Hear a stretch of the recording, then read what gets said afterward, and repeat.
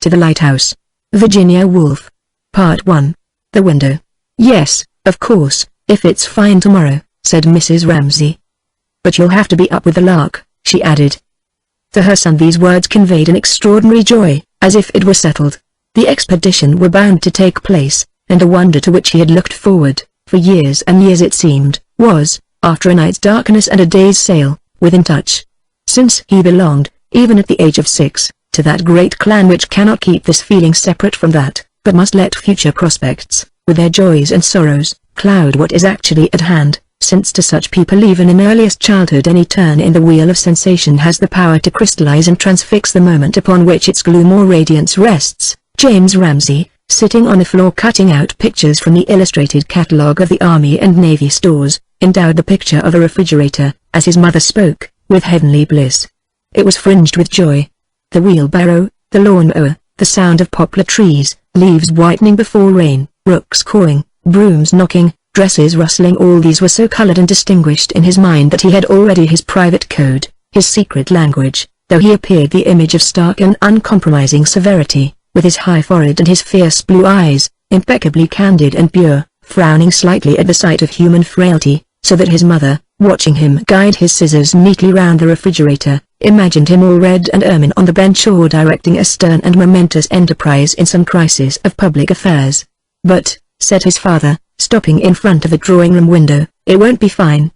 Had there been an axe handy, a poker, or any weapon that would have gashed a hole in his father's breast and killed him, there and then, James would have seized it. Such were the extremes of emotion that Mr. Ramsay excited in his children's breasts by his mere presence, standing, as now, lean as a knife, narrow as the blade of one, grinning sarcastically, not only with the pleasure of disillusioning his son and casting ridicule upon his wife, who was 10,000 times better in every way than he was, James thought, but also with some secret conceit at his own accuracy of judgment. What he said was true. It was always true.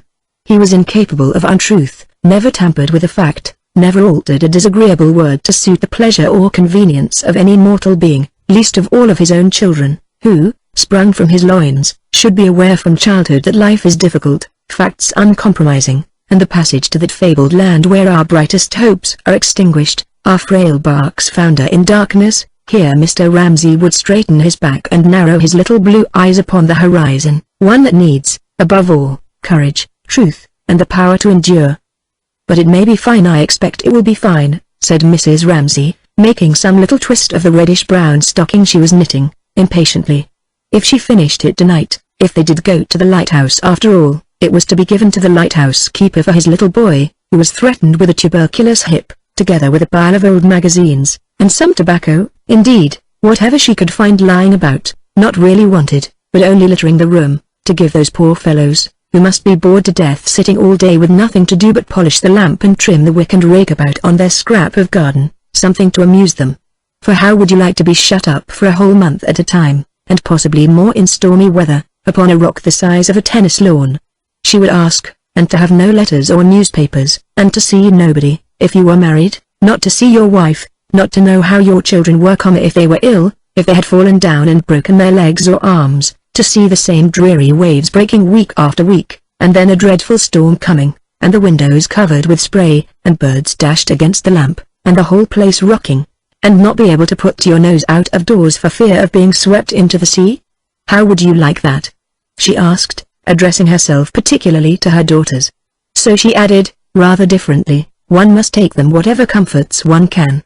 It's due west, said the atheist Dansley, holding his bony fingers spread so that the wind blew through them, for he was sharing Mr. Ramsay's evening walk up and down the terrace. That is to say, the wind blew from the worst possible direction for landing at the lighthouse. Yes, he did say disagreeable things, Mrs. Ramsay admitted. It was odious of him to rub this in, and make James still more disappointed, but at the same time, she would not let them laugh at him. The atheist, they called him, the little atheist. Rose mocked him, Prue mocked him, Andrew, Jasper, Roger mocked him, even old Badger without a tooth in his head had bit him, for being, as Nancy put it, the 110th young man to chase them all the way up to the Hebrides when it was ever so much nicer to be alone.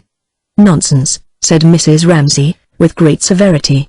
Apart from the habit of exaggeration which they had from her, and from the implication, which was true, that she asked too many people to stay, and had to lodge some in the town. She could not bear incivility to her guests, to young men in particular, who were poor as church mice, exceptionally able, her husband said, his great admirers, and come there for a holiday.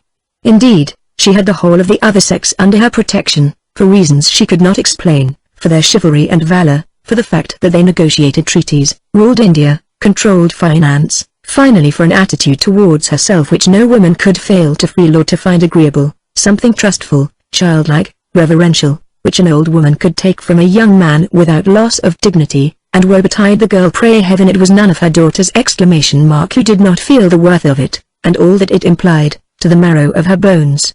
She turned with severity upon Nancy. He had not chased them, she said. He had been asked. They must find a way out of it all. There might be some simpler way, some less laborious way, she sighed.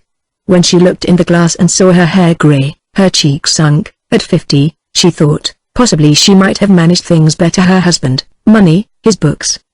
But for her own part she would never for a single second regret her decision, evade difficulties, or slur over duties. She was now formidable to behold, and it was only in silence, looking up from their plates, after she had spoken so severely about Charles Tansley, that her daughters, Prue, Nancy, Rose could sport with infidel ideas which they had brewed for themselves of a life different from hers, in Paris, perhaps, a wilder life, not always taking care of some man or other, for there was in all their minds a mute questioning of deference and chivalry, of the Bank of England and the Indian Empire, of ringed fingers and lace, though to them all there was something in this of the essence of beauty, which called out the manliness in their girlish hearts, and made them, as they sat at table beneath their mother's eyes, honour her strange severity, her extreme courtesy, like a queen's raising from the mud to wash a beggar's dirty foot, when she admonished them so very severely about that wretched atheist who had chased them more, speaking accurately, than invited to stay with them in the Isle of Skye. "There'll be no landing at the Lighthouse tomorrow," said Charles Tansley, clapping his hands together as he stood at the window with her husband. Surely, he had said enough. She wished they would both leave her and James alone and go on talking. She looked at him. He was such a miserable specimen, the children said, all humps and hollows. He couldn't play cricket, he poked, he shuffled. He was a sarcastic brute, Andrew said. They knew what he liked best, to be forever walking up and down, with Mr. Ramsay, and saying who had won this, who had won that, who was a first-rate man at Latin verses, who was brilliant but I think fundamentally unsound, who was undoubtedly the ablest fellow in Balliol, who had buried his light temporarily at Bristol or Bedford, but was bound to be heard of later when his Prolegomena, of which Mr. Tansley had the first pages in proof with him if Mr. Ramsay would like to see them, to some branch of mathematics or philosophy, saw the light of day. That was what they talked about. She could not help laughing herself sometimes. She said, the other day, something about waves mountains high. Yes, said Charles Tansley, it was a little rough. Aren't you drenched to the skin? She had said.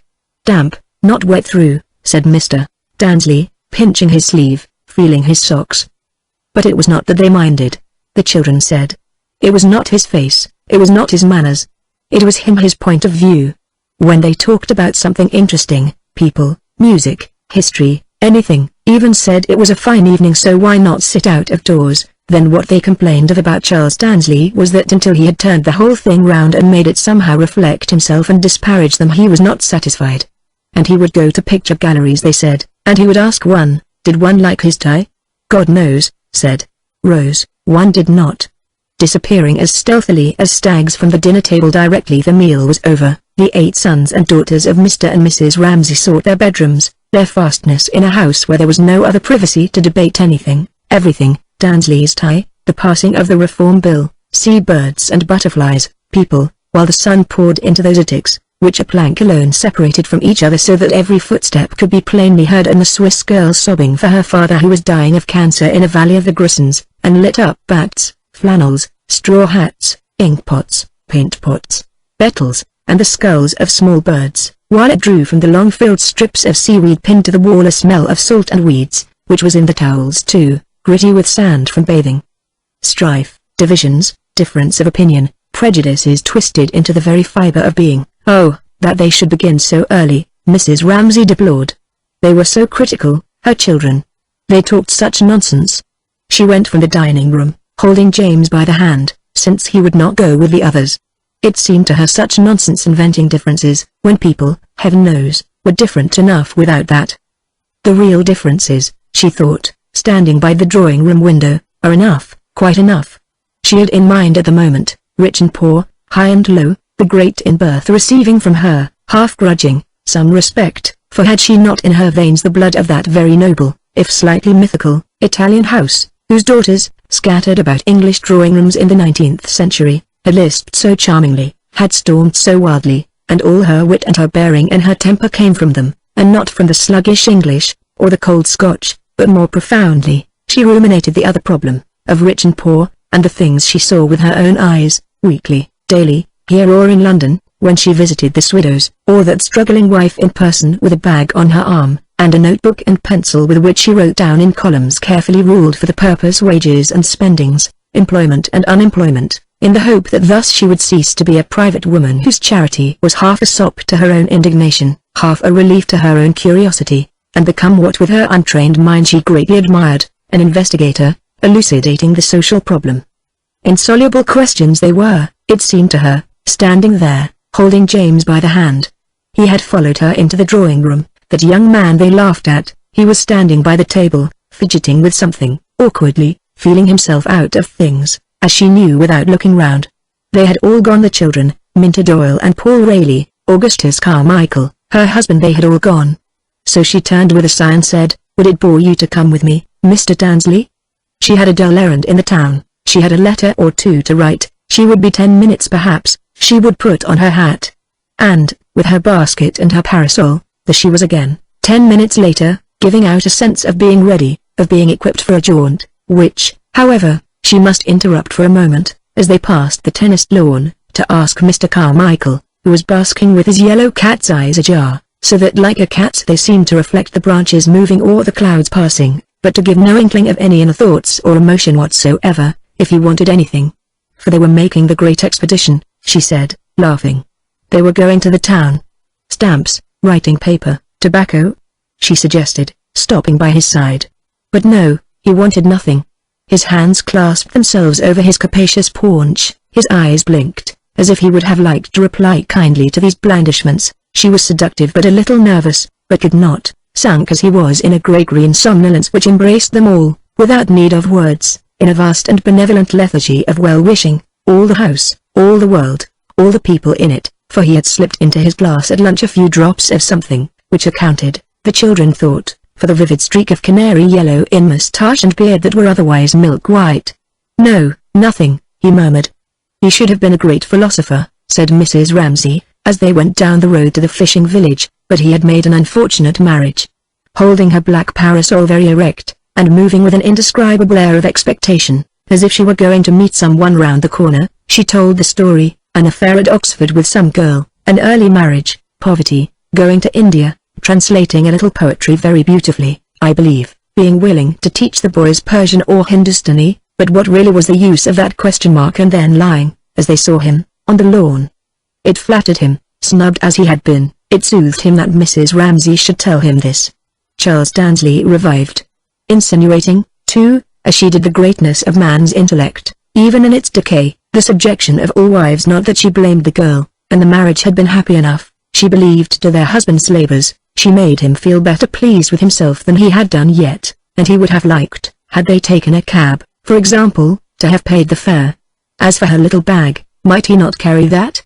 No, no, she said, she always carried that herself. She did too. Yes, he felt that in her. He felt many things, something in particular that excited him and disturbed him for reasons which he could not give. He would like her to see him, gowned and hooded, walking in a procession. A fellowship, a professorship, he felt capable of anything and saw himself. But what was she looking at? At a man pasting a bill. The vast flapping sheet flattened itself out, and each shove of the brush revealed fresh legs, hoops, horses, glistening reds and blues, beautifully smooth, until half the wall was covered with the advertisement of a circus. 100 horsemen, 20 performing seals, lions, tigers. Craning forwards, for she was short-sighted, she read it out. "We'll visit this town," she read. It was terribly dangerous work for a one-armed man, she exclaimed, to stand on top of a ladder like that. His left arm had been cut off in a reaping machine 2 years ago. "Let us all go." she cried, moving on, as if all those riders and horses had filled her with childlike exultation and made her forget her pity. "Let's go," he said, repeating her words, clicking them out, however, with a self-consciousness that made her wince. "Let us all go to the circus." No. He could not say it right. He could not feel it right. But why not? She wondered. What was wrong with him then? She liked him warmly, at the moment. Had they not been taken, she asked, to circuses when they were children?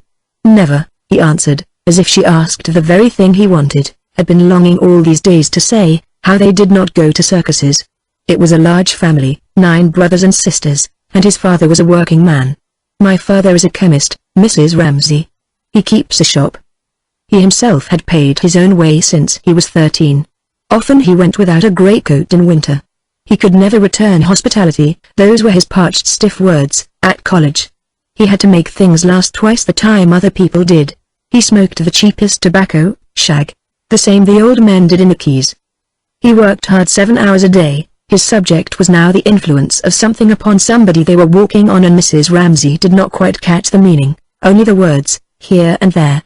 Dissertation. Fellowship. Readership. Lectureship. She could not follow the ugly academic jargon, that rattled itself off so glibly, but said to herself that she saw now why going to the circus had knocked him off his perch, poor little man, and why he came out, instantly, with all that about his father and mother and brothers and sisters, and she would see to it that they didn't laugh at him any more. She would tell Prue about it. What he would have liked, she supposed, would have been to say how he had gone not to the circus but to Ibsen with the Ramsays. He was an awful prig, oh yes, an insufferable bore. For, though they had reached the town now and were in a main street, with carts grinding past on the cobbles, still he went on talking, about settlements, and teaching, and working men, and helping our own class, and lectures, till she gathered that he had got back entire self-confidence, had recovered from the circus, and was about, and now again she liked him warmly, to tell her. But here, the houses falling away on both sides, they came out on the quay, and the whole bay spread before them, and Mrs. Ramsay could not help exclaiming, "Oh, how beautiful!" For the great plateful of blue water was before her, the hoary lighthouse, distant, austere, in the midst, and on the right, as far as the eye could see, fading and falling, in soft low pleats, the green sand dunes with the wild flowing grasses on them, which always seemed to be running away into some moon country, uninhabited of men. That was the view, she said, stopping, growing grey-eyed, that her husband loved. She paused a moment. But now, she said, artists had come here. There indeed, only a few paces off, stood one of them, in Panama hat and yellow boots, seriously, softly, absorbedly, for all that he was watched by 10 little boys, with an air of profound contentment on his round red face, gazing, and then, when he had gazed, dipping, imbuing the tip of his brush in some soft mound of green or pink. Since Mr. Pauncefort had been there, 3 years before, all the pictures were like that, she said, green and grey, with lemon-coloured sailing boats, and pink women on the beach.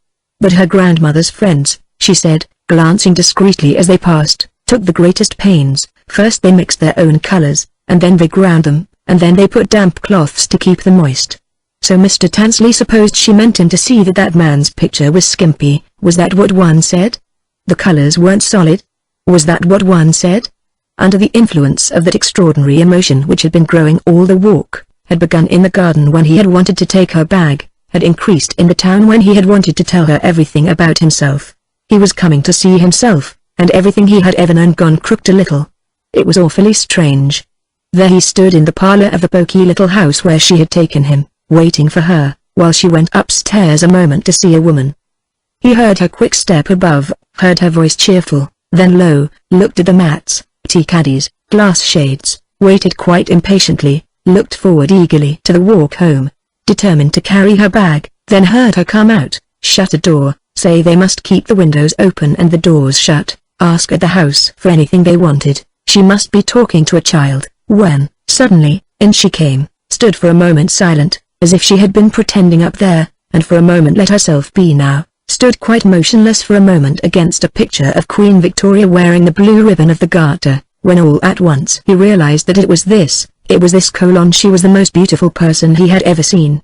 With stars in her eyes and veils in her hair, with cyclamen and wild violets. What nonsense was he thinking? She was 50 at least, she had 8 children. stepping through fields of flowers and taking to her breast buds that had broken and lambs that had fallen. With the stars in her eyes and the wind in her hair, he had hold of her bag.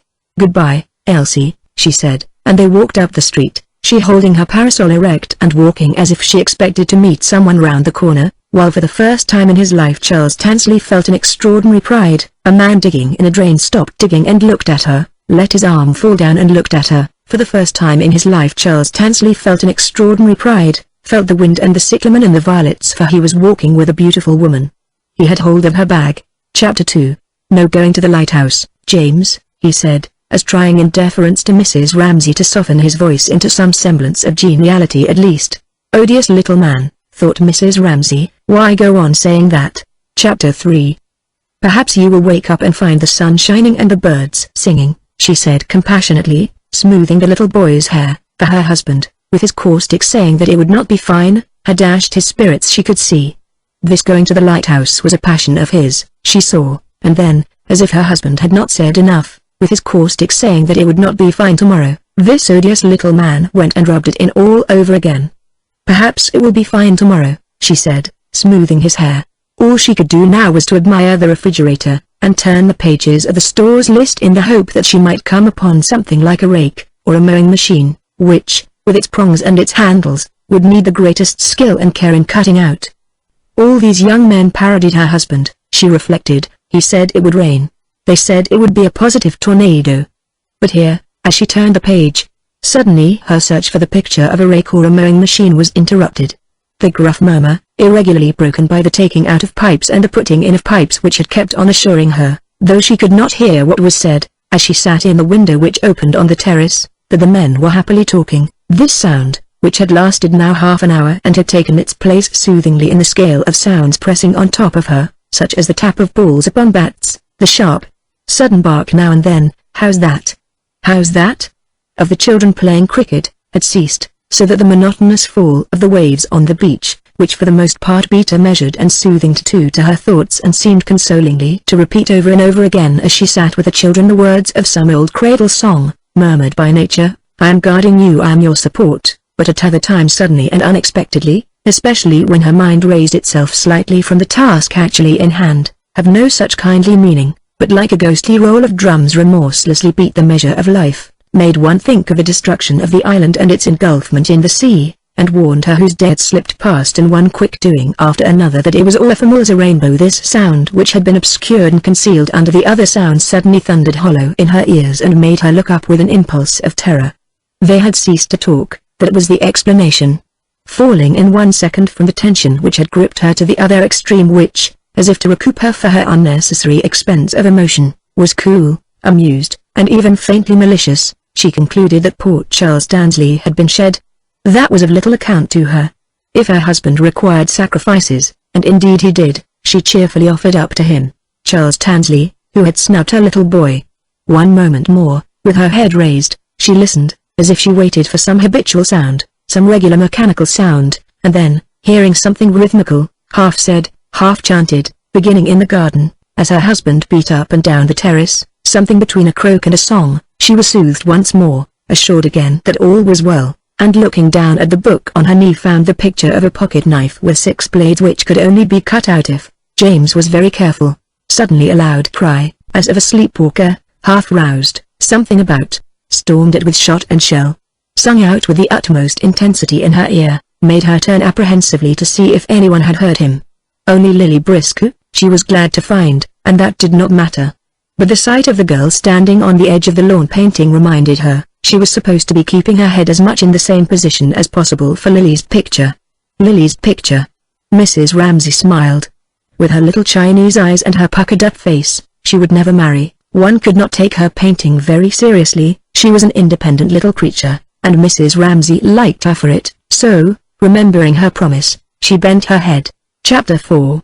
Indeed, he almost knocked her easel over, coming down upon her with his hands waving, shouting out, "Boldly we rode and well," but, mercifully, he turned sharp, and rode off, to die gloriously she supposed upon the heights of Balaclava.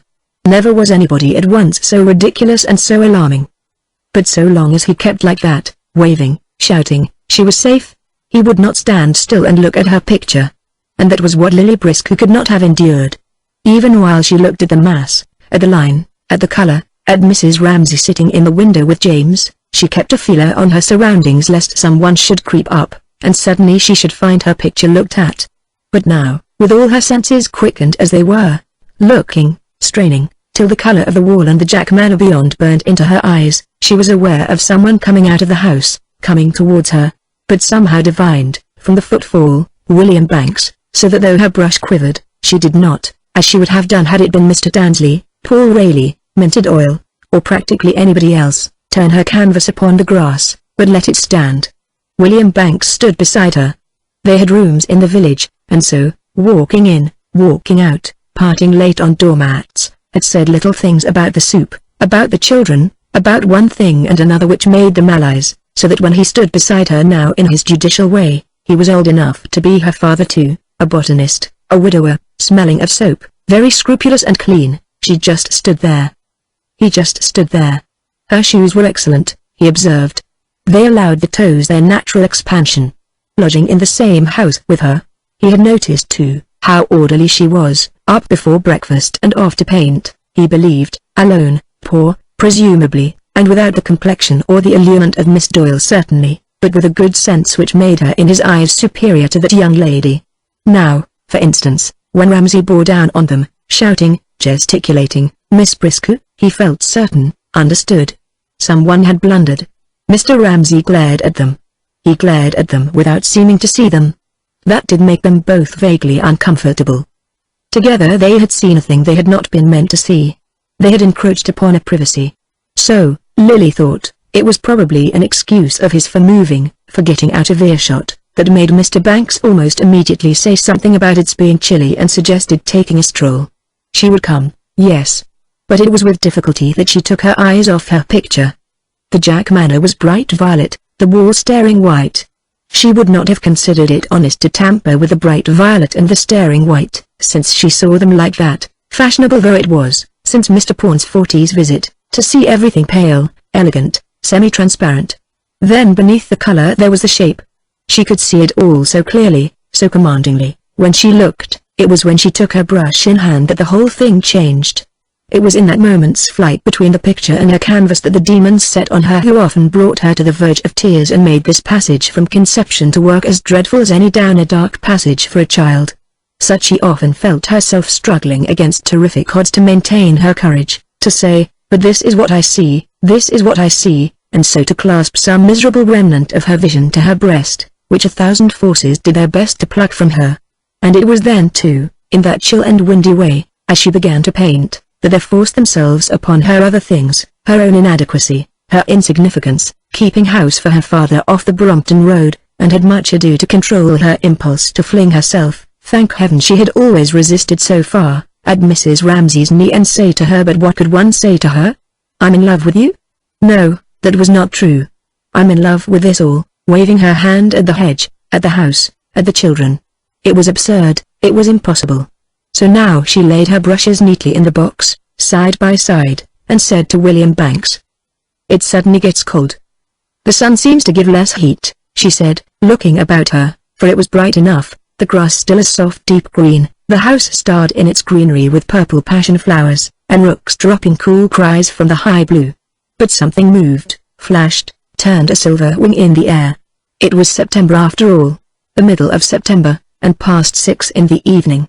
So off they strolled down the garden in the usual direction, past the tennis lawn, past the pampas grass, to that break in the thick hedge, guarded by red-hot bokers like braziers of clear burning coal, between which the blue waters of the bay looked bluer than ever. They came there regularly every evening, drawn by some need. It was as if the water floated off and set sailing thoughts which had grown stagnant on dry land, and gave to their bodies even some sort of physical relief. First, the pulse of color flooded the bay with blue, and the heart expanded with it and the body swam, only the next instant to be checked and chilled by the prickly blackness on the ruffled waves. Then, up behind the great black rock, almost every evening spurted irregularly, so that one had to watch for it, and it was a delight when it came, a fountain of white water, and then, while one waited for that, one watched, on the pale semicircular beach, wave after wave shedding again and again smoothly, a film of mother of pearl. They both smiled, standing there. They both felt a common hilarity, excited by the moving waves, and then by the swift cutting race of a sailing boat, which, having sliced a curve in the bay, stopped, shivered, let its sails drop down, and then, with a natural instinct to complete the picture, after this swift movement, both of them looked at the dunes far away, and instead of merriment felt come over them some sadness because the thing was completed partly, and partly because distant views seemed to outlast by 1,000,000 years, Lily thought, the gazer, and to be communing already with a sky which beholds an earth entirely at rest. Looking at the far sand hills, William Banks thought of Ramsay, thought of a road in Westmoreland, thought of Ramsay striding along a road by himself hung round with that solitude which seemed to be his natural air. But this was suddenly interrupted, William Banks remembered, and this must refer to some actual incident, by a hen, straddling her wings out in protection of a covey of little chicks, upon which Ramsay, stopping, pointed his stick and said pretty pretty, a nod illumination into his heart. Banks had thought it, which showed his simplicity, his sympathy with humble things, but it seemed to him as if their friendship had ceased, there, on that stretch of road. After that, Ramsay had married. After that, what with one thing and another, the pulp had gone out of their friendship. Whose fault it was he could not say, only, after a time, repetition had taken the place of newness. It was to repeat that they met. But in this dumb colloquy with the sand dunes he maintained that his affection for Ramsay had in no way diminished, but there, like the body of a young man laid up in peat for a century, with the red fresh on his lips, was his friendship, in its acuteness and reality, laid up across the bay among the sand hills. He was anxious for the sake of this friendship, and perhaps too in order to clear himself in his own mind from the imputation of having dried and shrunk, for Ramsay lived in a welter of children, whereas Banks was childless and a widower. He was anxious that Lily Briscoe should not disparage Ramsay, a great man in his own way, yet should understand how things stood between them. Begun long years ago, their friendship had petered out on a Westmoreland road, where the hen spread her wings before her chicks, after which Ramsay had married, and their paths lying different ways, there had been, certainly for no one's fault, some tendency, when they met, to repeat. Yes. That was it. He finished. He turned from the view. And, turning to walk back the other way, up the drive, Mr. Banks was alive to things which would not have struck him had not those sand hills revealed to him the body of his friendship lying with the red on its lips laid up in peat. For instance, Cam, the little girl, Ramsay's youngest daughter. She was picking Sweet Alice on the bank. She was wild and fierce. She would not give a flower to the gentleman as the nursemaid told her. No. No. No. She would not. She clenched her fist. She stamped. And Mr. Banks felt aged and saddened and somehow put into the wrong by her about his friendship. He must have dried and shrunk. The Ramsays were not rich, and it was a wonder how they managed to contrive it all. 8 children. To feed 8 children on philosophy. Here was another of them, Jasper this time, strolling past, to have a shot at a bird, he said, nonchalantly, swinging Lily's hand like a pump handle as he passed, which caused Mr. Banks to say, bitterly, how she was a favourite. There was education now to be considered. True, Mrs. Ramsay had something of her own perhaps, let alone the daily wear and tear of shoes and stockings which those great fellows, all well grown, angular, ruthless youngsters, must require. As for being sure which was which, or in what order they came, that was beyond him. He called them privately after the kings and queens of England, Cam the wicked, James the ruthless, Andrew the just, Prue the fair, for Prue would have beauty. He thought, how could she help it? And Andrew brains. While he walked up the drive and Lily Briscoe said yes and no and capped his comments, for she was in love with them all, in love with this world. He weighed Ramsay's case, commiserated him, envied him, as if he had seen him divest himself of all those glories of isolation and austerity which crowned him in youth to cumber himself definitely with fluttering wings and clucking domesticities. They gave him something. William Banks acknowledged that it would have been pleasant if Cam had stuck a flower in his coat or clambered over his shoulder, as over her father's, to look at a picture of Vesuvius' eruption, but they had also, his old friends could not but feel, destroyed something. What would a stranger think now? What did this Lily Briscoe think? Could one help noticing that habits grew on him? Eccentricities, weaknesses perhaps? It was astonishing that a man of his intellect could stoop so low as he did, but that was too harsh a phrase. Could depend so much as he did upon people's praise. Oh, but, said Lily, think of his work.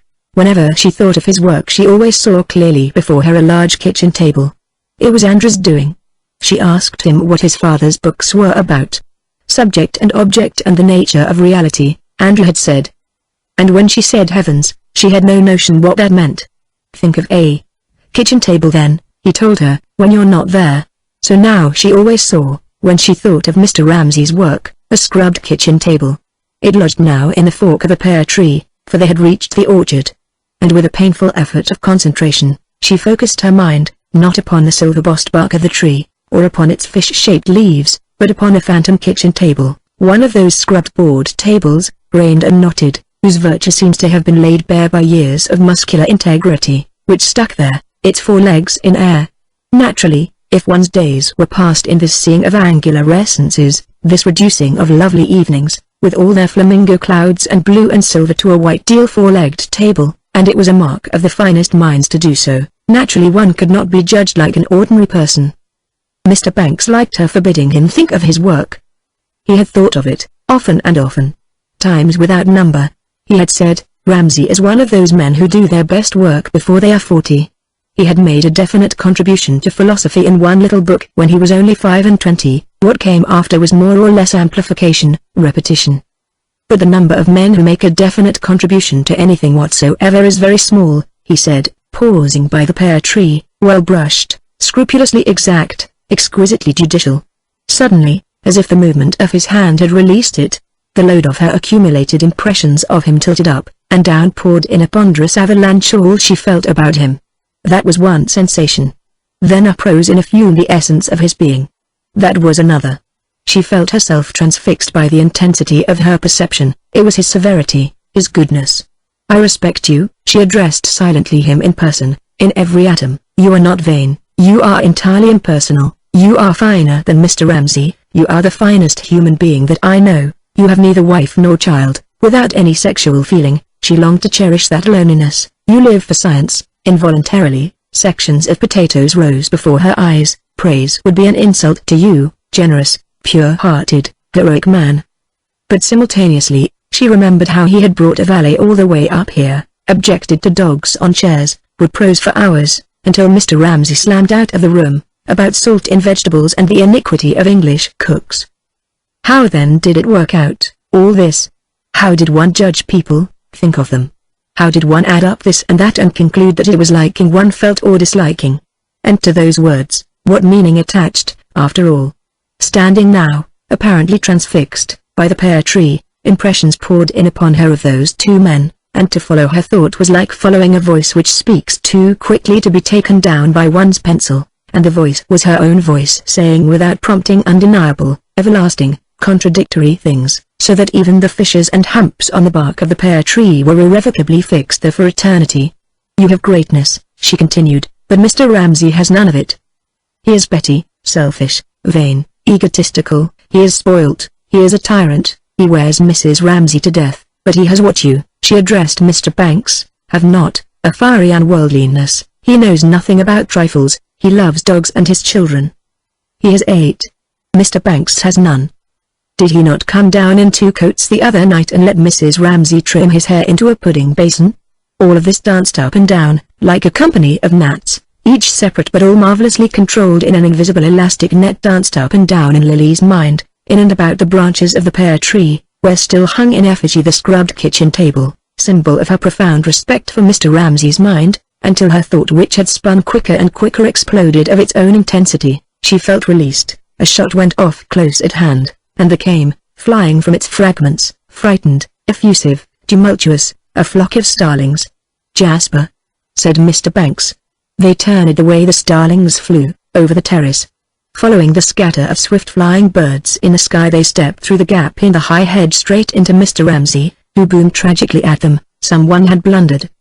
His eyes, glazed with emotion, defiant with tragic intensity, met theirs for a second, and trembled on the verge of recognition, but then, raising his hand, halfway to his face as if to avert, to brush off, in an agony of peevish shame, their normal gaze, as if he bade them to withhold for a moment what he knew to be inevitable, as if he impressed upon them his own childlike resentment of interruption, yet even in the moment of discovery was not to be rooted utterly, but was determined to hold fast to something of this delicious emotion, this impure rhapsody of which he was ashamed, but in which he revelled. He turned abruptly, slammed his private door on them, and, Lily Briscoe and Mr. Banks, looking uneasily up into the sky, observed that the flock of starlings which Jasper had routed with his gun had settled on the tops of the elm trees.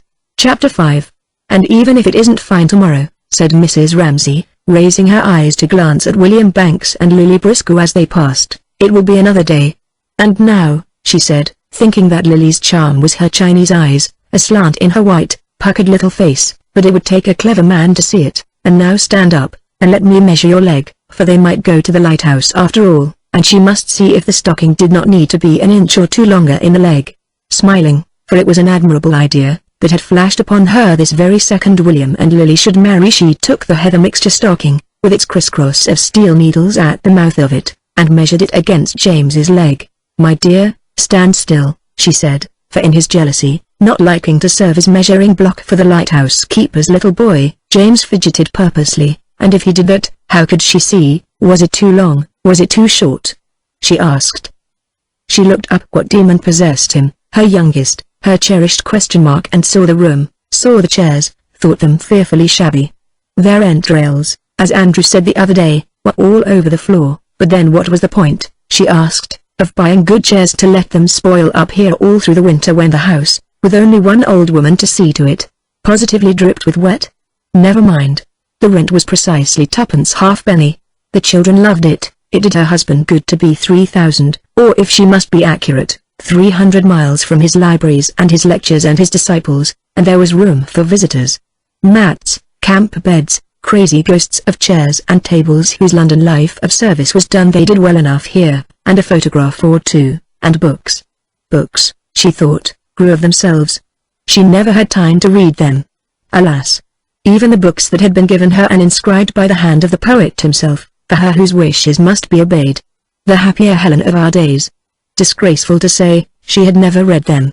And Grimm on the mind and Bates on the savage customs of Polynesia. "My dear, stand still," she said. Neither of those could one send to the lighthouse. At a certain moment, she supposed, the house would become so shabby that something must be done. If they could be taught to wipe their feet and not bring the bleach in with them, that would be something. Crabs, she had to allow, if Andrew really wished to dissect them, or if Jasper believed that one could make soup from seaweed, one could not prevent it, or roses, objects, shells, reeds, stones, for they were gifted, her children, but all in quite different ways. And the result of it was, she sighed, taking in the whole room from floor to ceiling, as she held the stocking against James's leg, that things got shabbier and got shabbier summer after summer. The mat was fading. The wallpaper was flapping. You couldn't tell any more that those were roses on it. Still, if every door in a house is left perpetually open, and no lockmaker in the whole of Scotland can mend a bolt, things must spoil. What was the use of flinging a green cashmere shawl over the edge of a picture frame? In 2 weeks it would be the color of pea soup. But it was the doors that annoyed her. Every door was left open. She listened. The drawing-room door was open, the hall door was open, it sounded as if the bedroom doors were open, and certainly the window on the landing was open, for that she had opened herself. That windows should be open, and doors shut, simple as it was. Could none of them remember it? She would go into the maids' bedrooms at night and find them sealed like ovens, except for Marie's, the Swiss girl, who would rather go without a bath than without fresh air. But then at home, she had said, "The mountains are so beautiful." She had said that last night, looking out of the window with tears in her eyes. The mountains are so beautiful. Her father was dying there, Mrs. Ramsay knew. He was leaving them fatherless. Scolding and demonstrating how to make a bed, how to open the windows, with hands that shut and spread like a French woman's, all had folded itself quietly about her, when the girl spoke, as, after a flight through the sunshine, the wings of a bird fold themselves quietly and the blue of its plumage changes from bright steel to soft purple. She had stood there silent, for there was nothing to be said. He had cancer of the throat. At the recollection how she had stood there, how the girl had said, "At home the mountains are so beautiful," and there was no hope whatever, she had a spasm of irritation, and speaking sharply, said to James, "Stand still. Don't be tiresome," so that he knew instantly that her severity was real, and straightened his leg, and she measured it. The stocking was too short by half an inch at least, making allowance for the fact that Sawley's little boy would be less well grown than James. "It's too short," she said, "ever so much too short. Never did anybody look so sad." Bitter and black, halfway down, in the darkness, in the shaft which ran from the sunlight to the depths, perhaps a tear formed, a tear fell. The waters swayed this way and that, received it, and were at rest. Never did anybody look so sad. But was it nothing but looks, people said? What was there behind it? Her beauty and splendor. Had he blown his brains out, they asked? Had he died the week before they were married, some other, earlier lover, of whom rumors reached one? Or was there nothing? Nothing but an incomparable beauty which she lived behind, and could do nothing to disturb? For easily though she might have said at some moment of intimacy, when stories of great passion, of love foiled, of ambition thwarted came her way, how she too had known or felt or been through it herself, she never spoke. She was silent always. She knew then, she knew without having learnt. Her simplicity fathomed what clever people falsified. Her singleness of mind made her drop plumb like a stone, a light exact as a bird, gave her, naturally, this swoop and fall of the spirit upon truth which delighted, eased, sustained falsely perhaps. Nature has but little clay, said Mr. Banks once, much moved by her voice on the telephone, though she was only telling him a fact about a train, like that of which she moulded you. He saw her at the end of the line, Greek, blue-eyed, straight-nosed. How incongruous it seemed to be telephoning to a woman like that. The Graces assembling seemed to have joined hands in meadows of asphodel to compose that face. Yes, he would catch the 10:30 at Euston. But she's no more aware of her beauty than a child, said Mr. Banks, replacing the receiver and crossing the room to see what progress the workmen were making with an hotel which they were building at the back of his house. And he thought of Mrs. Ramsay as he looked at that stir among the unfinished walls. For always, he thought, there was something incongruous to be worked into the harmony of her face. She clapped a deerstalker's hat on her head, she ran across the lawn in galoshes to snatch a child from mischief. So that if it was her beauty merely that one thought of, one must remember the quivering thing, the living thing. They were carrying bricks up a little plank as he watched them, and work it into the picture, or if one thought of her simply as a woman, one must endow her with some freak of idiosyncrasy she did not like, admiration, or suppose some latent desire to doff her royalty of form as if her beauty bored her and all that men say of beauty, and she wanted only to be like other people, insignificant. He did not know. He did not know. He must go to his work. Knitting her reddish-brown hairy stocking, with her head outlined absurdly by the gilt frame, the green shawl which she had tossed over the edge of the frame, and the authenticated masterpiece by Michelangelo, Mrs. Ramsay smoothed out what had been harsh in her manner a moment before, raised his head, and kissed her little boy on the forehead. "Let us find another picture to cut out," she said. Chapter 6. But what had happened? Someone had blundered. Starting from her musing, she gave meaning to words which she had held meaningless in her mind for a long stretch of time. Someone had blundered, fixing her short-sighted eyes upon her husband, who was now bearing down upon her. She gazed steadily until his closeness revealed to her. The jingle mated itself in her head, that something had happened, someone had blundered. But she could not for the life of her think what. He shivered, he quivered. All his vanity, all his satisfaction in his own splendor, riding fell as a thunderbolt, fierce as a hawk at the head of his men through the valley of death, had been shattered, destroyed. Stormed at by shot and shell, boldly we rode and well, flashed through the valley of death, volleyed and thundered straight into Lily Briscoe and William Banks. He quivered, he shivered.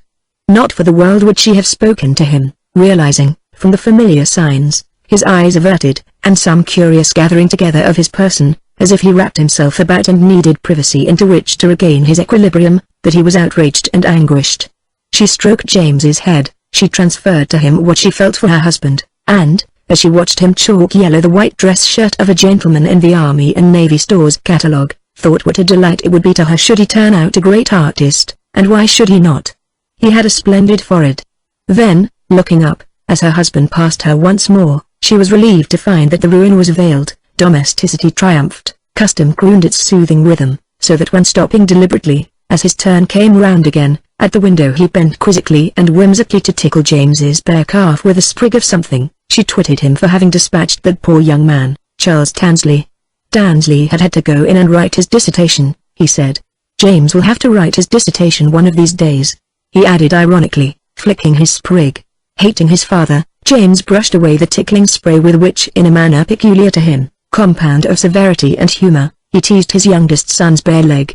She was trying to get these tiresome stockings finished to send to Sawley's little boy tomorrow, said Mrs. Ramsay. There wasn't the slightest possible chance that they could go to the Lighthouse tomorrow, Mr. Ramsay snapped out irascibly. How did he know? She asked. The wind often changed. The extraordinary irrationality of her remark, the folly of women's minds enraged him. He had ridden through the valley of death, been shattered and shivered, and now, she flew in the face of facts, made his children hope what was utterly out of the question, in effect, told lies. He stamped his foot on the stone step. "Damn you," he said. But what had she said? Simply that it might be fine tomorrow. So it might. Not with the barometer falling and the wind due west. To pursue truth with such astonishing lack of consideration for other people's feelings, to rend thin veils of civilization so wantonly, so brutally, was to her so horrible an outrage of human decency that, without replying, dazed and blinded, she bent her head as if to let the pelt of jagged hail, the drench of dirty water, bespatter her unrebuked. There was nothing to be said. He stood by her in silence. Very humbly, at length, he said that he would step over and ask the coastguards if she liked. There was nobody whom she reverenced as she reverenced him. She was quite ready to take his word for it, she said. Only then they need not cut sandwiches, that was all. They came to her, naturally, since she was a woman, all day long with this and that, one wanting this, another that. The children were growing up. She often felt she was nothing but a sponge sopped full of human emotions. Then he said, "Damn you." He said, "It must train." He said, "It won't train," and instantly a heaven of security opened before her. There was nobody she reverenced more. She was not good enough to tie his shoestrings, she felt. Already ashamed of that petulance, of that gesticulation of the hands when charging at the head of his troops, Mr. Ramsay rather sheepishly prodded his son's bare legs once more, and then, as if he had her leave for it, with a movement which oddly reminded his wife of the great sea lion at the zoo tumbling backwards after swallowing his fish and walloping off so that the water in the tank washes from side to side, he dived into the evening air which, already thinner, was taking the substance from leaves and hedges but, as if in return, restoring to roses and pinks a luster which they had not had by day. Someone had blundered, he said again, striding off, up and down the terrace. But how extraordinarily his note had changed. It was like the cuckoo, in June he gets out of tune, as if he were trying over, tentatively seeking, some phrase for a new mood, and having only this at hand, used it, cracked though it was. But it sounded ridiculous someone had blundered said like that, almost as a question, without any conviction, melodiously. Mrs. Ramsay could not help smiling, and soon, sure enough, walking up and down, he hummed it, dropped it, fell silent. He was safe, he was restored to his privacy. He stopped to light his pipe, looked once at his wife and son in the window, and as one raises one's eyes from a page in an express train and sees a farm, a tree, a cluster of cottages as an illustration, a confirmation of something on the printed page to which one returns, fortified, and satisfied, so without his distinguishing either his son or his wife, the sight of them fortified him and satisfied him and consecrated his effort to arrive at a perfectly clear understanding of the problem which now engaged the energies of his splendid mind. It was a splendid mind. For a thought is like the keyboard of a piano, divided into so many notes, or like the alphabet is ranged in 26 letters all in order, then his splendid mind had no sort of difficulty in running over those letters one by one, firmly and accurately, until it had reached, say, the letter Q. He reached Q. Very few people in the whole of England ever reach Q. Here, stopping for one moment by the stone urn which held the geraniums, he saw, but now far, far away, like children picking up shells, divinely innocent and occupied with little trifles at their feet and somehow entirely defenseless against a doom which he perceived. His wife and son, together, in the window. They needed his protection. He gave it them. But after Q? What comes next? After Q there are a number of letters, the last of which is scarcely visible to mortal eyes, but glimmers red in the distance. Z is only reached once by one man in a generation. Still, if he could reach R it would be something. Here at least was Q. He dug his heels in at Q.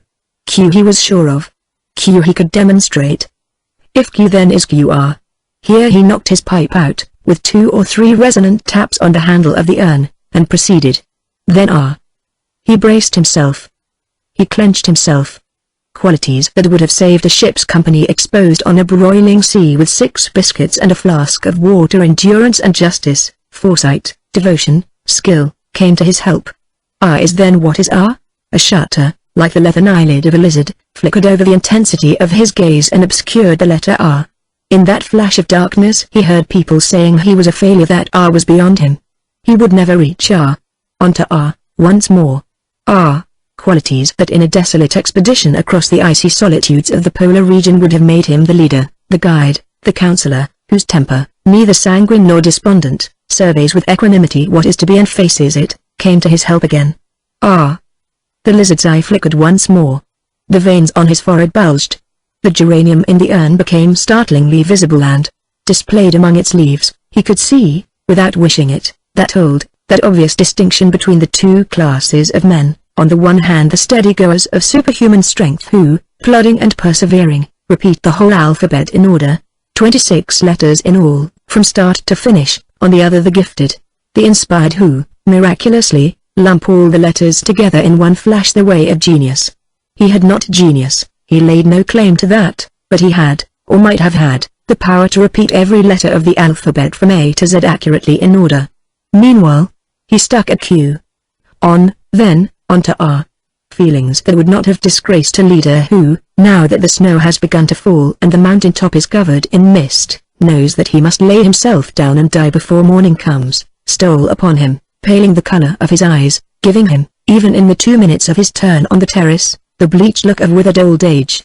Yet he would not die lying down, he would find some crag of rock, and there, his eyes fixed on the storm, trying to the end to pierce the darkness, he would die standing.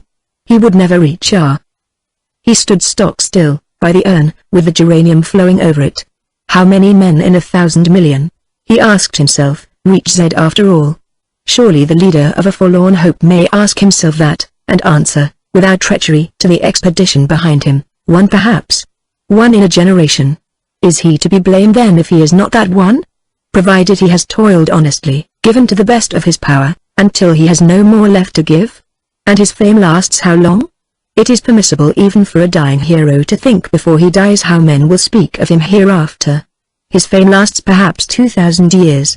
And what are 2,000 years? Asked Mr. Ramsay ironically, staring at the hedge. What, indeed, if you look from the mountain top down the long wastes of the ages? The very stone one kicks with one's boot will outlast Shakespeare. His own little light would shine, not very brightly, for a year or two, and would then be merged in some bigger light, and that in a bigger still. He looked into the hedge, into the intricacy of the twigs, who then could blame the leader of that forlorn party which after all has climbed high enough to see the waste of the years and the perishing of the stars, if before death stiffens his limbs beyond the power of movement he does a little consciously raise his numbed fingers to his brow, and square his shoulders, so that when the search party comes they will find him dead at his post, the fine figure of a soldier. Mr. Ramsay squared his shoulders and stood very upright by the urn. Who shall blame him, if, so standing for a moment he dwells upon fame, upon search parties, upon cairns raised by grateful followers over his bones? Finally, who shall blame the leader of the doomed expedition, if, having adventured to the uttermost, and used his strength wholly to the last hounds and fallen asleep not much caring if he wakes or not, he now perceives by some pricking in his toes that he lives, and does not on the whole object to live, but requires sympathy, and whiskey, and someone to tell the story of his suffering to at once? Who shall blame him? Who will not secretly rejoice when the hero puts his armor off, and halts by the window and gazes at his wife and son, who, very distant at first, gradually come closer and closer, till lips and book and head are clearly before him, though still lovely and unfamiliar from the intensity of his isolation and the waste of ages and the perishing of the stars, and finally putting his pipe in his pocket and bending his magnificent head before her who will blame him if he does homage to the beauty of the world. Chapter 7. But his son hated him. He hated him for coming up to them, for stopping and looking down on them, he hated him for interrupting them, he hated him for the exaltation and sublimity of his gestures, for the magnificence of his head, for his exactingness and egotism, for there he stood, commanding them to attend to him, but most of all he hated the twang and twitter of his father's emotion which, vibrating round them, disturbed the perfect simplicity and good sense of his relations with his mother. By looking fixedly at the page, he hoped to make him move on. By pointing his finger at a word, he hoped to recall his mother's attention, which, he knew angrily, wavered instantly his father stopped. But, no. Nothing would make Mr. Ramsay move on. There he stood, demanding sympathy. Mrs. Ramsay, who had been sitting loosely, folding her son in her arm, braced herself, and, half turning, seemed to raise herself with an effort, and at once to pour erect into the air a rain of energy, a column of spray, looking at the same time animated and alive as if all her energies were being fused into force, burning and illuminating, quietly though she sat, taking up her stocking again, and into this delicious fecundity, this fountain and spray of life, the fatal sterility of the male plunged itself, like a beak of brass, barren and bare.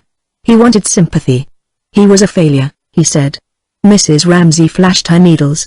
Mr. Ramsay repeated, never taking his eyes from her face, that he was a failure. She blew the words back at him. Charles Tansley, she said. But he must have more than that.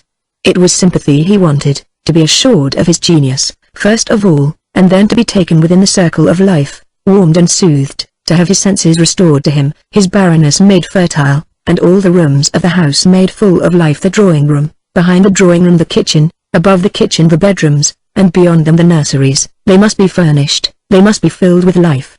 Charles Tansley thought him the greatest metaphysician of the time, she said. But he must have more than that. He must have sympathy. He must be assured that he too lived in the heart of life, was needed, not only here, but all over the world. Flashing her needles, confident, upright, she created drawing room and kitchen, set them all aglow, bade him take his ease there, go in and out, enjoy himself. She laughed, she knitted. Standing between her knees, very stiff, James felt all her strength flaring up to be drunk and quenched by the beak of brass, the arid scimitar of the male, which smote mercilessly, again and again, demanding sympathy. He was a failure, he repeated. Well, look then, feel then. Flashing her needles, glancing round about her, out of the window, into the room, at James himself, she assured him, beyond a shadow of a doubt, by her laugh, her poise, her competence, as a nurse carrying a light across a dark room assures a fractious child, that it was real. The house was full, the garden blowing. If he put implicit faith in her, nothing should hurt him, however deep he buried himself or climbed high, not for a second should he find himself without her. So boasting of her capacity to surround and protect, there was scarcely a shell of herself left for her to know herself by, all was so lavished and spent, and James, as he stood stiff between her knees, felt her rise in a rosy flowered fruit tree laid with leaves and dancing boughs into which the beak of brass, the arid scimitar of his father, the egotistical man, plunged and smote, demanding sympathy. Filled with her words, like a child who drops off satisfied, he said, at last, looking at her with humble gratitude, restored, renewed, that he would take it turn. He would watch the children playing cricket. He went. Immediately, Mrs. Ramsay seemed to fold herself together, one petal closed in another, and the whole fabric fell in exhaustion upon itself, so that she had only strength enough to move her finger, in exquisite abandonment to exhaustion, across the page of Grimm's fairy story, while there throbbed through her, like a pulse in a spring which has expanded to its full width and now gently ceases to beat, the rapture of successful creation. Every throb of this pulse seemed, as he walked away, to enclose her and her husband, and to give to each that solace which two different notes, one high, one low, struck together, seem to give each other as they combine. Yet as the resonance died, and she turned to the fairy tale again, Mrs. Ramsay felt not only exhausted in body, afterwards, not at the time, she always felt this, but also that tinged her physical fatigue some faintly disagreeable sensation with another origin. Not that, as she read aloud the story of the fisherman's wife, she knew precisely what it came from, nor did she let herself put into words her dissatisfaction when she realized, at the turn of the page when she stopped and heard dully, ominously, a wave fall, how it came from this. She did not like, even for a second, to feel finer than her husband, and further, could not bear not being entirely sure, when she spoke to him, of the truth of what she said. Universities and people wanting him, lectures and books and their being of the highest importance, all that she did not doubt for a moment, but it was their relation, and his coming to her like that, openly, so that anyone could see, that discomposed her, for then people said he depended on her, when they must know that of the two he was infinitely the more important, and what she gave the world, in comparison with what he gave, negligible. But then again, it was the other thing too, not being able to tell him the truth, being afraid, for instance, about the greenhouse roof and the expense it would be, £50 perhaps to mend it, and then about his books, to be afraid that he might guess, what she a little suspected, that his last book was not quite his best book. She gathered that from William Banks, and then to hide small daily things, and the children seeing it, and the burden it laid on them, all this diminished the entire joy, the pure joy, of the two notes sounding together, and let the sound die on her ear now with a dismal flatness. A shadow was on the page. She looked up. It was Augustus Carmichael shuffling past, precisely now, at the very moment when it was painful to be reminded of the inadequacy of human relationships, that the most perfect was flawed, and could not bear the examination which, loving her husband, with her instinct for truth, she turned upon it, when it was painful to feel herself convicted of unworthiness, and impeded in her proper function by these lies. These exaggerations, it was at this moment when she was fretted thus ignobly in the wake of her exultation, that Mr. Carmichael shuffled past, in his yellow slippers, and some demon in her made it necessary for her to call out, as he passed. "Going indoors, Mr. Carmichael?" Chapter 8. He said nothing. He took opium. The children said he had stained his beard yellow with it. Perhaps. What was obvious to her was that the poor man was unhappy, came to them every year as an escape, and yet every year she felt the same thing. He did not trust her. She said, "I am going to the town. Shall I get you stamps, paper, tobacco?" And she felt him wince. He did not trust her. It was his wife's doing. She remembered that iniquity of his wife's towards him, which had made her turn to steel and adamant there, in the horrible little room in St. John's Wood, when with her own eyes she had seen that odious woman turn him out of the house. He was unkempt, he dropped things on his coat, he had the tiresomeness of an old man with nothing in the world to do, and she turned him out of the room. She said, in her odious way, "Now, Mrs. Ramsay and I want to have a little talk together," and Mrs. Ramsay could see, as if before her eyes, the innumerable miseries of his life. Had he money enough to buy tobacco? Did he have to ask her for it? Half a crown? 18 pence? Oh, she could not bear to think of the little indignities she made him suffer. And always now, why, she could not guess, except that it came probably from that woman somehow. He shrank from her. He never told her anything. But what more could she have done? There was a sunny room given up to him. The children were good to him. Never did she show a sign of not wanting him. She went out of her way indeed to be friendly. "Do you want stamps? Do you want tobacco? Here's a book you might like," and so on. And after all, here insensibly she drew herself together, physically, the sense of her own beauty becoming, as it did so seldom, present to her. After all, she had not generally any difficulty in making people like her. For instance, George Manning, Mr. Wallace, famous as they were, they would come to her of an evening, quietly, and talk alone over her fire. She bore about with her, she could not help knowing it, the torch of her beauty. She carried it erect into any room that she entered, and after all, veil it as she might, and shrink from the monotony of bearing that it imposed on her, her beauty was apparent. She had been admired. She had been loved. She had entered rooms where mourners sat. Tears had flown in her presence. Men, and women too, letting go to the multiplicity of things, had allowed themselves with her the relief of simplicity. It injured her that he should shrink. It hurt her. And yet not cleanly, not rightly. That was what she minded, coming as it did on top of her discontent with her husband, the sense she had now when Mr. Carmichael shuffled past, just nodding to her question, with a book beneath his arm, in his yellow slippers, that she was suspected, and that all this desire of hers to give, to help, was vanity. For her own self-satisfaction was it that she wished so instinctively to help, to give, that people might say of her, "Oh, Mrs. Ramsay. Dear Mrs. Ramsay. Mrs. Ramsay, of course." And meet her and send for her and admire her?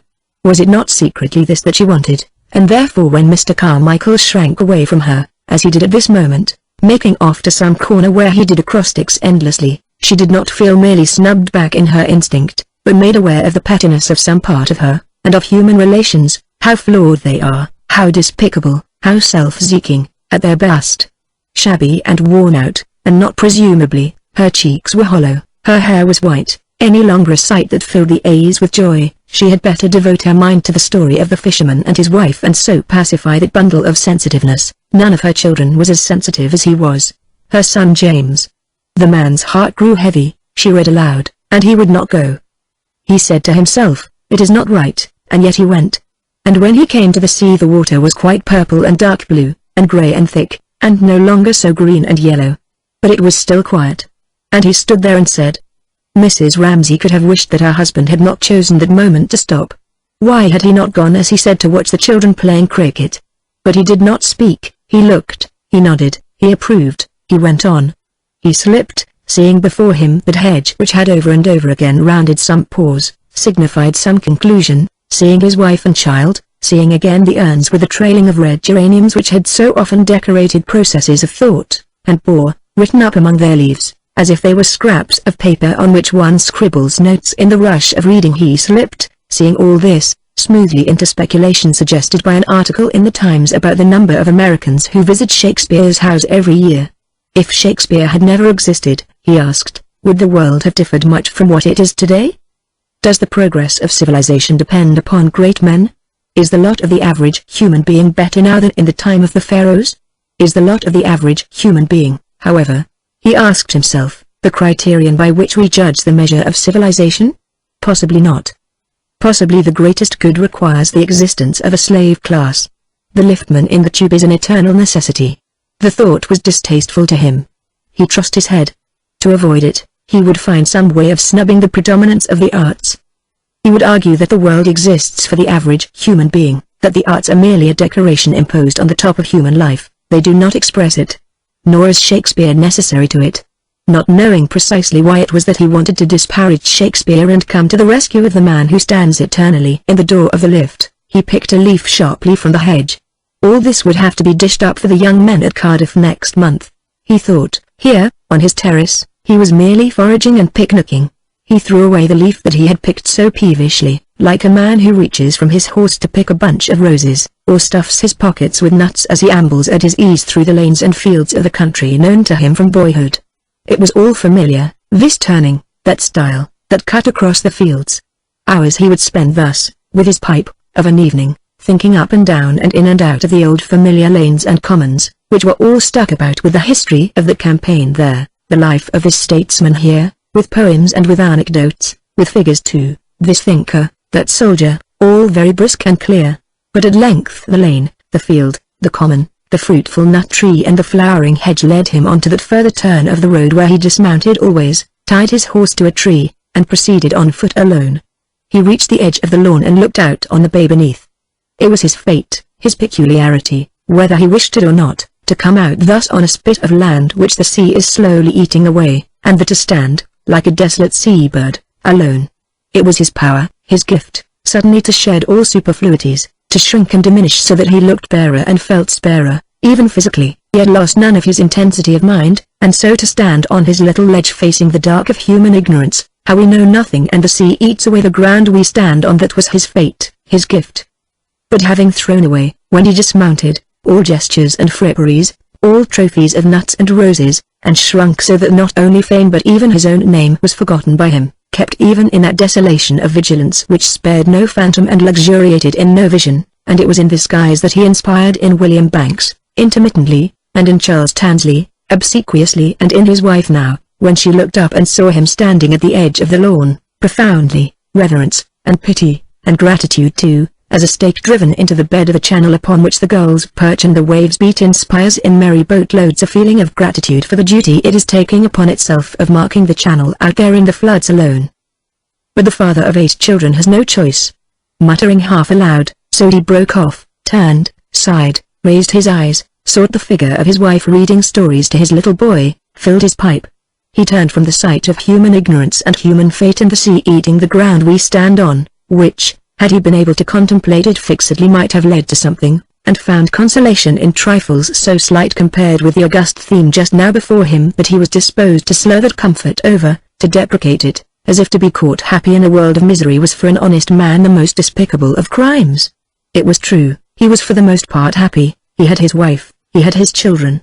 He had promised in 6 weeks' time to talk some nonsense to the young men of Cardiff about Locke, Hume, Berkeley, and the causes of the French Revolution.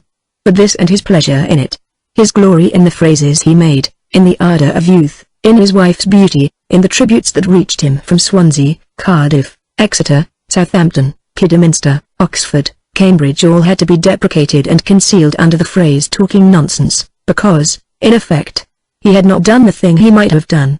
It was a disguise, it was the refuge of a man afraid to own his own feelings, who could not say, this is what I like, this is what I am, and rather pitiable and distasteful to William Banks and Lily Briscoe, who wondered why such concealments should be necessary, why he needed always praise, why so brave a man in thought should be so timid in life, how strangely he was venerable and laughable at one and the same time.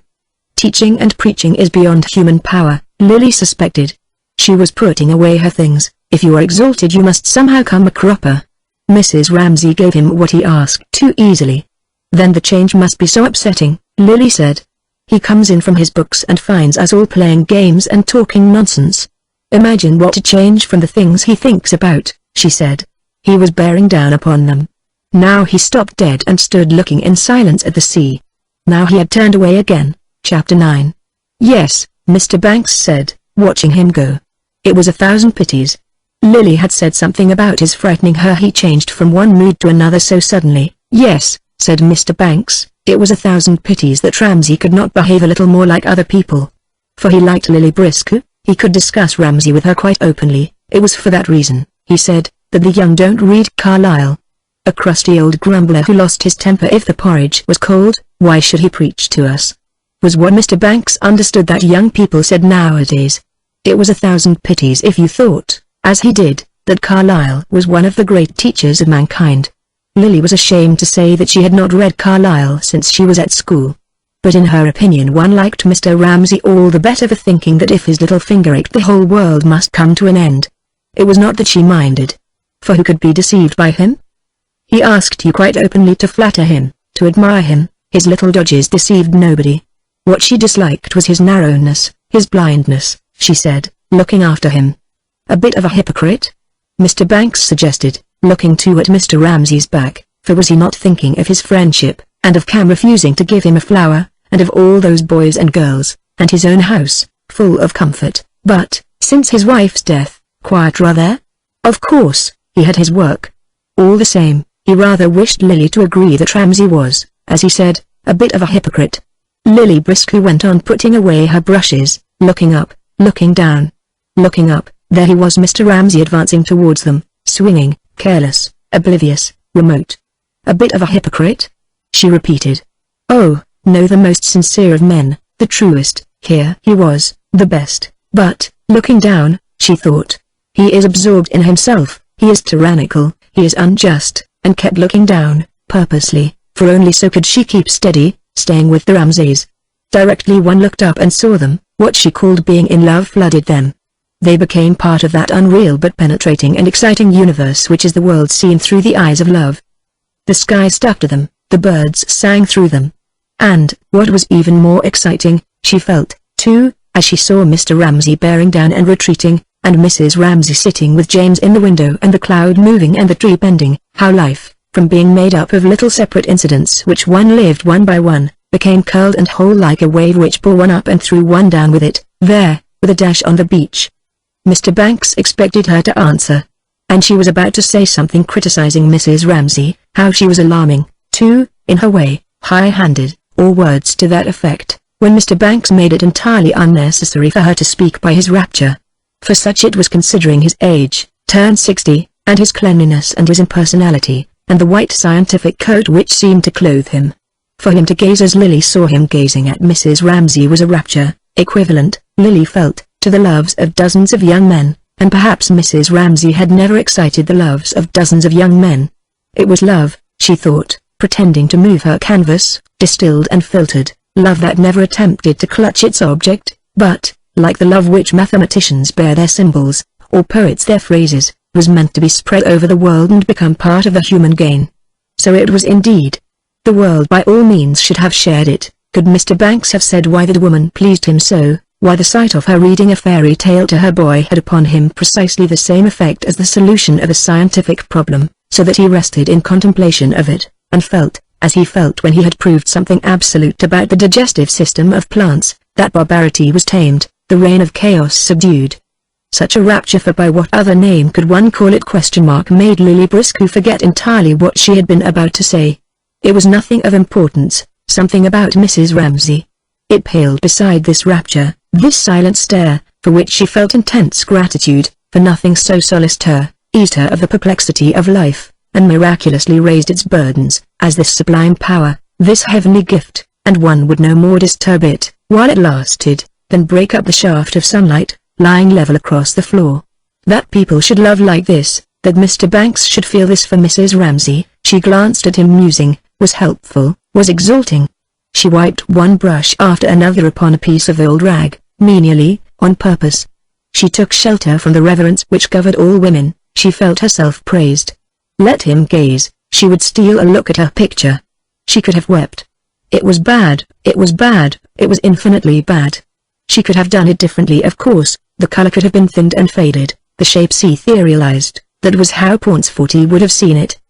But then she did not see it like that. She saw the color burning on a framework of steel, the light of a butterfly's wing lying upon the arches of a cathedral. Of all that only a few random marks scrawled upon the canvas remained. And it would never be seen, never be hung even, and there was Mr. Dansley whispering in her ear, "Women can't paint, women can't write." She now remembered what she had been going to say about Mrs. Ramsay. She did not know how she would have put it, but it would have been something critical. She had been annoyed the other night by some high-handedness. Looking along the level of Mr. Banks's glance at her, she thought that no woman could worship another woman in the way he worshipped. They could only seek shelter under the shade which Mr. Banks extended over them both. Looking along his beam, she added to it a different ray, thinking that she was unquestionably the loveliest of people, bowed over her book. The best perhaps, but also, different too from the perfect shape which one saw there. But why different, and how different? She asked herself, scraping her palette of all those mounds of blue and green which seemed to her like clods with no life in them now, yet she vowed, she would inspire them, force them to move, flow, do her bidding tomorrow. How did she differ? What was the spirit in her, the essential thing, by which, had you found a crumpled glove in the corner of a sofa, you would have known it, from its twisted finger, hers indisputably. She was like a bird for speed, an arrow for directness. She was willful, she was commanding, of course, Lily reminded herself. I am thinking of her relations with women, and I am much younger, an insignificant person, living off the Brompton Road. She opened bedroom windows. She shut doors. So she tried to start the tune of Mrs. Ramsay in her head, arriving late at night, with a light tap on one's bedroom door, wrapped in an old fur coat, for the setting of her beauty was always that hasty, but apartment. She would enact again whatever it might be, Charles Dansley losing his umbrella, Mr. Carmichael snuffling and sniffing, Mr. Banks saying, "The vegetable salts are lost." All this she would adroitly shape, even maliciously twist, and, moving over to the window, in pretense that she must go, it was dawn, she could see the sun rising, half turn back, more intimately, but still always laughing, insist that she must, Minta must, they all must marry, since in the whole world whatever laurels might be tossed to her, but Mrs. Ramsay cared not a fig for her painting, or triumphs won by her. Probably Mrs. Ramsay had had her share of those, and here she saddened, darkened, and came back to her chair. There could be no disputing this, an unmarried woman, she lightly took her hand for a moment, an unmarried woman has missed the best of life. The house seemed full of children sleeping and Mrs. Ramsay listening, shaded lights and regular breathing. Oh, but, Lily would say, there was her father, her home, even, had she dared to say it, her painting. But all this seemed so little, so virginal, against the other. Yet, as the nights wore on, and white lights parted the curtains, and even now and then some bird chirped in the garden, gathering a desperate courage, she would urge her own exemption from the universal law, plead for it. She liked to be alone, she liked to be herself, she was not made for that, and so have to meet a serious stare from eyes of unparalleled depth, and confront Mrs. Ramsay's simple certainty, and she was childlike now, that her dear Lily, her little brisk, was a fool. Then, she remembered, she had laid her head on Mrs. Ramsay's lap and laughed and laughed and laughed, laughed almost hysterically at the thought of Mrs. Ramsay presiding with immutable calm over destinies which she completely failed to understand. There she sat, simple, serious. She had recovered her sense of her now. This was the glove's twisted finger. But into what sanctuary had one penetrated? Lily Briscoe had looked up at last, and there was Mrs. Ramsay, unwitting entirely what had caused her laughter, still presiding, but now with every trace of willfulness abolished, and in its stead, something clear as the space which the clouds at last uncovered, the little space of sky which sleeps beside the moon. Was it wisdom? Was it knowledge? Was it, once more, the deceptiveness of beauty, so that all one's perceptions, halfway to truth, were tangled in a golden mesh? Or did she lock up within her some secret which certainly Lily Briscoe believed people must have for the world to go on at all? Everyone could not be as helter-skelter, hand-to-mouth as she was. But if they knew, could they tell one what they knew? Sitting on the floor with her arms round Mrs. Ramsay's knees, close as she could get, smiling to think that Mrs. Ramsay would never know the reason of that pressure, she imagined how in the chambers of the mind and heart of the woman who was, physically, touching her, were stood, like the treasures in the tombs of kings, tablets bearing sacred inscriptions, which if one could spell them out, would teach one everything, but they would never be offered openly, never made public. What art was there, known to love or cunning, by which one pressed through into those secret chambers? What device for becoming, like waters poured into one jar, inextricably the same, one with the object one adored? Could the body achieve, or the mind, subtly mingling in the intricate passages of the brain? or the heart?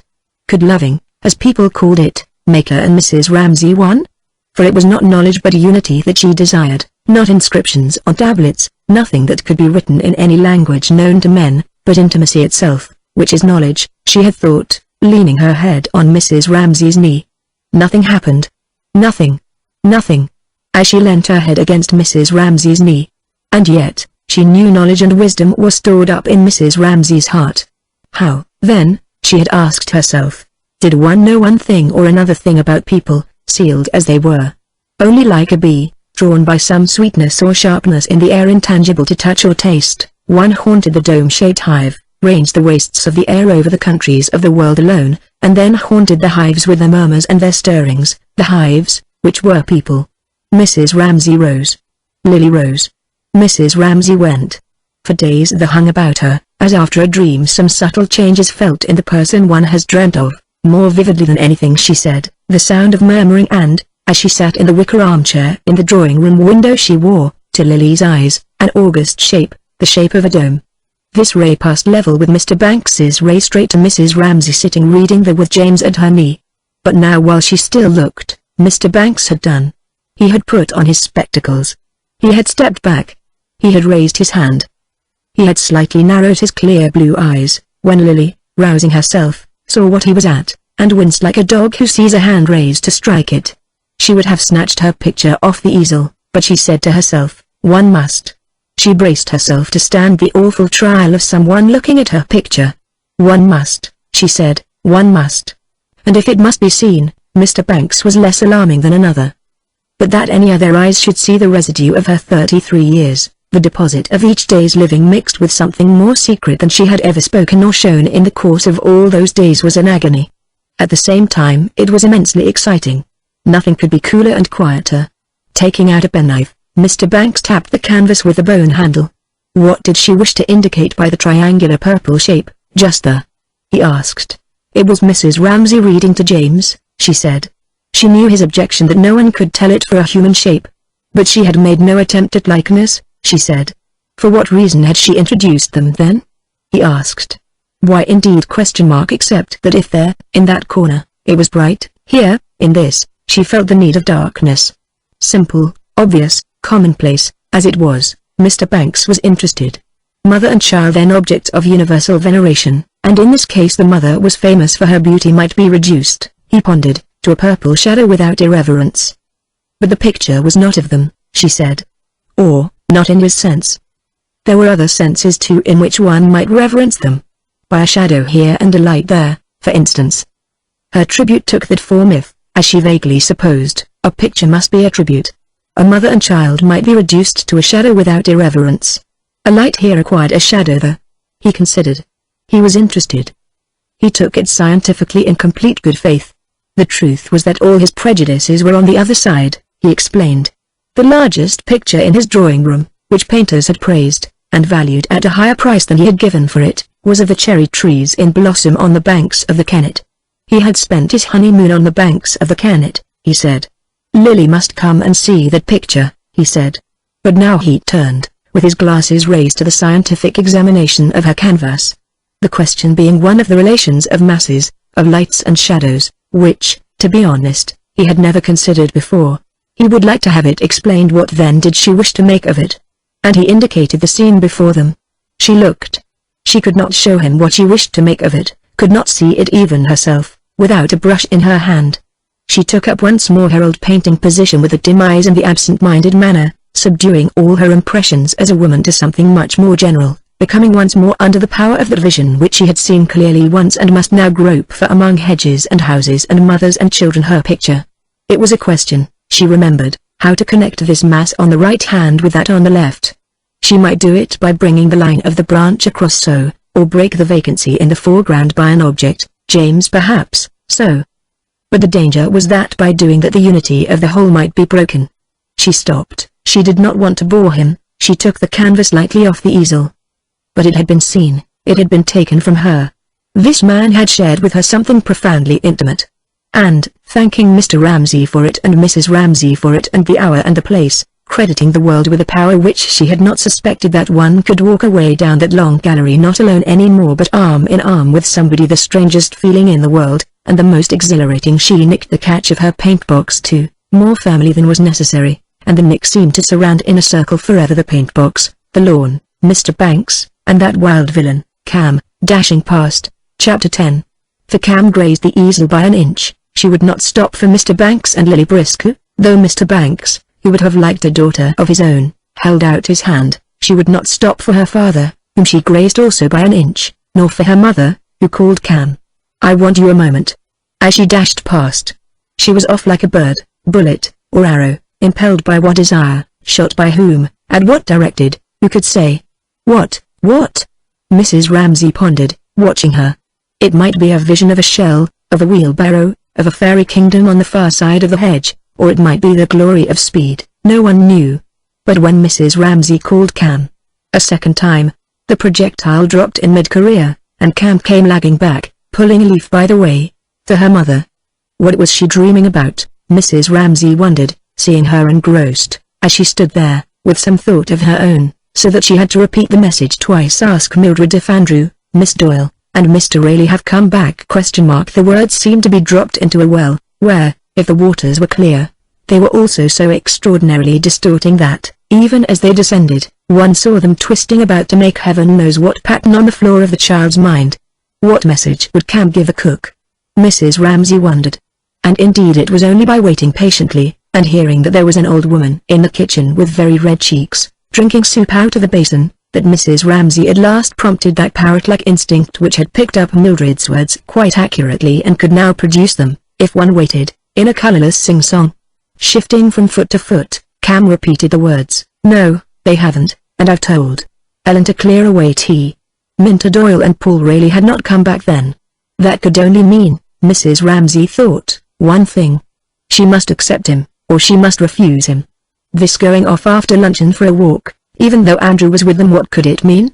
Except that she had decided, rightly, Mrs. Ramsay thought, and she was very, very fond of Minta, to accept that good fellow, who might not be brilliant, but then, thought Mrs. Ramsay, realizing that James was tugging at her, to make her go on reading aloud The Fisherman and His Wife, she did in her own heart infinitely prefer boobies to clever men who wrote dissertations, Charles Tansley, for instance. Anyhow it must have happened, one way or the other, by now. But she read. Next morning the wife awoke first, and it was just daybreak, and from her bed she saw the beautiful country lying before her. Her husband was still stretching himself. But how could Minta say now that she would not have him? Not if she agreed to spend whole afternoons traipsing about the country alone, for Andrew would be off after his crabs, but possibly Nancy was with them. She tried to recall the sight of them standing at the hall door after lunch. That they stood, looking at the sky, wondering about the weather, and she had said, thinking partly to cover their shyness, partly to encourage them to be off, for her sympathies were with Paul. There isn't a cloud anywhere within miles, at which she could feel little Charles Tansley, who had followed them out, snigger. But she did it on purpose. Whether Nancy was there or not, she could not be certain. Looking from one to the other in her mind's eye, she read on. "Our wife," said the man, "why should we be king?" "I do not want to be king." "Well," said the wife, "if you won't be king, I will go to the flounder, for I will be king. Come in or go out, Cam," she said, knowing that Cam was attracted only by the word flounder and that in a moment she would fidget and fight with James as usual. Cam shot off. Mrs. Ramsay went on reading, relieved, for she and James shared the same tastes and were comfortable together. And when he came to the sea, it was quite dark grey, and the water heaved up from below, and smelt putrid. Then he went and stood by it and said, "Flounder, flounder, in the sea. Come, I pray thee, here to me. For my wife, good Elizabeth, wills not as I'd have her will." "Well, what does she want then?" said the flounder. And where were they now? Mrs. Ramsay wondered, reading and thinking, quite easily, both at the same time, for the story of the fisherman and his wife was like the bass gently accompanying a tune, which now and then ran up unexpectedly into the melody. And when should she be told? If nothing happened, she would have to speak seriously to Minta. For she could not go traipsing about all over the country, even if Nancy were with them. She tried again, unsuccessfully, to visualize their backs going down the path, and to count them. She was responsible to Minta's parents, the Owl and the Poker. Her nicknames for them shot into her mind as she read. The owl and the poker, yes, they would be annoyed if they heard, and they were certain to hear that Minter, staying with the Ramsays, had been seen etc., etc., etc. He wore a wig in the House of Commons and she ably assisted him at the head of the stairs, she repeated, fishing them up out of her mind by a phrase which, coming back from some party, she had made to amuse her husband. Dear, dear, Mrs. Ramsay said to herself, how did they produce this incongruous daughter? This tomboy Minter, with a hole in her stocking? How did she exist in that portentous atmosphere where the maid was always removing in a dustpan the sand that the parrot had scattered, and conversation was almost entirely reduced to the exploits, interesting perhaps, but limited after all of that bird? Naturally, one had asked her to lunch, tea, dinner, finally to stay with them up at Finley, which had resulted in some friction with the owl, her mother, and more calling, and more conversation, and more sand, and really at the end of it, she had told enough lies about parrots to last her a lifetime, so she had said to her husband that night, coming back from the party. However, Minter came. Yes, she came, Mrs. Ramsay thought, suspecting some thorn in the tangle of this thought, and disengaging it found it to be this: a woman had once accused her of robbing her of her daughter's affections. Something Mrs. Doyle had said made her remember the charge again. Wishing to dominate, wishing to interfere, making people do what she wished, that was the charge against her, and she thought it most unjust. How could she help being like that to look at?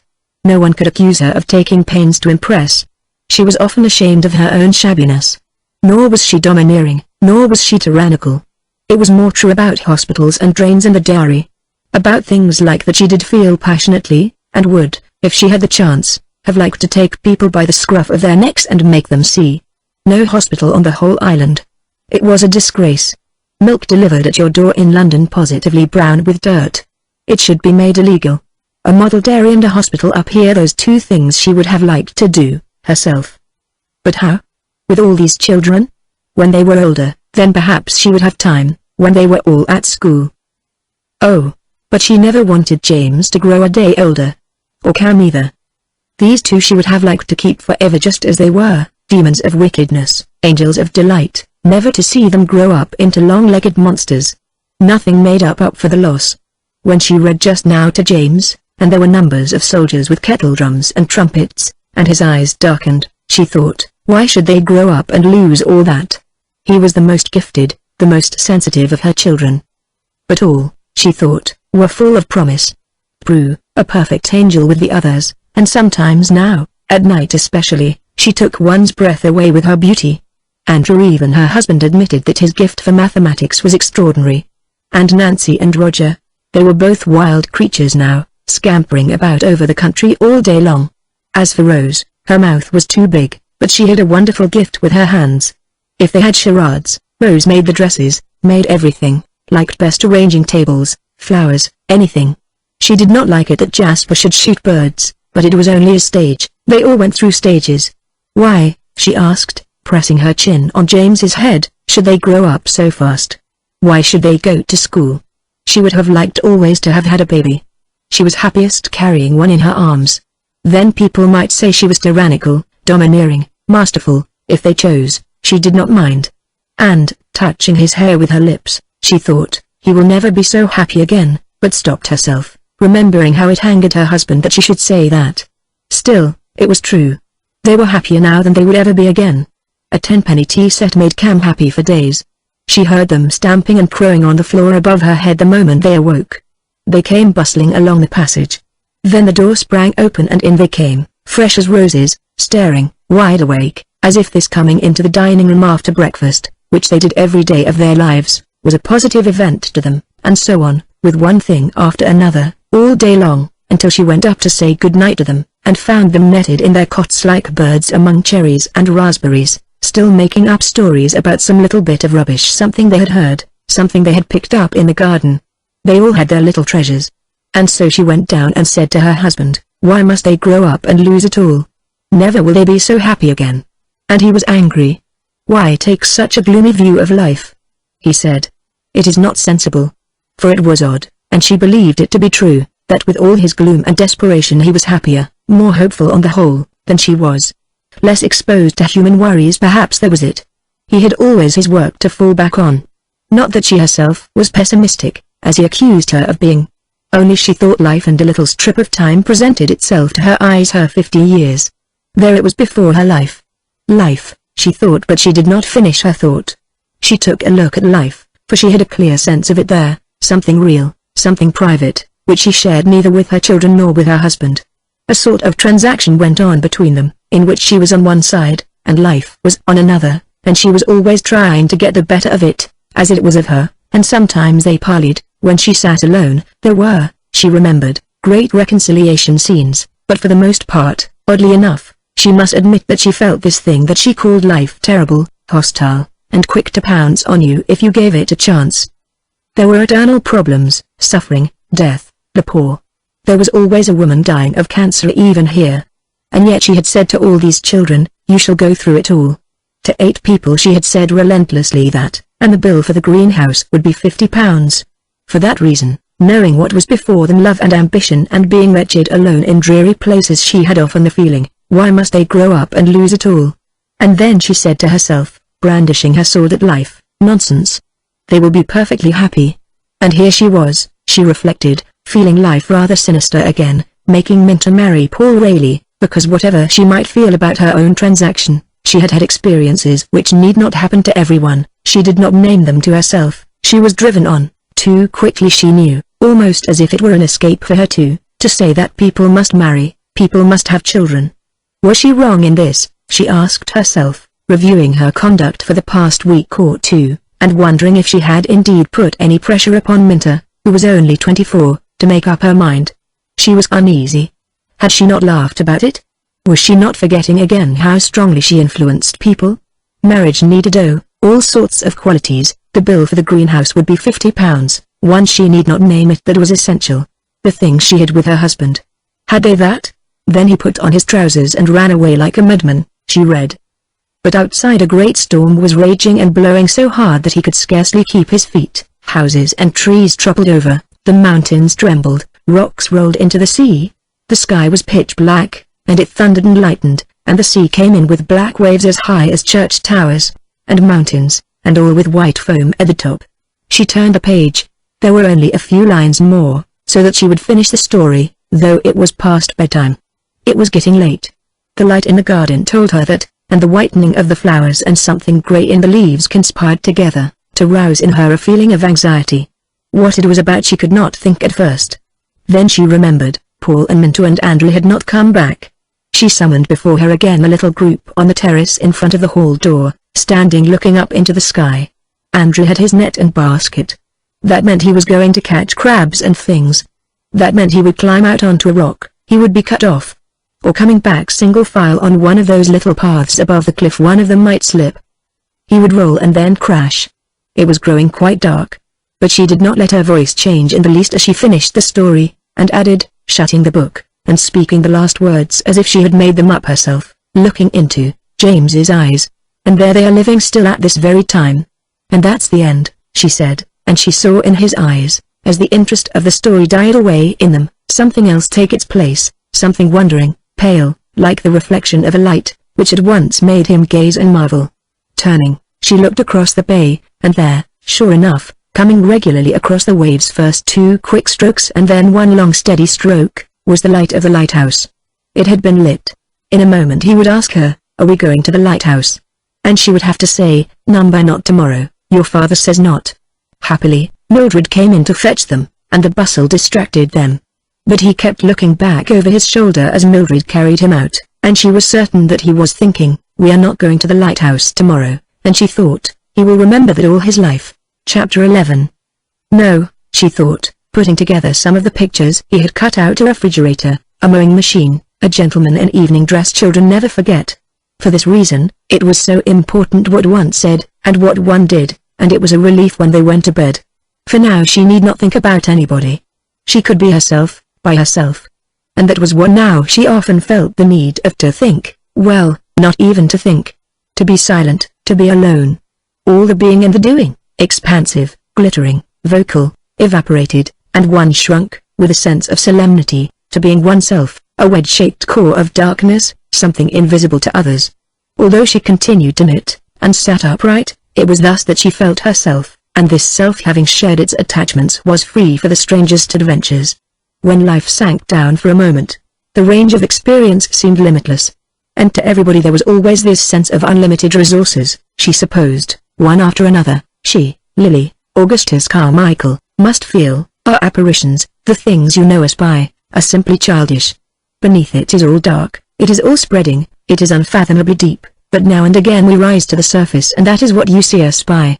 Her horizon seemed to her limitless. There were all the places she had not seen. The Indian plains. She felt herself pushing aside the thick leather curtain of a church in Rome. This core of darkness could go anywhere, for no one saw it. They could not stop it, she thought, exulting. There was freedom. There was peace. There was, most welcome of all, a summoning together, a resting on a platform of stability. Not as oneself did one find rest ever. In her experience, she accomplished here something dexterous with her needles, but as a wedge of darkness. Losing personality, one lost the fret, the hurry, the stir, and there rose to her lips always some exclamation of triumph over life when things came together in this peace, this rest, this eternity. And pausing there, she looked out to meet that stroke of the lighthouse, the long steady stroke, the last of the three, which was her stroke. For watching them in this mood always at this hour, one could not help attaching oneself to one thing, especially of the things one saw, and this thing, the long steady stroke, was her stroke. Often she found herself sitting and looking, with her work in her hands until she became the thing she looked at, that light, for example.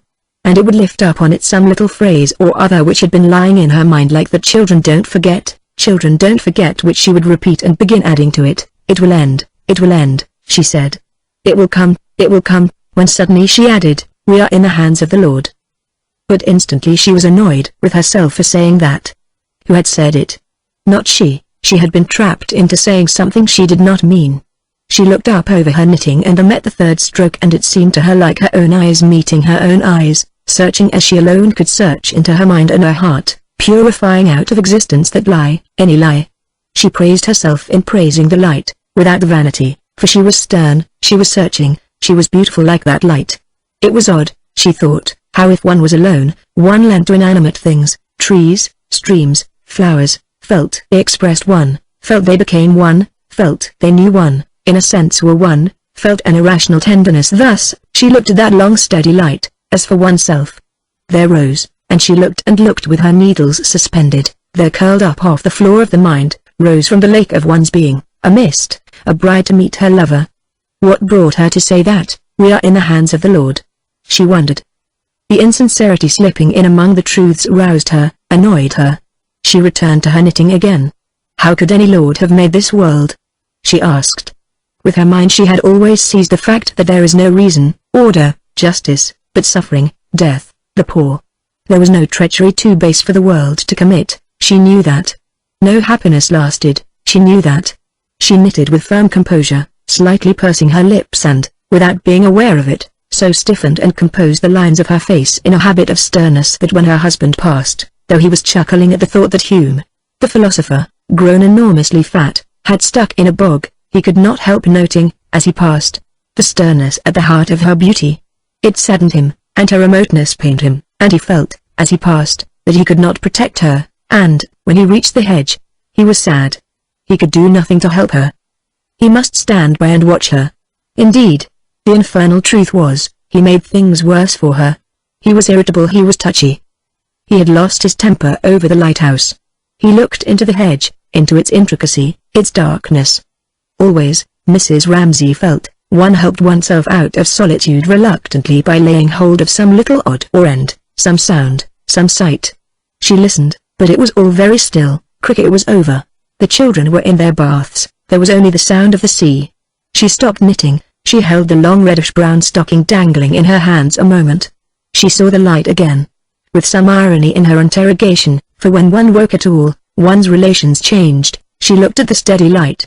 The pitiless, the remorseless, which was so much her, yet so little her, which had her at its beck and call. She woke in the night and saw it bent across their bed, stroking the floor, but for all that she thought, watching it with fascination, hypnotized, as if it were stroking with its silver fingers some sealed vessel in her brain whose bursting would flood her with delight. She had known happiness, exquisite happiness, intense happiness, and it silvered the rough waves a little more brightly, as daylight faded, and the blue went out of the sea and it rolled in waves of pure lemon which curved and swirled and broke upon the beach, and the ecstasy burst in her eyes and waves of pure delight raced over the floor of her mind, and she felt, it is enough. It is enough. He turned and saw her. Ah! She was lovely, lovelier now than ever he thought. But he could not speak to her. He could not interrupt her. He wanted urgently to speak to her now that James was gone and she was alone at last. But he resolved, no. He would not interrupt her. She was aloof from him now in her beauty, in her sadness. He would let her be, and he passed her without a word, though it hurt him that she should look so distant, and he could not reach her, he could do nothing to help her. And again he would have passed her without a word had she not, at that very moment, given him of her own free will what she knew he would never ask, and called to him and taken the green shawl off the picture frame, and gone to him. For he wished, she knew, to protect her. Chapter 12. She folded the green shawl about her shoulders. She took his arm. His beauty was so great, she said, beginning to speak of Kennedy the gardener. At once he was so awfully handsome, that she couldn't dismiss him. There was a ladder against the greenhouse, and little lumps of putty stuck about, for they were beginning to mend the greenhouse. Yes, but as she strolled along with her husband, she felt that that particular source of worry had been placed. She had it on the tip of her tongue to say, as they strolled, it'll cost £50, but instead, for her heart failed her about money, she talked about Jasper shooting birds, and he said, at once, soothing her instantly, that it was natural in a boy, and he trusted he would find better ways of amusing himself before long. Her husband was so sensible, so just. And so she said, yes, all children go through stages, and began considering the dahlias in the big bed, and wondering what about next year's flowers, and had he heard the children's nickname for Charles Tansley, she asked. The atheist, they called him, the little atheist. He's not a polished specimen, said Mr. Ramsay. Far from it, said Mrs. Ramsay. She supposed it was all right leaving him to his own devices, Mrs. Ramsay said, wondering whether it was any use sending down bulbs. Did they plant them? Oh, he has his dissertation to write, said Mr. Ramsay. She knew all about that, said Mrs. Ramsay. He talked of nothing else. It was about the influence of somebody upon something. Well, it's all he has to count on, said Mr. Ramsay. Pray heaven he won't fall in love with Prue, said Mrs. Ramsay. He'd disinherit her if she married him, said Mr. Ramsay. He did not look at the flowers, which his wife was considering, but at a spot about a foot or so above them. There was no harm in him, he added, and was just about to say that anyhow he was the only young man in England who admired his when he choked it back. He would not bother her again about his books. These flowers seemed creditable, Mr. Ramsay said, lowering his gaze and noticing something red, something brown. Yes, but then these she had put in with her own hands, said Mrs. Ramsay. The question was, what happened if she sent bulbs down? Did Kennedy plant them? It was his incurable laziness, she added, moving on. If she stood over him all day long with a spade in her hand, he did sometimes do a stroke of work. So they strolled along, towards the red-hot bokers. You're teaching your daughters to exaggerate, said Mr. Ramsay, reproving her. Her Aunt Camilla was far worse than she was, Mrs. Ramsay remarked. Nobody ever held up your Aunt Camilla as a model of virtue that I'm aware of, said Mr. Ramsay. She was the most beautiful woman I ever saw, said Mrs. Ramsay. Somebody else was that, said Mr. Ramsay. Prue was going to be far more beautiful than she was, said Mrs. Ramsay. He saw no trace of it, said Mr. Ramsay. Well, then, look tonight, said Mrs. Ramsay. They paused. He wished Andrew could be induced to work harder. He would lose every chance of a scholarship if he didn't. Oh, scholarships, she said. Mr. Ramsay thought her foolish for saying that, about a serious thing, like a scholarship. He should be very proud of Andrew if he got a scholarship, he said. She would be just as proud of him if he didn't, she answered. They disagreed always about this, but it did not matter. She liked him to believe in scholarships, and he liked her to be proud of Andrew whatever he did. Suddenly she remembered those little paths on the edge of the cliffs. Wasn't it late? She asked. They hadn't come home yet. He flicked his watch carelessly open. But it was only just past 7. He held his watch open for a moment, deciding that he would tell her what he had felt on the terrace. To begin with, it was not reasonable to be so nervous. Andrew could look after himself.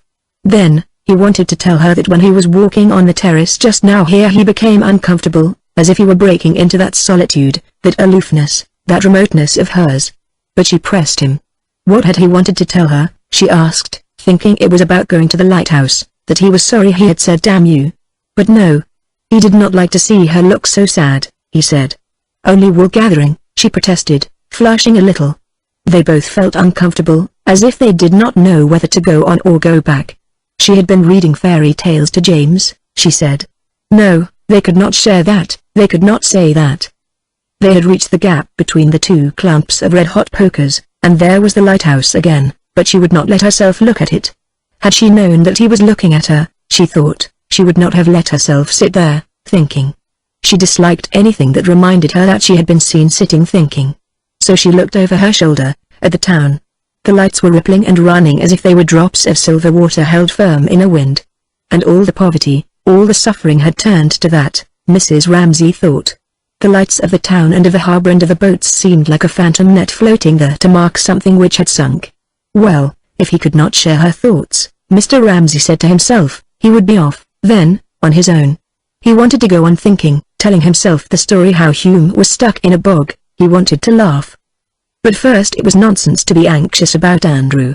When he was Andrew's age he used to walk about the country all day long, with nothing but a biscuit in his pocket, and nobody bothered about him, or thought that he had fallen over a cliff. He said aloud he thought he would be off for a day's walk if the weather held. He had had about enough of Banks and of Carmichael. He would like a little solitude. Yes, she said. It annoyed him that she did not protest. She knew that he would never do it. He was too old now to walk all day long with a biscuit in his pocket. She worried about the boys, but not about him. Years ago, before he had married, he thought, looking across the bay, as they stood between the clumps of red-hot pokers, he had walked all day. He had made a meal off bread and cheese in a public house. He had worked 10 hours at a stretch. An old woman just popped her head in now and again and saw to the fire. That was the country he liked best, over there, those sandhills dwindling away into darkness. One could walk all day without meeting a soul. There was not a house scarcely, not a single village for miles on end. One could worry things out alone. There were little sandy beaches where no one had been since the beginning of time. The seals sat up and looked at you. It sometimes seemed to him that in a little house out there, alone, he broke off, sighing. He had no right. The father of 8 children, he reminded himself. And he would have been a beast and a cur to wish a single thing altered. Andrew would be a better man than he had been. Prue would be a beauty, her mother said. They would stem the flood a bit. That was a good bit of work on the whole, his 8 children. They showed he did not damn the poor little universe entirely, for on an evening like this, he thought, looking at the land dwindling away, the little island seemed pathetically small, half swallowed up in the sea. Poor little place, he murmured with a sigh. She heard him. He said the most melancholy things, but she noticed that directly he had said them he always seemed more cheerful than usual.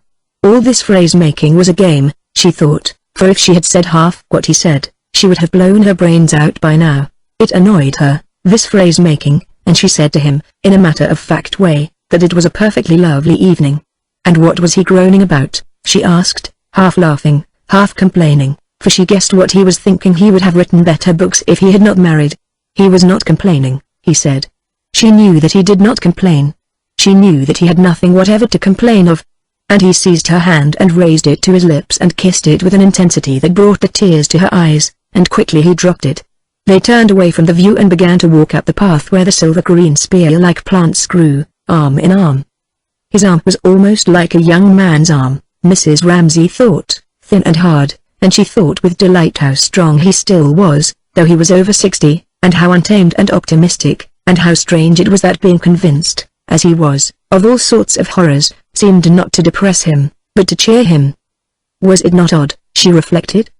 Indeed, he seemed to her sometimes made differently from other people, born blind, deaf, and dumb, to the ordinary things, but to the extraordinary things, with an eye like an eagle's. His understanding often astonished her. But did he notice the flowers? No. Did he notice the view? No. Did he even notice his own daughter's beauty, or whether there was pudding on his plate or roast beef? He would sit at table with them like a person in a dream. And his habit of talking aloud, or saying poetry aloud, was growing on him. She was afraid, for sometimes it was awkward. Best and brightest come away. Poor Miss Giddings, when he shouted that at her, almost jumped out of her skin.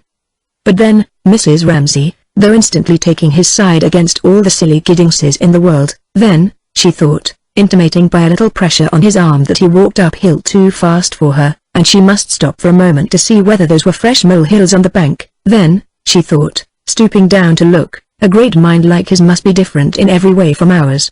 All the great men she had ever known, she thought, deciding that a rabbit must have got in, were like that, and it was good for young men, though the atmosphere of lecture rooms was stuffy and depressing to her beyond endurance almost, simply to hear him, simply to look at him. But without shooting rabbits, how was one to keep them down? She wondered. It might be a rabbit, it might be a mole. Some creature anyhow was ruining her evening primroses. And looking up, she saw above the thin trees the first pulse of the full throbbing star, and wanted to make her husband look at it, for the sight gave her such keen pleasure.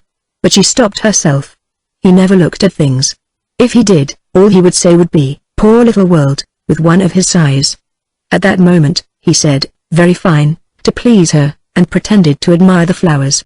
But she knew quite well that he did not admire them, or even realize that they were there.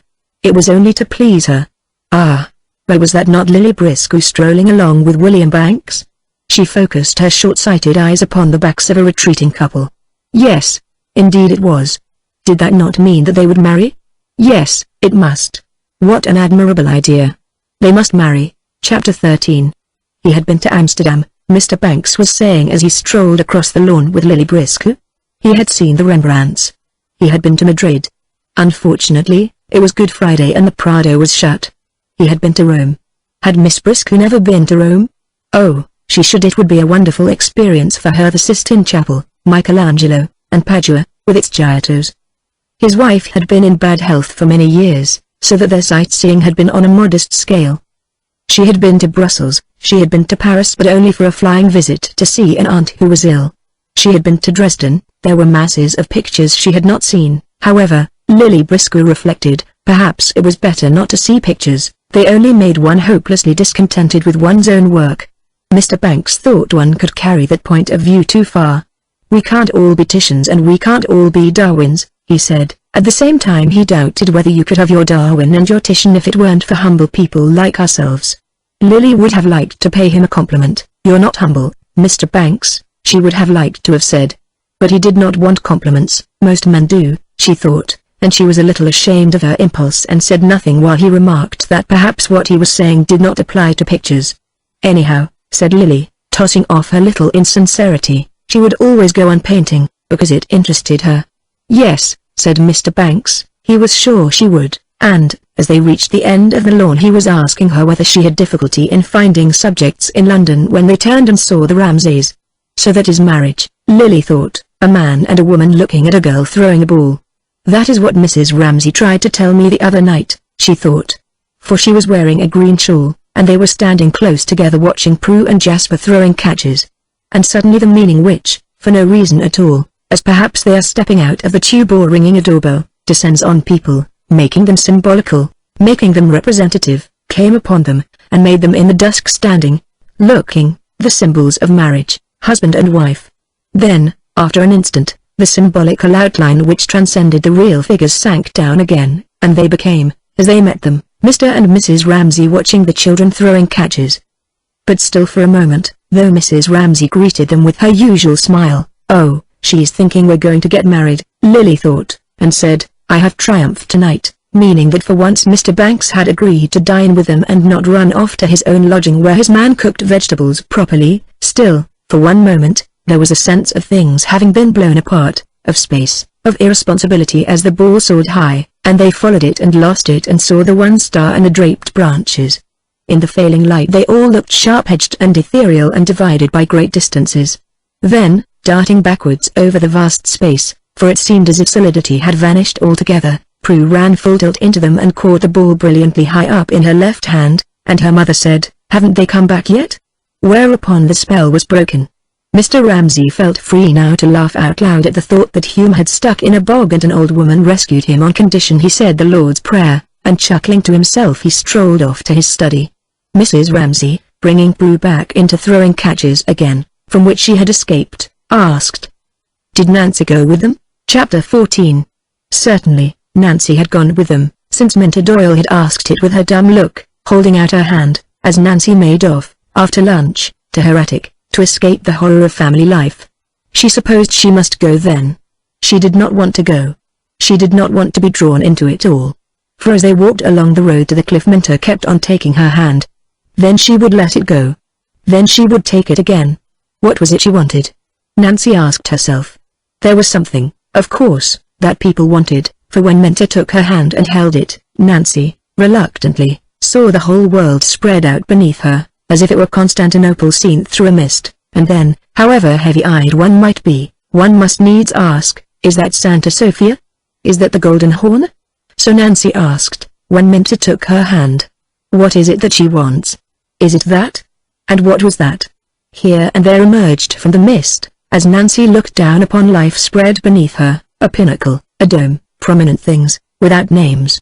But when Minta dropped her hand, as she did when they ran down the hillside, all that, the dome, the pinnacle, whatever it was that had protruded through the mist, sank down into it and disappeared.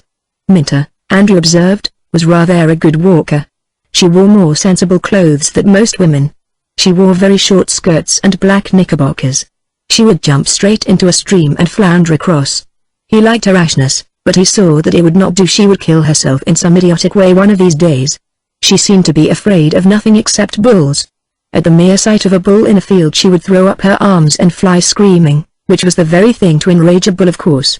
But she did not mind owning up to it in the least, one must admit that. She knew she was an awful coward about bulls, she said. She thought she must have been tossed in her perambulator when she was a baby. She didn't seem to mind what she said or did. Suddenly now she pitched down on the edge of the cliff and began to sing some song about, "Damn your eyes, damn your eyes." They all had to join in and sing the chorus, and shout out together, "Damn your eyes, damn your eyes," but it would be fatal to let the tide come in and cover up all the good hunting grounds before they got onto the beach. Fatal, Paul agreed, springing up, and as they went slithering down, he kept quoting the guidebook about these islands being justly celebrated for their park-like prospects and the extent and variety of their marine curiosities. But it would not do altogether, this shouting and damning your eyes, Andrew felt, picking his way down the cliff, this clapping him on the back, and calling him old fellow and all that, it would not altogether do. It was the worst of taking women on walks. Once on the beach they separated, he going out onto the Pope's Nose, taking his shoes off, and rolling his socks in them and letting that couple look after themselves. Nancy waded out to her own rocks and searched her own pools and let that couple look after themselves. She crouched low down and touched the smooth rubber-like sea anemones, who were stuck like lumps of jelly to the side of the rock. Brooding, she changed the pool into the sea, and made the minnows into sharks and whales, and cast vast clouds over this tiny world by holding her hand against the sun, and so brought darkness and desolation, like God himself, to millions of ignorant and innocent creatures, and then took her hand away suddenly and let the sun stream down. Out on the pale crisscrossed sand, high-stepping, fringed, gauntleted, stalked some fantastic leviathan. She was still enlarging the pool, and slipped into the vast fissures of the mountainside. And then, letting her eyes slide imperceptibly above the pool and rest on that wavering line of sea and sky, on the tree trunks which the smoke of steamers made waver on the horizon, she became with all that power sweeping savagely in and inevitably withdrawing, hypnotized, and the two senses of that vastness and this tininess, the pool had diminished again, flowering within it made her feel that she was bound hand and foot and unable to move by the intensity of feelings which reduced her own body, her own life, and the lives of all the people in the world, forever, to nothingness. So listening to the waves, crouching over the pool, she brooded. And Andrew shouted that the sea was coming in, so she leapt splashing through the shallow waves onto the shore and ran up the beach and was carried by her own impetuosity and her desire for rapid movement right behind a rock and the row, heavens. In each other's arms, were Paul and Minta kissing probably. She was outraged, indignant. She and Andrew put on their shoes and stockings in dead silence without saying a thing about it. Indeed they were rather sharp with each other. She might have called him when she saw the crayfish or whatever it was, Andrew grumbled. However, they both felt, it's not our fault. They had not wanted this horrid nuisance to happen. All the same it irritated Andrew that Nancy should be a woman, and Nancy that Andrew should be a man, and they tied their shoes very neatly and drew the bows rather tight. It was not until they had climbed right up onto the top of the cliff again that Minta cried out that she had lost her grandmother's brooch, the sole ornament she possessed, a weeping willow. It was, they must remember it, set in pearls. They must have seen it, she said, with the tears running down her cheeks, the brooch which her grandmother had fastened her cap with till the last day of her life. Now she had lost it. She would rather have lost anything than that. She would go back and look for it. They all went back. They poked and peered and looked. They kept their heads very low, and said things shortly and gruffly. Paul really searched like a madman all about the rock where they had been sitting. All this bother about a brooch really didn't do at all, Andrew thought, as Paul told him to make a thorough search between this point and that. The tide was coming in fast. The sea would cover the place where they had sat in a minute. There was not a ghost of a chance of their finding it now. "We shall be cut off," Minta shrieked, suddenly terrified. As if there were any danger of that. It was the same as the bulls all over again. She had no control over her emotions, Andrew thought. Woman hadn't. The wretched Paul had to pacify her. The men, Andrew and Paul, at once became manly, and different from usual, took counsel briefly and decided that they would plant Rayleigh's stake where they had sat and come back at low tide again. There was nothing more that could be done now. If the brooch was there, it would still be there in the morning, they assured her, but Minta still sobbed, all the way up to the top of the cliff. It was her grandmother's brooch. She would rather have lost anything but that, and yet Nancy felt, it might be true that she minded losing her brooch, but she wasn't crying only for that. She was crying for something else. We might all sit down and cry, she felt. But she did not know what for. They drew ahead together, Paul and Minta, and he comforted her, and said how famous he was for finding things. Once when he was a little boy he had found a gold watch. He would get up at daybreak and he was positive he would find it. It seemed to him that it would be almost dark, and he would be alone on the beach, and somehow it would be rather dangerous. He began telling her, however, that he would certainly find it, and she said that she would not hear of his getting up at dawn. It was lost. She knew that. She had had a presentiment when she put it on that afternoon. And secretly he resolved that he would not tell her, but he would slip out of the house at dawn when they were all asleep, and if he could not find it he would go to Edinburgh and buy her another, just like it but more beautiful. He would prove what he could do. And as they came out on the hill and saw the lights of the town beneath them, the lights coming out suddenly one by one seemed like things that were going to happen to him: his marriage, his children, his house, and again he thought, as they came out onto the high road, which was shaded with high bushes, how they would retreat into solitude together, and walk on and on, he always leading her, and she pressing close to his side, as she did now. As they turned by the crossroads he thought what an appalling experience he had been through, and he must tell someone, Mrs. Ramsay of course, for it took his breath away to think what he had been and done. It had been far and away the worst moment of his life when he asked Minta to marry him. He would go straight to Mrs. Ramsay, because he felt somehow that she was the person who had made him do it. She had made him think he could do anything. Nobody else took him seriously. But she made him believe that he could do whatever he wanted. He had felt her eyes on him all day today, following him about, though she never said a word, as if she was saying, "Yes, you can do it. I believe in you. I expect it of you." She had made him feel all that, and directly they got back, he looked for the lights of the house above the bay. He would go to her and say, "I've done it, Mrs. Ramsay, thanks to you." And so turning into the lane that led to the house he could see lights moving about in the upper windows. They must be awfully late then. People were getting ready for dinner. The house was all lit up, and the lights after the darkness made his eyes feel full, and he said to himself, childishly, as he walked up the drive, "Lights, lights, lights," and repeated in a dazed way, "Lights, lights, lights," as they came into the house, staring about him with his face quite stiff. "But, good heavens," he said to himself, putting his hand to his tie, "I must not make a fool of myself." Chapter 15. "Yes," said Prue, in her considering way, answering her mother's question, "I think Nancy did go with them." Chapter 16. Well then, Nancy had gone with them, Mrs. Ramsay supposed, wondering, as she put down a brush, took up a comb, and said, "Come in," to a tap at the door. Jasper and Rose came in. Whether the fact that Nancy was with them made it less likely or more likely that anything would happen, it made it less likely, somehow, Mrs. Ramsay felt, very irrationally, except that after all Holocaust on such a scale was not probable. They could not all be drowned. And again she felt alone in the presence of her old antagonist, life. Jasper and Rose said that Mildred wanted to know whether she should wait dinner.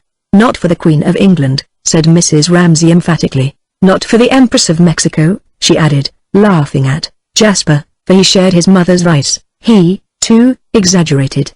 And if Rose liked, she said, while Jasper took the message, she might choose which jewels she was to wear. When there are 15 people sitting down to dinner, one cannot keep things waiting forever. She was now beginning to feel annoyed with them for being so late. It was inconsiderate of them, and it annoyed her on top of her anxiety about them, that they should choose this very night to be out late, when, in fact, she wished the dinner to be particularly nice, since William Banks had at last consented to dine with them, and they were having Mildred's masterpiece Boyfendorp. Everything depended upon things being served up to the precise moment they were ready. The beef, the bay leaf, and the wine all must be done to a turn. To keep it waiting was out of the question. Yet of course tonight, of all nights, out they went, and they came in late, and things had to be sent out, things had to be kept hot, the Boyfendorp would be entirely spoilt.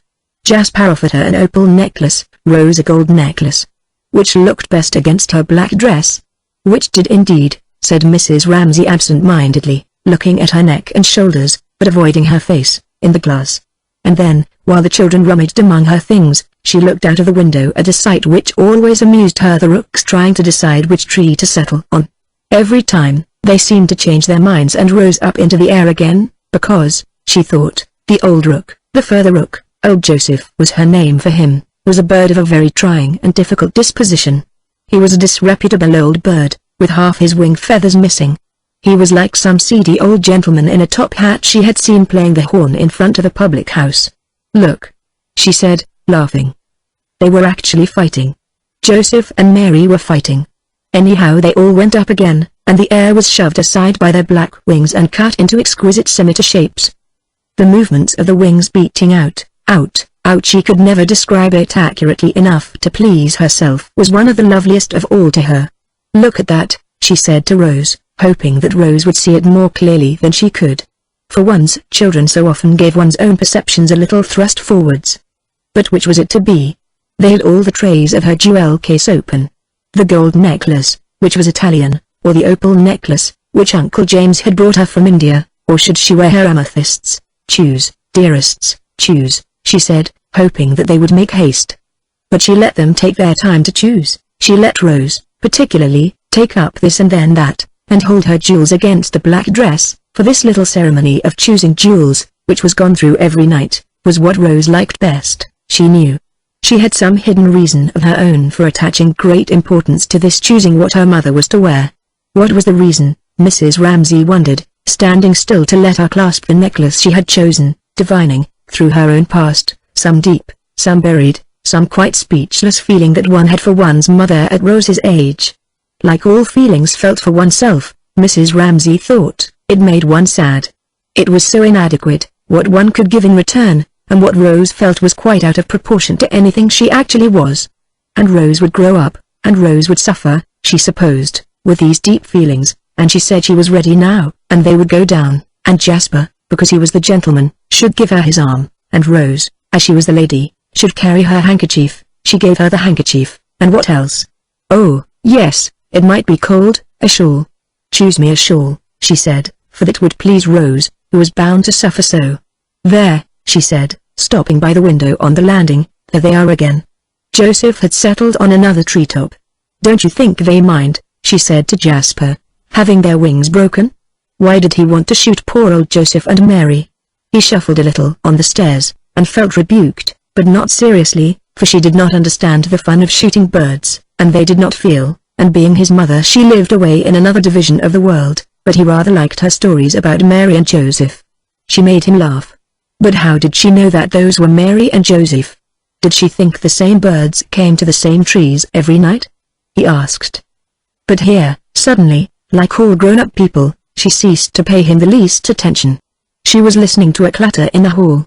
"They've come back," she exclaimed, and at once she felt much more annoyed with them than relieved. Then she wondered, had it happened? She would go down and they would tell her, but no. They could not tell her anything, with all these people about. So she must go down and begin dinner and wait. And, like some queen who, finding her people gathered in the hall, looks down upon them, and descends among them, and acknowledges their tributes silently, and accepts their devotion and their prostration before her, Paul did not move a muscle but looked straight before him as she passed. She went down, and crossed the hall and bowed her head very slightly, as if she accepted what they could not say, their tribute to her beauty. But she stopped. There was a smell of burning. Could they have let the Boyfendorp overboil? She wondered, pray heaven not. when the great clangor of the gong announced solemnly, authoritatively, that all those scattered about, in attics, in bedrooms, on little perches of their own, reading, writing, putting the last smooth to their hair, or fastening dresses, must leave all that, and the little odds and ends on their washing tables and dressing tables, and the novels on the bed tables, and the diaries which were so private, and assemble in the dining room for dinner. Chapter 17. But what have I done with my life? Thought Mrs. Ramsay, taking her place at the head of the table, and looking at all the plates making white circles on it. William, sit by me, she said. Lily, she said, wearily, over there. They had that poor Rayland Mentor Doyle only this an infinitely long table and plates and knives. At the far end was her husband, sitting down, all in a heap, frowning. What at? She did not know. She did not mind. She could not understand how she had ever felt any emotion or affection for him. She had a sense of being past everything, through everything, out of everything, as she helped the soup, as if there was an eddy there and one could be in it, or one could be out of it, and she was out of it. It's all come to an end, she thought, while they came in one after another. Charles Tansley, sit there, please, she said Augustus Carmichael, and sat down. And meanwhile she waited, passively, for someone to answer her, for something to happen. But this is not a thing, she thought, ladling out soup, that one says. Raising her eyebrows at the discrepancy, that was what she was thinking. This was what she was doing, ladling out soup. She felt, more and more strongly, outside that eddy, or as if a shade had fallen, and, robbed of color, she saw things truly. The room, she looked round it, was very shabby. There was no beauty anywhere. She forbore to look at Mr. Tansley. Nothing seemed to have merged. They all sat separate. And the whole of the effort of merging and flowing and creating rested on her. Again she felt, as a fact without hostility, the sterility of men, for if she did not do it nobody would do it, and so, giving herself a little shake that one gives a watch that has stopped, the old familiar pulse began beating, as the watch begins ticking 1, 2, 3, 1, 2, 3, and so on, she repeated, listening to it, sheltering and fostering the still feeble pulse as one might guard a weak flame with a newspaper. And so then, she concluded, addressing herself by bending silently in his direction to William Banks, poor man, who had no wife, and no children, and dined alone in lodgings except for tonight, and in pity for him, life being now strong enough to bear her on again, she began all this business, as a sailor not without weariness sees the wind fill his sail and yet hardly wants to be off again, and thinks how, had the ship sunk, he would have whirled round and found rest on the floor of the sea. Did you find your letters? I told them to put them in a haul for you, she said to William Banks. Lily briskly watched her drifting into that strange no-man's land where to follow people is impossible, and yet their going inflicts such a chill on those who watch them that they always try at least to follow them with their eyes, as one follows a fading ship until the sails have sunk beneath the horizon. How old she looks, how worn she looks, Lily thought, and how remote. Then when she turned to William Banks, smiling, it was as if the ship had turned and the sun had struck its sails again, and Lily thought with some amusement, because she was relieved, why does she pity him? For that was the impression she gave, when she told him that his letters were in a haul. Poor William Banks, she seemed to be saying, as if her own weariness had been partly pitying people, and the life in her, her resolve to live again, had been stirred by pity. And it was not true, Lily thought, it was one of those misjudgments of hers that seemed to be instinctive and to arise from some need of her own rather than of other people's. He is not in the least pitiable. He has his work, Lily said to herself. She remembered, all of a sudden, as if she had found a treasure, that she had her work. In a flash she saw her picture, and thought, yes, I shall put the tree further in the middle, then I shall avoid that awkward space. That's what I shall do. That's what has been puzzling me. She took up the salt cellar and put it down again on a flower pattern in the tablecloth, so as to remind herself to move the tree. It's odd that one scarcely gets anything worth having by post, yet one always wants one's letters, said Mr. Banks. What damned rot they talk, thought Charles Tansley, laying down his spoon precisely in the middle of his plate, which he had swept clean, as if, Lily thought, he sat opposite to her with his back to the window precisely in the middle of view. He would determine to make sure of his meals. Everything about him had that meagre fixity, that bare unloveliness. But nevertheless, the fact remained, it was impossible to dislike anyone if one looked at them. She liked his eyes. They were blue, deep-set, frightening. Do you write many letters, Mr. Tansley? Asked Mrs. Ramsay, pitying him too, Lily supposed, for that was true of Mrs. Ramsay. She pitied men always as if they lacked something, women never, as if they had something. He wrote to his mother, otherwise he did not suppose he wrote 1 letter a month, said Mr. Tansley, shortly. For he was not going to talk the sort of rot these condescended to by these silly women. He had been reading in his room, and now he came down and it all seemed to him silly, superficial, flimsy. Why did they dress? He had come down in his ordinary clothes. He had not got any dress clothes. One never gets anything worth having by post. That was the sort of thing they were always saying. They made men say that sort of thing. Yes, it was pretty well true, he thought. They never got anything worth having from one year's end to another.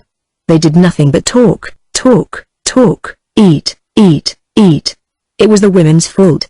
Women made civilization impossible with all their charm, all their silliness. No going to the Lighthouse tomorrow, Mrs. Ramsay, he said, asserting himself. He liked her, he admired her, he still thought of the man in the drain pipe looking up at her, but he felt it necessary to assert himself. He was really Lily Briscoe, thought, in spite of his eyes. But then look at his nose, look at his hands. The most uncharming human being she had ever met. Then why did she mind what he said? Women can't write, women can't paint. What did that matter coming from him, since clearly it was not true to him but for some reason helpful to him, and that was why he said it? Why did her whole being bow, like corn under a wind, and erect itself again from this abasement only with a great and rather painful effort? She must make it once more. There's the sprig on the tablecloth, there's my painting, I must move the tree to the middle, that matters nothing else. Could she not hold fast to that, she asked herself, and not lose her temper, and not argue, and if she wanted revenge take it by laughing at him? Oh, Mr. Tansley, she said, do take me to the Lighthouse with you. I should so love it. She was telling lies, he could see. She was saying what she did not mean to annoy him, for some reason. She was laughing at him. He was in his old flannel trousers. He had no others. He felt very rough and isolated and lonely. He knew that she was trying to tease him for some reason. She didn't want to go to the Lighthouse with him. She despised him, so did Prue Ramsay, so did they all. But he was not going to be made a fool of by women, so he turned deliberately in his chair and looked out of the window and said, all in a jerk, very rudely, it would be too rough for her tomorrow. She would be sick. It annoyed him that she should have made him speak like that, with Mrs. Ramsay listening. If only he could be alone in his room working, he thought, among his books. That was where he felt at his ease. And he had never run a penny into debt. He had never cost his father a penny since he was 15. He had helped them at home out of his savings. He was educating his sister. Still, he wished he had known how to answer Miss Briscoe properly. He wished it had not come out all in a jerk like that. You'd be sick. He wished he could think of something to say to Mrs. Ramsay, something which would show her that he was not just a dry prig. That was what they all thought him. He turned to her. But Mrs. Ramsay was talking about people he had never heard of to William Banks. Yes, take it away, she said briefly, interrupting what she was saying to William Banks to speak to the maid. It must have been 20 years ago that I last saw her, she was saying, turning back to him again as if she could not lose a moment of their talk, for she was absorbed by what they were saying. So he had actually heard from her this evening. And was Carrie still living at Marlow, and was everything still the same? Oh, she could remember it as if it were yesterday on the river, feeling it as if it were yesterday going on the river, feeling very cold. But if the Mannings made a plan they stuck to it. Never should she forget Herbert killing a wasp with a teaspoon on the bank. And it was still going on, Mrs. Ramsay mused, gliding like a ghost among the chairs and tables of that drawing room on the banks of the Thames where she had been so very, very cold 20 years ago, but now she went among them like a ghost, and it fascinated her, as if, while she had changed, that particular day, now become very still and beautiful, had remained there, all these years. Had Carrie written to him herself? She asked. Yes. She says they're building a new billiard room, he said. No. No. That was out of the question. Building a new billiard room. It seemed to her impossible. Mr. Banks could not see that there was anything very odd about it. They were very well off now. Should he give her love to Carrie? Oh, said Mrs. Ramsay with a little start. No, she added, reflecting that she did not know this Carrie who built a new billiard room. But how strange, she repeated, to Mr. Banks's amusement, that they should be going on the still. For it was extraordinary to think that they had been capable of going on living all these years when she had not thought of them more than once all that time. How eventful her own life had been, during those same years. Yet perhaps Carrie Manning had not thought about her, either. The thought was strange and distasteful. "People soon drift apart," said Mr. Banks, feeling, however, some satisfaction when he thought that after all he knew both the Mannings and the Ramsays. He had not drifted apart, he thought, laying down his spoon and wiping his clean-shaven lips punctiliously. But perhaps he was rather unusual. He thought, in this, he never let himself get into a groove. He had friends in all circles. Mrs. Ramsay had to break off here to tell the maid something about keeping food hot. That was why he preferred dining alone. All those interruptions annoyed him. Well, thought William Banks, preserving a demeanor of exquisite courtesy and merely spreading the fingers of his left hand on the tablecloth as a mechanic examines a tool beautifully polished and ready for use in an interval of leisure, such are the sacrifices one's friends ask of one. It would have hurt her if he had refused to come. But it was not worth it for him. Looking at his hand, he thought that if he had been alone, dinner would have been almost over now, he would have been free to work. Yes, he thought, it is a terrible waste of time. The children were dropping in still. "I wish one of you would run up to Roger's room," Mrs. Ramsay was saying. "How trifling it all is, how boring it all is," he thought, compared with the other thing, work. Here he sat drumming his fingers on the tablecloth when he might have been. He took a flashing bird's eye view of his work. What a waste of time it all was, to be sure. Yet, he thought, she is one of my oldest friends. I am by way of being devoted to her. Yet now, at this moment, her presence meant absolutely nothing to him, her beauty meant nothing to him. Her sitting with her little boy at the window, nothing, nothing. He wished only to be alone and to take up that book. He felt uncomfortable, he felt treacherous, that he could sit by her side and feel nothing for her. The truth was that he did not enjoy family life. It was in this sort of state that one asked oneself, what does one live for? Why, one asked oneself, does one take all these pains for the human race to go on? Is it so very desirable? Are we attractive as a species? Not so very, he thought, looking at those rather untidy boys. His favorite, Cam, was in bed, he supposed. Foolish questions, vain questions, questions one never asked if one was occupied. Is human life this? Is human life that? One never had time to think about it. But here he was asking himself that sort of question, because Mrs. Ramsay was giving orders to servants, and also because it had struck him, thinking how surprised Mrs. Ramsay was that Carrie Manning should still exist, that friendships, even the best of them, are frail things. One drifts apart. He reproached himself again. He was sitting beside Mrs. Ramsay and he had nothing in the world to say to her. "I'm so sorry," said Mrs. Ramsay, turning to him at last. He felt rigid and barren, like a pair of boots that have been soaked and gone dry so that you can hardly force your feet into them. Yet he must force his feet into them. He must make himself talk. Unless he were very careful, she would find out this treachery of his, that he did not care a straw for her, and that would not be at all pleasant, he thought. So he bent his head courteously in her direction. "How you must detest dining in this bare garden," she said, making use, as she did when she was distracted, of her social manner. So, when there is a strife of tongues, at some meeting, the chairman, to obtain unity, suggests that everyone shall speak in French. Perhaps it is bad French. French may not contain the words that express the speaker's thoughts, nevertheless speaking French imposes some order, some uniformity. Replying to her in the same language, Mr. Banks said, "No, not at all," and Mr. Dansley, who had no knowledge of this language, even spoke thus in words of one syllable, at once suspected its insincerity. They did talk nonsense, he thought, the Ramsays, and he pounced on this fresh instance with joy, making a note which, one of these days, he would read aloud, to one or two friends. There, in a society where one could say what one liked, he would sarcastically describe staying with the Ramsays and what nonsense they talked. It was worth while doing it once, he would say, but not again. The women bored one so, he would say. Of course Ramsay had dished himself by marrying a beautiful woman and having 8 children. It would shape itself something like that, but now, at this moment, sitting stuck there with an empty seat beside him, nothing had shaped itself at all. It was all in scraps and fragments. He felt extremely, even physically, uncomfortable. He wanted somebody to give him a chance of asserting himself. He wanted it so urgently that he fidgeted in his chair, looked at this person, then at that person, tried to break into their talk, opened his mouth and shut it again. They were talking about the fishing industry. Why did no one ask him his opinion? What did they know about the fishing industry? Lily Briscoe knew all that. Sitting opposite him, could she not see, as in an X-ray photograph, the ribs and thigh bones of the young man's desire to impress himself, lying dark in the mist of his flesh, that thin mist which convention had laid over his burning desire to break into the conversation. But, she thought, screwing up her Chinese eyes, and remembering how he sneered at women, can't paint, can't write, why should I help him to relieve himself?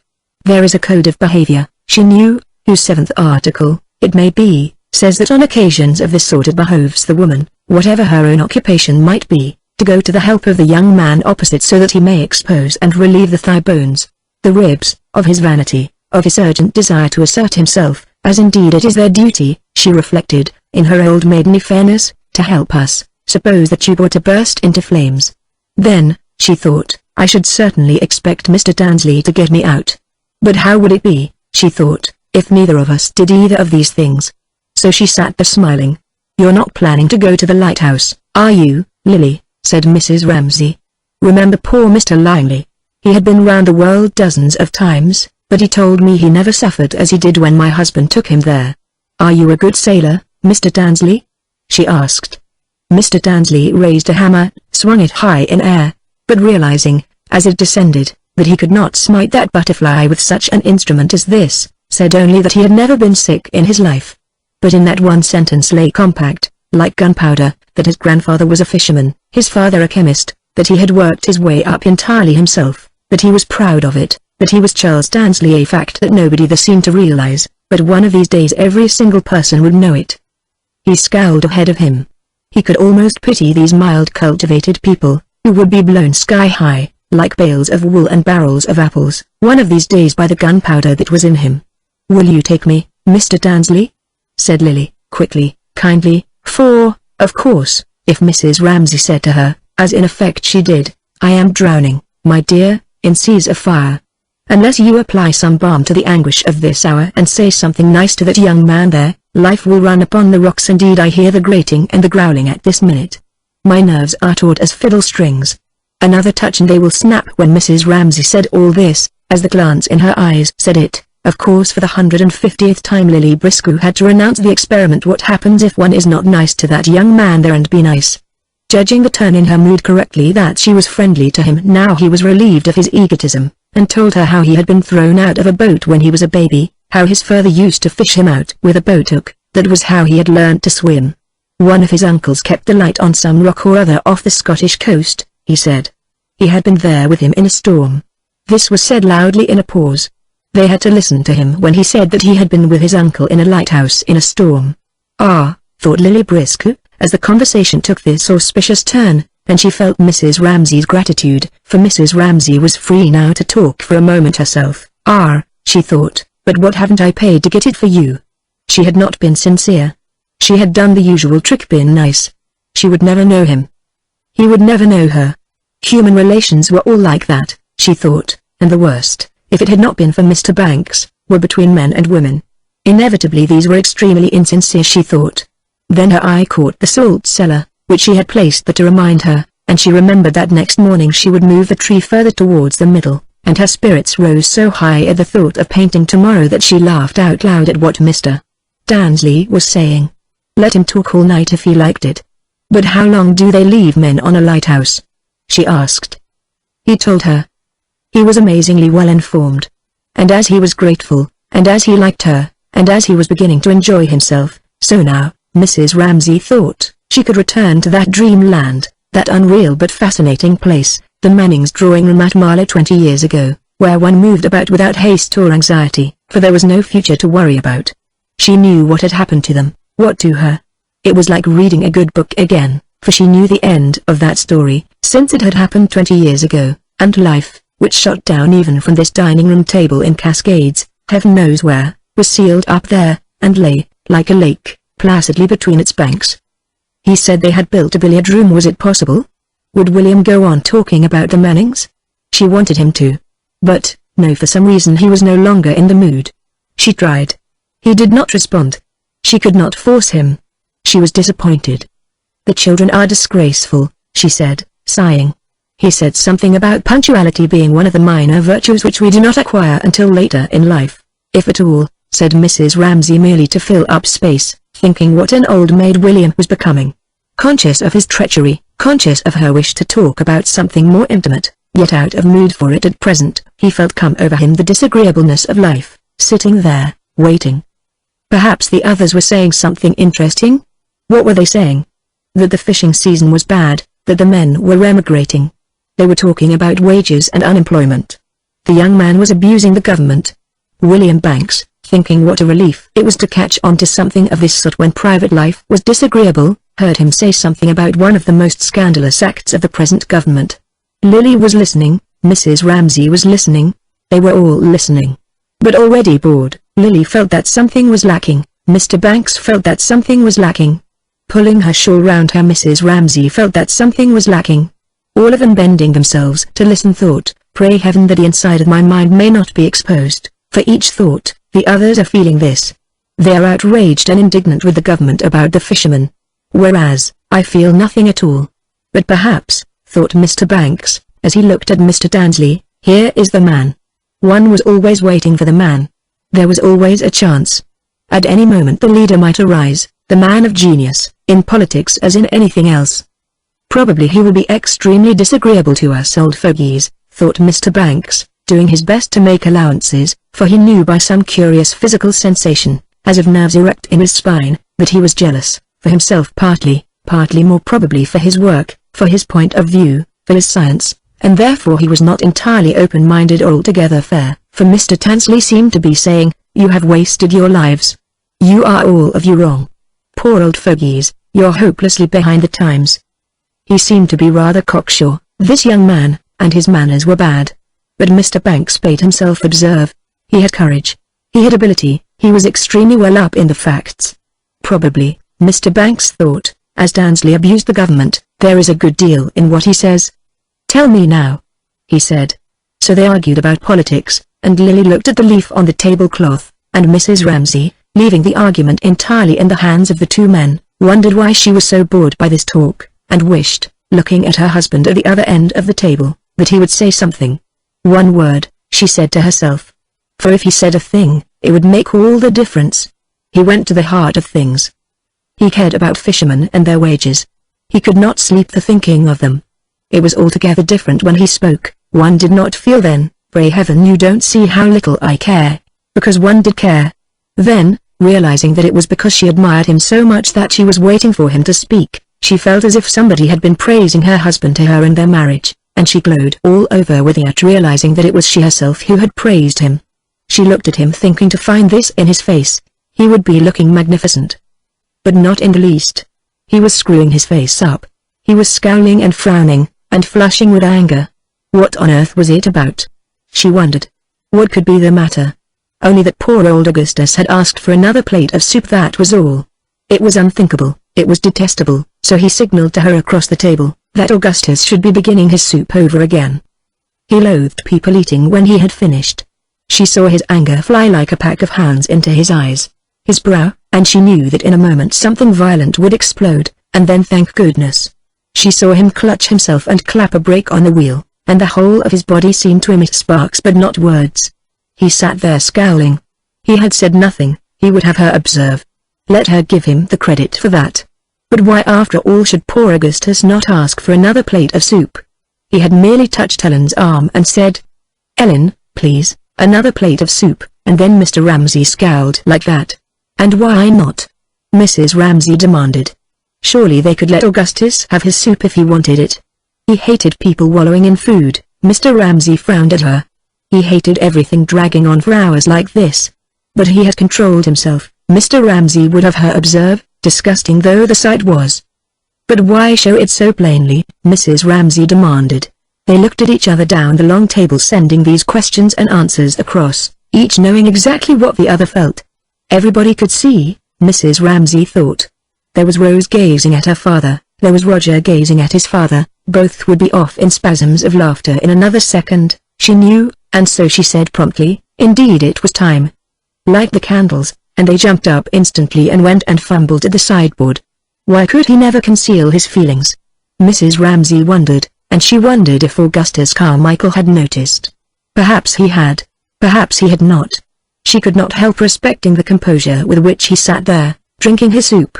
If he wanted soup, he asked for soup. Whether people laughed at him or were angry with him, he was the same.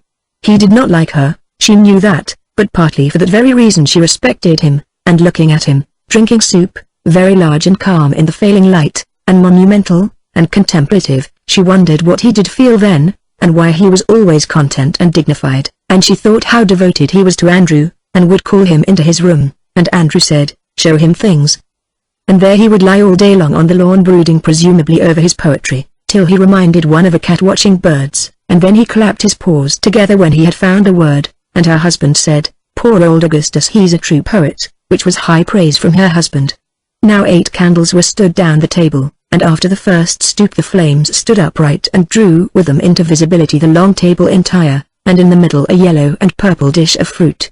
What had she done with it, Mrs. Ramsay wondered, for Rose's arrangement of the grapes and pears, of the horny pink lined shell, of the bananas, made her think of a trophy fetched from the bottom of the sea, of Neptune's banquet, of the bunch that hangs with vine leaves over the shoulder of Bacchus, in some picture, among the leopard skins and the torches lolloping red and gold.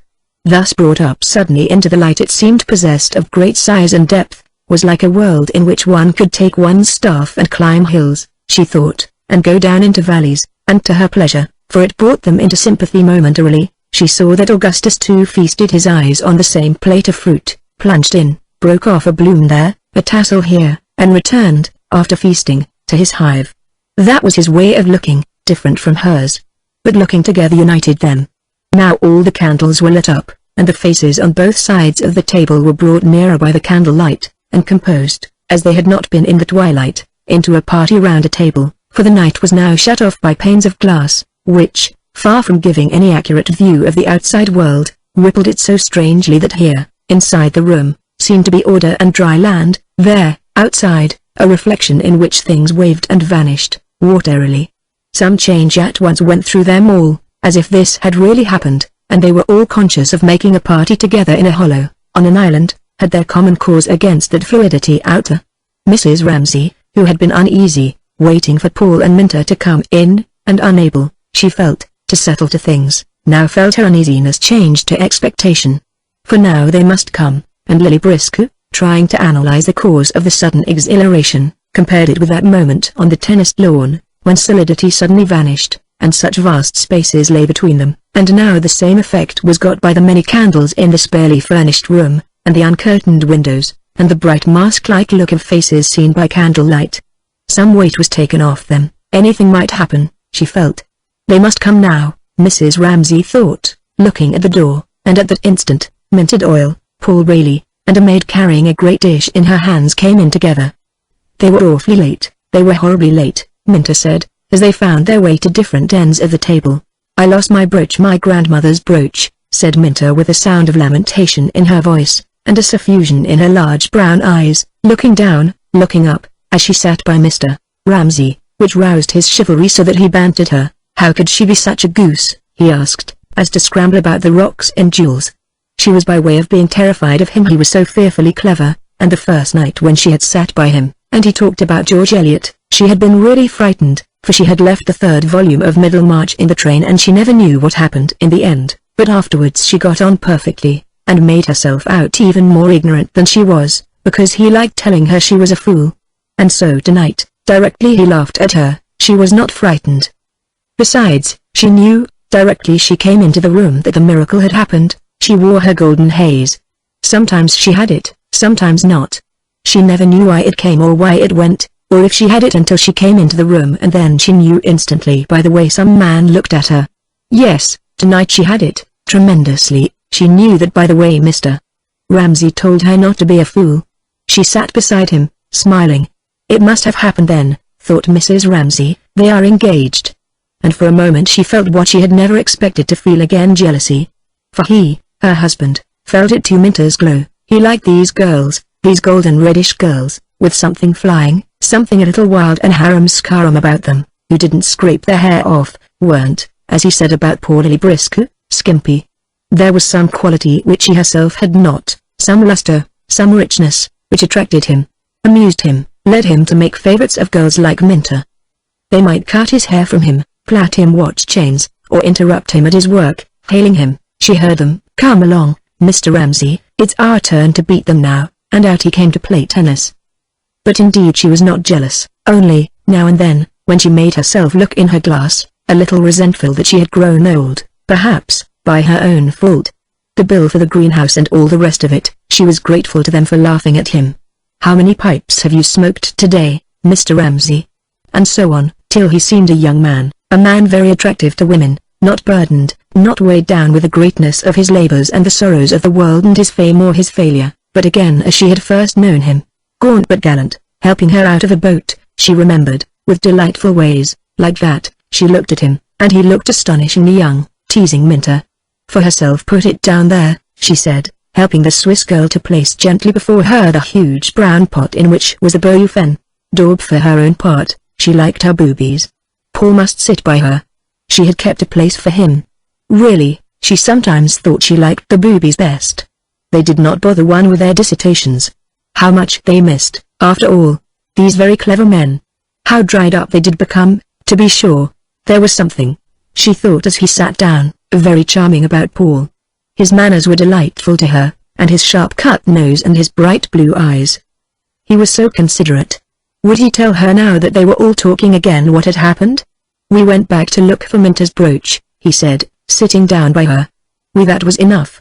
She knew from the effort, the rise in his voice to surmount a difficult word, that it was the first time he had said we. "We did this, we did that. They'll say that all their lives," she thought, and an exquisite scent of olives and oil and juice rose from the great brown dish as mother, with a little flourish, took the cover off. The cook had spent 3 days over that dish. And she must take great care, Mrs. Ramsay thought, diving into the soft mass, to choose a specially tender piece for William Banks. And she peered into the dish, with its shiny walls and its confusion of savory brown and yellow meats and its bay leaves and its wine, and thought, this will celebrate the occasion. A curious sense rising in her, at once freakish and tender, of celebrating a festival, as if two emotions were called up in her, one profound, for what could be more serious than the love of man for woman, what more commanding, more impressive, bearing in its bosom the seeds of death. At the same time these lovers, these people entering into illusion glittering-eyed, must be danced round with mockery, decorated with garlands. "It is a triumph," said Mr. Banks, laying his knife down for a moment. He had eaten attentively. It was rich, it was tender. It was perfectly cooked. How did she manage these things in the depths of the country? He asked her. She was a wonderful woman. All his love, all his reverence, had returned, and she knew it. "It is a French recipe of my grandmother's," said Mrs. Ramsay, speaking with a ring of great pleasure in her voice. Of course it was French. What passes for cookery in England is an abomination, they agreed. It is putting cabbages in water. It is roasting meat till it is like leather. It is cutting off the delicious skins of vegetables. "In which," said Mr. Banks, "all the virtue of the vegetable is contained." "And the waste," said Mrs. Ramsay. A whole French family could live on what an English cook throws away. Spurred on by her sense that William's affection had come back to her, and that everything was all right again, and that her suspense was over, and that now she was free both to triumph and to mock, she laughed, she gesticulated, till Lily thought, how childlike, how absurd she was, sitting up there with all her beauty opened again in her, talking about the skins of vegetables. There was something frightening about her. She was irresistible. Always she got her own way in the end, Lily thought. Now she had brought this off. Paul and Minta, one might suppose, were engaged. Mr. Banks was dining here. She put the spell on them all, by wishing, so simply, so directly, and Lily contrasted that abundance with her own poverty of spirit, and supposed that it was partly that belief, for her face was all lit up without looking young. She looked radiant, in this strange, this terrifying thing, which made Paul Rayleigh, sitting at her side, all of a tremor, yet abstract, absorbed, silent. Mrs. Ramsay, Lily felt, as she talked about the skins of vegetables, exalted that, worshipped that, held her hands over it to warm them, to protect it, and yet, having brought it all about, somehow laughed, led her victims, Lily felt, to the altar. It came over her too now, their emotion, the vibration, of love. How inconspicuous she felt herself by Paul's side. He, glowing, burning, she, aloof, satirical, he, bound for adventure, she, moored to the shore, he, launched, incautious, she solitary, left out and, ready to implore a share, if it were a disaster, in his disaster, she said shyly. When did Minta lose her brooch? He smiled the most exquisite smile, veiled by memory, tinged by dreams. He shook his head. On the beach, he said. I'm going to find it, he said. I'm getting up early. This being kept secret from Minter, he lowered his voice, and turned his eyes to where she sat, laughing, beside Mr. Ramsay. Lily wanted to protest violently and outrageously her desire to help him, envisaging how in the dawn on the beach she would be the one to pounce on the brooch half hidden by some stone, and thus herself be included among the sailors and adventurers. But what did he reply to her offer? She actually said with an emotion that she seldom let appear, "Let me come with you," and he laughed. He meant yes or no either perhaps. But it was not his meaning, it was the odd chuckle he gave, as if he had said, "Throw yourself over the cliff if you like, I don't care." He turned on her cheek the heat of love, its horror, its cruelty, its unscrupulosity. It scorched her, and Lily, looking at Minter, being charming to Mr. Ramsay at the other end of the table, flinched for her exposed to these fangs, and was thankful. For at any rate, she said to herself, catching sight of the salt cellar on the pattern, she need not marry, thank heaven, she need not undergo the degradation.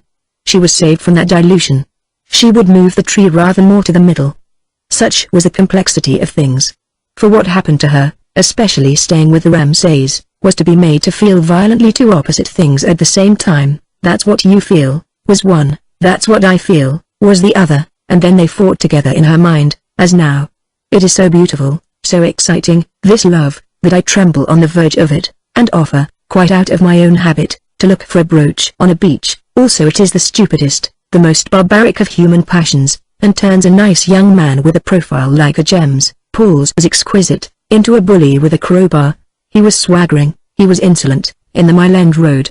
Yet, she said to herself, from the dawn of time odes have been sung to love, wreaths heaped and roses, and if you asked 9 people out of 10 they would say they wanted nothing but this love, while the women, judging from her own experience, would all the time be feeling, this is not what we want, there is nothing more tedious, puerile, and inhumane than this, yet it is also beautiful and necessary. Well then, she asked, somehow expecting the others to go on with the argument, as if in an argument like this one threw one's own little bolt which fell short obviously and left the others to carry it on. So she listened again to what they were saying in case they should throw any light upon the question of love. Then, said Mr. Banks, there is that liquid the English call coffee. Oh, coffee, said Mrs. Ramsay. But it was much rather a question. She was thoroughly roused, Lily could see, and talked very emphatically, of real butter and clean milk. Speaking with warmth and eloquence, she described the iniquity of the English dairy system, and in what state milk was delivered at the door, and was about to prove her charges, for she had gone into the matter, when all round the table, beginning with Andrew in the middle, like a fire leaping from tuft to tuft of furs, her children laughed, her husband laughed, she was laughed at, fire encircled, and forced to veil her crest, dismount her batteries, and only retaliate by displaying the raillery and ridicule of the table to Mr. Banks as an example of what one suffered if one attacked the prejudices of the British public. Purposely, however, for she had it on her mind that Lily, who had helped her with Mr. Dansley, was out of things, she exempted her from the rest, said Lily anyhow agrees with me, and so drew her in, a little fluttered, a little startled. For she was thinking about love. They were both out of things, Mrs. Ramsay had been thinking, both Lily and Charles Tansley. Both suffered from the glow of the other two. He, it was clear, felt himself utterly in the cold. No woman would look at him with Paul really in the room. Poor fellow. Still, he had his dissertation, the influence of somebody upon something. He could take care of himself. With Lily it was different. She faded, under Minter's glow, became more inconspicuous than ever, in her little grey dress with her little puckered face and her little Chinese eyes. Everything about her was so small. Yet, thought Mrs. Ramsay, comparing her with Minter, as she claimed her help, for Lily should bear her out. She talked no more about her dairies than her husband did about his boots. He would talk by the hour about his boots. Of the two, Lily at 40 will be the better. There was in Lily a thread of something, a flare of something, something of her own which Mrs. Ramsay liked very much indeed, but no man would, she feared. Obviously, not, unless it were a much older man, like William Banks. But then he cared, well, Mrs. Ramsay sometimes thought that he cared, since his wife's death, perhaps for her. He was not in love of course, it was one of those unclassified affections of which there are so many. Oh, but nonsense, she thought, William must marry Lily. They have so many things in common. Lily is so fond of flowers. They are both cold and aloof and rather self-sufficing. She must arrange for them to take a long walk together.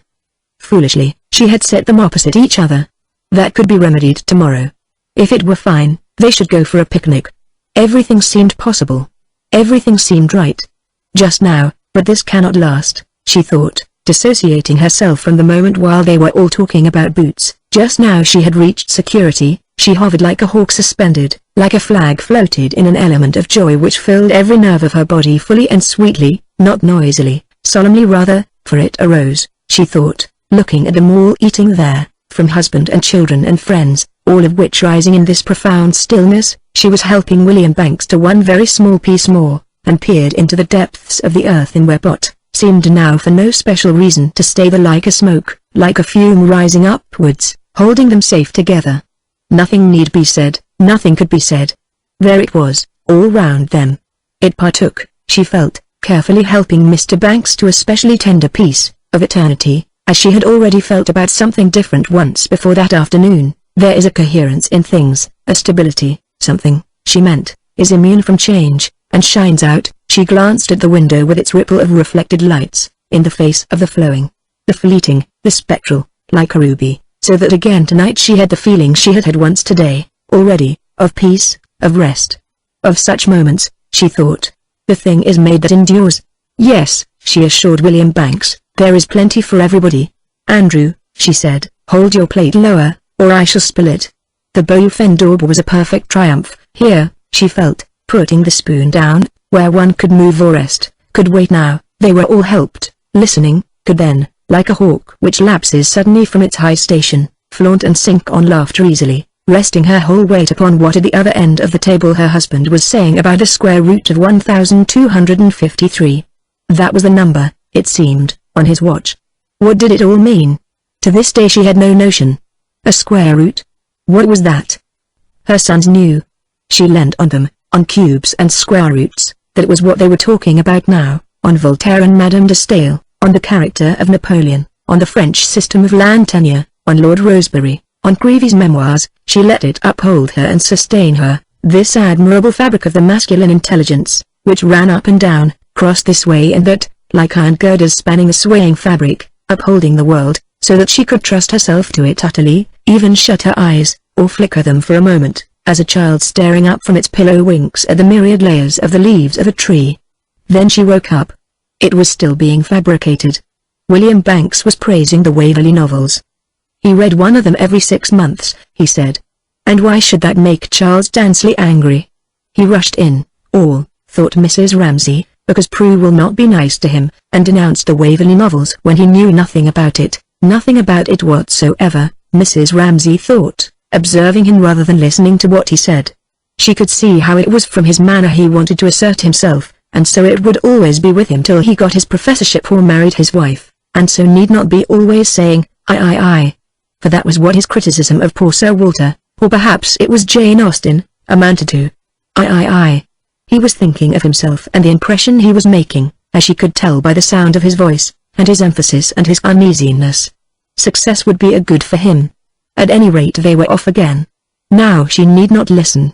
It could not last, she knew, but at the moment her eyes were so clear that they seemed to go round the table unveiling each of these people, and their thoughts and their feelings, without effort, like a light stealing under water so that its ripples and the reeds in it and the minnows balancing themselves, and the sudden silent trout are all lit up hanging, trembling.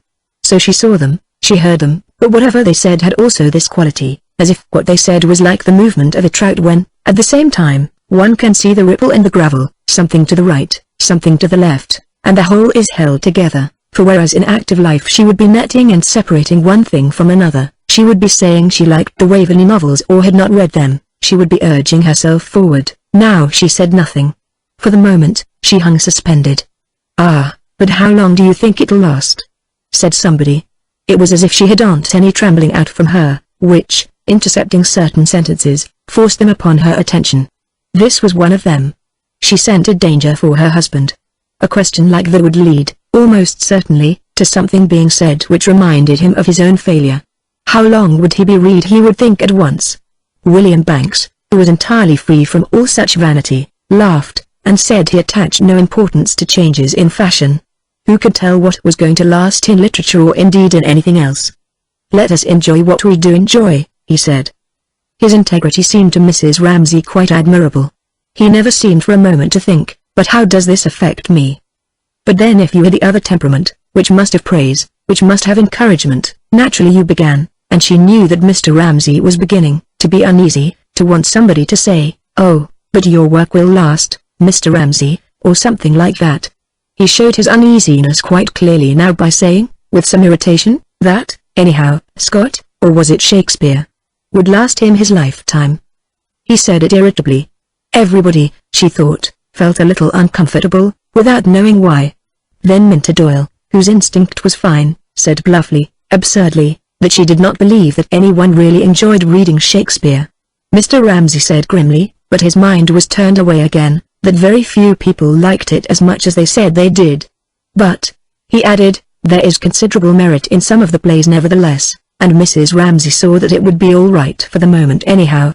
He would laugh at Minta, and she, Mrs. Ramsay saw, realizing his extreme anxiety about himself, would, in her own way, see that he was taken care of, and praise him, somehow or other.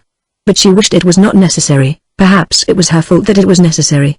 Anyhow, she was free now to listen to what Paul really was trying to say about books one had read as a boy. They lasted, he said. He had read some of Tolstoy at school. There was one he always remembered, but he had forgotten the name. Russian names were impossible, said Mrs. Ramsay. Vronsky, said Paul. He remembered it because he always thought it such a good name for a villain. Vronsky, said Mrs. Ramsay. Oh, Anna Karenina, but that did not take them very far. Books were not in their line. No, Charles Dansley would put them both right in a second about books, but it was also mixed up with, am I saying the right thing? Am I making a good impression? That, after all, one knew more about him than about Tolstoy, whereas, what Paul said was about the thing, simply, not himself, nothing else. Like all stupid people, he had a kind of modesty too, a consideration for what you were feeling, which, once in a way at least, she found attractive. Now he was thinking, not about himself, or about Tolstoy, but whether she was cold, whether she felt a draught, whether she would like a bear. No, she said, she did not want a bear. Indeed she had been keeping guard over the dish of fruit, without realizing it, jealously, hoping that nobody would touch it. Her eyes had been going in and out among the curves and shadows of the fruit, among the rich purples of the lowland grapes, then over the horny ridge of the shell, putting a yellow against a purple, a curved shape against a round shape, without knowing why she did it, or why, every time she did it, she felt more and more serene, until, oh, what a pity that they should do it. A hand reached out, took her bear, and spoiled the whole thing. In sympathy she looked at Rose. She looked at Rose sitting between Jasper and Prue. How odd that one's child should do that. How odd to see them sitting there, in a row, her children, Jasper, Rose, Prue, Andrew, almost silent, but with some joke of their own going on, she guessed, from the twitching of their lips. It was something quite apart from everything else, something they were hoarding up to laugh over in their own room. It was not about their father, she hoped. No, she thought not. What was it, she wondered, sadly rather, for it seemed to her that they would laugh when she was not there. There was all that hoarded behind those rather set, still, mask-like faces, for they did not join in easily. They were like watchers, surveyors, a little raised or set apart from the grown-up people. But when she looked at Prue tonight, she saw that this was not now quite true of her. She was just beginning, just moving, just descending. The faintest light was on her face, as if the glow of a Minta opposite, some excitement, some anticipation of happiness was reflected in her, as if the sun of the love of men and women rose over the rim of the tablecloth, and without knowing what it was she bent towards it and greeted it. She kept looking at Minta, shyly, yet curiously, so that Mrs. Ramsay looked from one to the other and said, speaking to Prue in her own mind, "You will be as happy as she is one of these days. You will be much happier," she added, "because you are my daughter." She meant, her own daughter must be happier than other people's daughters. But dinner was over. It was time to go. They were only playing with things on their plates. She would wait until they had done laughing at some story her husband was telling. He was having a joke with Minta about a bet. Then she would get up. She liked Charles Tansley, she thought, suddenly, she liked his laugh. She liked him for being so angry with Paul and Minta. She liked his awkwardness. There was a lot in that young man after all. And Lily, she thought, putting her napkin beside her plate, she always had some joke of her own. One need never bother about Lily. She waited. She tucked her napkin under the edge of her plate. Well, were they done now? No. That story had led to another story. Her husband was in great spirits tonight, and wishing, she supposed, to make it all right with old Augustus after that scene about the soup, had drawn him in. They were telling stories about someone they had both known at college. She looked at the window in which the candle flames burnt brighter now that the panes were black, and looking at that outside the voices came to her very strangely, as if they were voices at a service in a cathedral, for she did not listen to the words. The sudden bursts of laughter and then one voice, Minter's, speaking alone, reminded her of men and boys crying out the Latin words of a service in some Roman Catholic cathedral. She waited. Her husband spoke. He was repeating something, and she knew it was poetry from the rhythm and the ring of exultation and melancholy in his voice. Come out and climb the garden path, Luriana lurily. There, China rose is all abloom and buzzing with the yellow bee. The words, she was looking at the window, sounded as if they were floating like flowers on water out there, cut off from them all, as if no one had said them, but they had come into existence of themselves. And all the lives we ever lived and all the lives to be are full of trees and changing leaves. She did not know what they meant, but, like music, the words seemed to be spoken by her own voice, outside herself, saying quite easily and naturally what had been in her mind the whole evening while she said different things. She knew, without looking round, that everyone at the table was listening to the voice saying, I wonder if it seems to you, Luriana, lurily, with the same sort of relief and pleasure that she had, as if this were, at last, the natural thing to say, this were their own voice speaking. But the voice had stopped. She looked round. She made herself get up. Augustus Carmichael had risen and, holding his table napkin so that it looked like a long white robe, he stood chanting, to see the kings go riding by over lawn and daisy lily with their palm leaves and cedar Luriana, lurily. And as she passed him, he turned slightly towards her repeating the last words, Luriana, lurily, and bowed to her as if he did her homage. Without knowing why, she felt that he liked her better than he ever had done before, and with a feeling of relief and gratitude she returned his bow and passed through the door which he held open for her. It was necessary now to carry everything a step further. With her foot on the threshold she waited a moment longer in a scene which was vanishing even as she looked, and then, as she moved and took Minter's arm and left the room, it changed, it shaped itself differently. It had become, she knew, giving one last look at it over her shoulder, already the past. Chapter 18. As usual, Lily thought. There was always something that had to be done at that precise moment, something that Mrs. Ramsay had decided for reasons of her own to do instantly. It might be with everyone standing about making jokes, as now, not being able to decide whether they were going into the smoking room, into the drawing room, up to the attics. Then one saw Mrs. Ramsay in the midst of this hubbub standing there with Minter's arm in hers. Bethink her, yes, it is time for that now, and so make off at once with an air of secrecy to do something alone. And directly she went a sort of disintegration set in. They wavered about, went different ways. Mr. Banks took Charles Dansley by the arm and went off to finish on the terrace the discussion they had begun at dinner about politics, thus giving a turn to the whole poise of the evening, making the weight fall in a different direction, as if, Lily thought, seeing them go, and hearing a word or two about the policy of the Labour Party, they had gone up onto the bridge of the ship and were taking their bearings. The change from poetry to politics struck her like that. So Mr. Banks and Charles Mrs. Ramsay going upstairs in the lamplight alone. Where, Lily wondered, was she going so quickly? Not that she did in fact run or hurry, she went indeed rather slowly. She felt rather inclined just for a moment to stand still after all the chatter, and pick out one particular thing, the thing that mattered, to detach it, separate it off, clean it of all the emotions and odds and ends of things, and so hold it before her, and bring it to the tribunal where, ranged about in conclave, sat the judges she had set up to decide these things. Is it good? Is it bad? Is it right or wrong? Where are we all going to? And so on. So she righted herself after the shock of the event, and quite unconsciously and incongruously, used the branches of the elm trees outside to help her to stabilize her position. Her world was changing, they were still. The event had given her a sense of movement. All must be in order. She must get that right and that right, she thought, insensibly approving of the dignity of the trees' stillness, and now again of the superb upward rise, like the beak of a ship up a wave, of the elm branches as the wind raised them. For it was windy. She stood a moment to look out.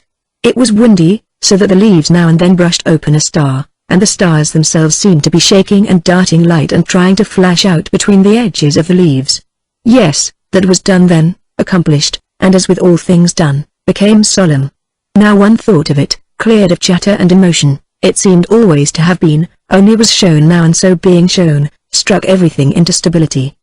They would, she thought, going on again, however long they lived, come back to this night, this moon, this wind, this house, and to her too.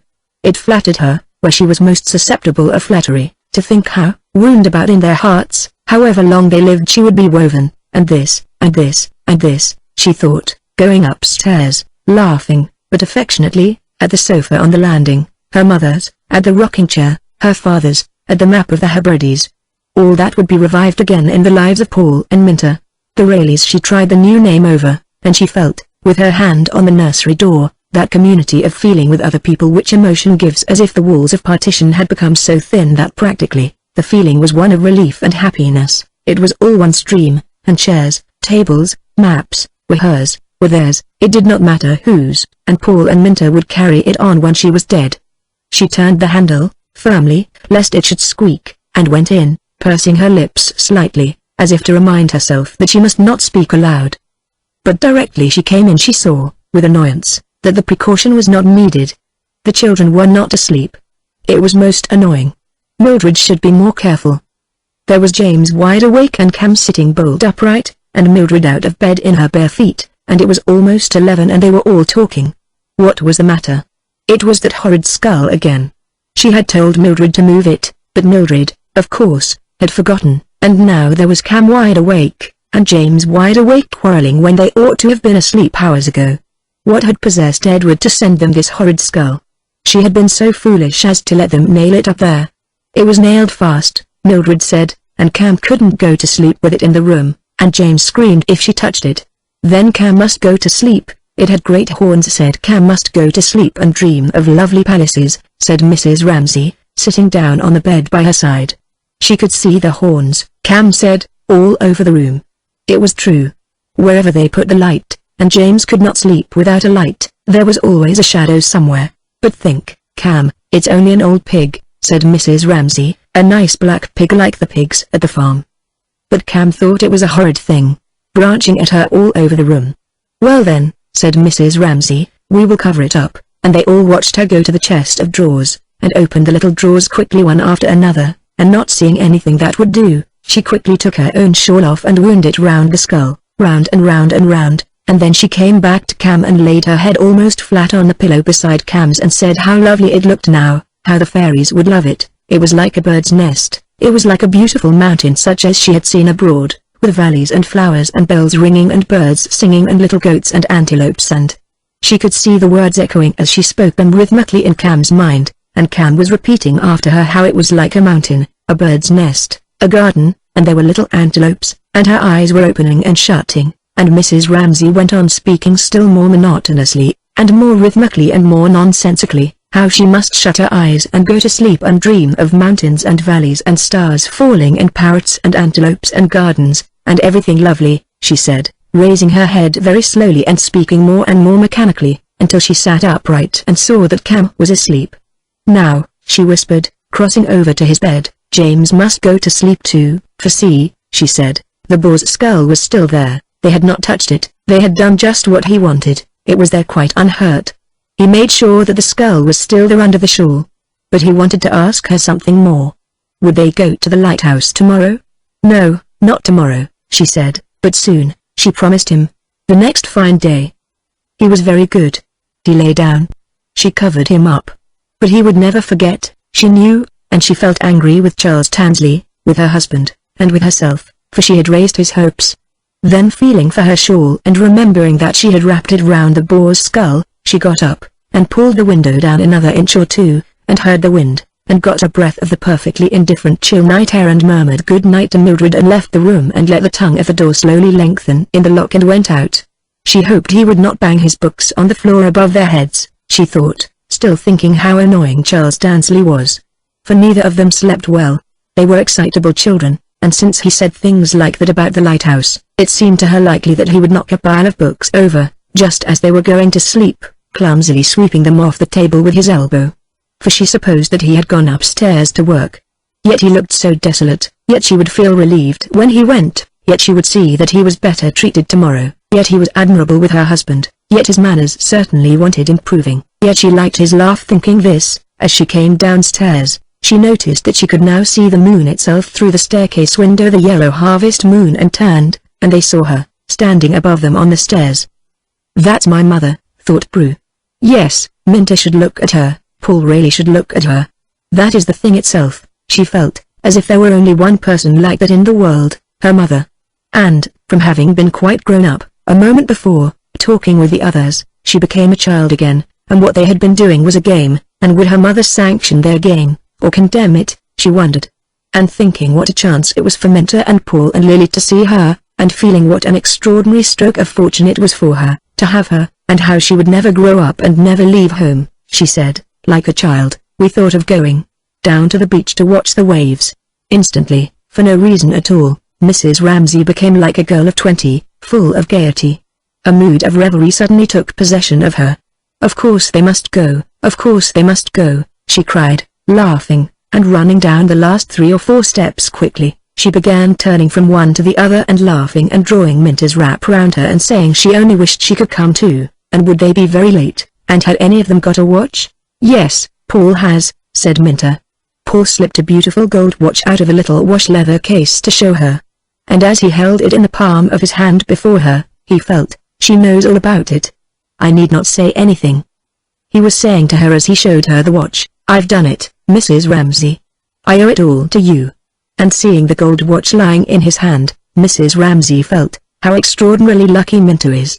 She is marrying a man who has a gold watch in a wash leather bag. "How I wish I could come with you," she cried. But she was withheld by something so strong that she never even thought of asking herself what it was. Of course it was impossible for her to go with them. But she would have liked to go, had it not been for the other thing, and tickled by the absurdity of her thought, how lucky to marry a man with a wash leather bag for his watch. She went with a smile on her lips into the other room, where her husband sat reading. Chapter 19. Of course, she said to herself, coming into the room, she had to come here to get something she wanted. First she wanted to sit down in a particular chair under a particular lamp. But she wanted something more, though she did not know, could not think what it was that she wanted. She looked at her husband, taking up her stocking and beginning to knit, and saw that he did not want to be interrupted. That was clear. He was reading something that moved him very much. He was half smiling, and then she knew he was controlling his emotion. He was tossing the pages over. He was acting it. Perhaps he was thinking himself the person in the book. She wondered what book it was. Oh, it was one of the old Sir Walters, she saw, adjusting the shade of her lamp so that the light fell on her knitting. For Charles Dansley had been saying, she looked up as if she expected to hear the crash of books on the floor above, had been saying that people don't read Scott anymore. Then her husband thought, that's what they'll say of me, so he went and got one of those books. And if he came to the conclusion that's true what Charles Dansley said, he would accept it about Scott. She could see that he was weighing, considering, putting this with it as he read, but not about himself. He was always uneasy about himself. That troubled her. He would always be worrying about his own books. Will they be read? Are they good? Why aren't they better? What do people think of me? Not liking to think of him so, and wondering if they had guessed at dinner why he suddenly became irritable when they talked about fame and books lasting, wondering if the children were laughing at that. She twitched the stockings out, and all the fine engravings came drawn with steel instruments about her lips and forehead, and she grew still like a tree which has been tossing and quivering and now, when the breeze falls, settles, leaf by leaf, into quiet. It didn't matter, any of it, she thought. A great man, a great book, fame, who could tell? She knew nothing about it. But it was his way with him, his truthfulness. For instance, at dinner she had been thinking quite instinctively, if only he would speak. She had complete trust in him. And dismissing all this, as one passes in diving, now a weed, now a straw, now a bubble, she felt again, sinking deeper, as she had felt in the hall when the others were talking, there is something I want, something I have come to get, and she fell deeper and deeper without knowing quite what it was, with her eyes closed. And she waited a little, knitting, wondering, and slowly rose those words they had said at dinner. The China rose is all abloom and buzzing with the honey bee, began washing from side to side of her mind rhythmically, and as they washed, words, like little shaded lights, one red, one blue, one yellow, lit up in the dark of her mind, and seemed leaving their perches up there to fly across and across, or to cry out and to be echoed, so she turned and felt on the table beside her for a book. And all the lives we ever lived, and all the lives to be, are full of trees and changing leaves, she murmured, sticking her needles into the stocking. And she opened the book and began reading here and there at random, and as she did so, she felt that she was climbing backwards, upwards, shoving her way up under petals that curved over her, so that she only knew this is white, or this is red. She did not know at first what the words meant at all. Steer, hither steer your winged pines, all beaten mariners. She read and turned the page, swinging herself, zigzagging this way and that, from one line to another as from one branch to another, from one red and white flower to another, until a little sound roused her husband slapping his thighs. Their eyes met for a second, but they did not want to speak to each other. They had nothing to say, but something seemed, nevertheless, to go from him to her. It was the life, it was the power of it, it was the tremendous humor, she knew, that made him slap his thighs. Don't interrupt me, he seemed to be saying, don't say anything, just sit there. And he went on reading. His lips twitched. It filled him. It fortified him. He clean forgot all the little rubs and digs of the evening, and how it bored him unutterably to sit still while people ate and drank interminably, and his being so irritable with his wife and so touchy and minding when they passed his books over as if they didn't exist at all. But now, he felt, it didn't matter a damn who reached Z, if thought ran like an alphabet from A to Z. Somebody would reach it, if not he, then another. This man's strength and sanity, his feeling for straightforward simple things, these fishermen, the poor old crazed creature in Mucklebucket's cottage made him feel so vigorous, so relieved of something that he felt roused and triumphant and could not choke back his tears. Raising the book a little to hide his face, he let them fall and shook his head from side to side and forgot himself completely, but not one or two reflections about morality and French novels and English novels and Scott's hands being tied, but his view perhaps being as true as the other view, forgot his own bothers and failures completely in poor Steenie's drowning and Mucklebucket's sorrow, that was Scott at his best, and the astonishing delight and feeling of vigor that it gave him. Well, let them improve upon that, he thought as he finished the chapter. He felt that he had been arguing with somebody, and had got the better of him. They could not improve upon that, whatever they might say, and his own position became more secure. The lovers were fiddlesticks, he thought, collecting it all in his mind again. That's fiddlesticks, that's first rate, he thought, putting one thing beside another. But he must read it again. He could not remember the whole shape of the thing. He had to keep his judgment in suspense. So he returned to the other thought. If young men did not care for this, naturally they did not care for him either. One ought not to complain, thought Mr. Ramsay, trying to stifle his desire to complain to his wife that young men did not admire him. But he was determined. He would not bother her again. Here he looked at her reading. She looked very peaceful, reading. He liked to think that everyone had taken themselves off and that he and she were alone. The whole of life did not consist in going to bed with a woman, he thought, returning to Scott and Balzac, to the English novel and the French novel. Mrs. Ramsay raised her head and like a person in a light sleep seemed to say that if he wanted her to wake she would, she really would. But otherwise, might she go on sleeping, just a little longer, just a little longer? She was climbing up those branches, this way and that, laying hands on one flower and then another, nor praise the deep vermilion in the rose. She read, and so reading she was ascending, she felt, onto the top, onto the summit. How satisfying. How restful. All the odds and ends of the day stuck to this magnet, her mind felt swept, felt clean. And then there it was, sudden and entire, she held it in her hands, beautiful and reasonable, clear and complete, here the sonnet. But she was becoming conscious of her husband looking at her. He was smiling at her, quizzically, as if he were ridiculing her gently for being asleep in broad daylight, but at the same time he was thinking, go on reading. You don't look sad now, he thought. And he wondered what she was reading, and exaggerated her ignorance, her simplicity, for he liked to think that she was not clever, not book-learned at all. He wondered if she understood what she was reading. Probably not, he thought. She was astonishingly beautiful. Her beauty seemed to him, if that were possible, to increase. Yet seemed it winter still, and, you away, as with your shadow I with these did play, she finished. Well? She said, echoing his smile dreamily, looking up from her book. As with your shadow I with these did play, she murmured, putting the book on the table. What had happened, she wondered, as she took up her knitting, since she had seen him alone. She remembered dressing, and seeing the moon, Andrew holding his plate too high at dinner, being depressed by something William had said, the birds in the trees, the sofa on the landing, the children being awake, Charles Tansley waking them with his books falling, oh, no, that she had invented, and Paul having a wash leather case for his watch. Which should she tell him about? They're engaged, she said, beginning to knit, Paul and Minter. So I guessed, he said. There was nothing very much to be said about it. Her mind was still going up and down with the poetry. He was still feeling very vigorous, very forthright, after reading about Steenie's funeral. So they sat silent. Then she became aware that she wanted him to say something. Anything, she thought, going on with her knitting. Anything will do. How nice it would be to marry a man with a wash leather bag for his watch, she said, for that was the sort of joke they had together. He snorted. He felt about this engagement as he always felt about any engagement. The girl is much too good for that young man. Slowly it came into her head, why is it then that one wants people to marry? What was the value, the meaning of things? Every word they said now would be true. Do say something, she thought, wishing only to hear his voice. For the shadow, the thing folding them in was beginning, she felt, to close round her again. Say anything, she begged, looking at him, as if for help. He was silent, swinging the compass on his watch chain to and fro, and thinking of Scott's novels and Balzac's novels.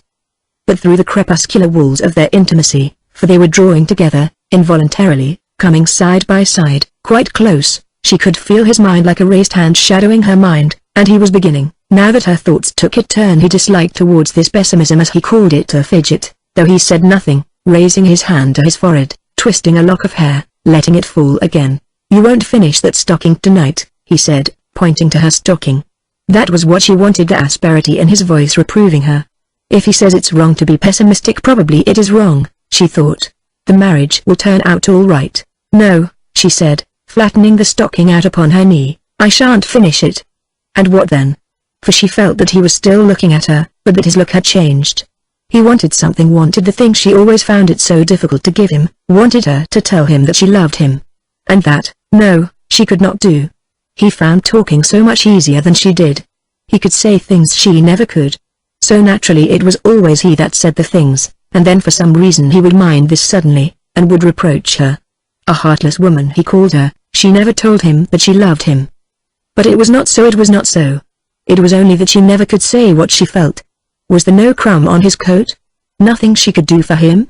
Getting up, she stood at the window with the reddish-brown stocking in her hands, partly to turn away from him, partly because she remembered how beautiful it often is, the sea at night.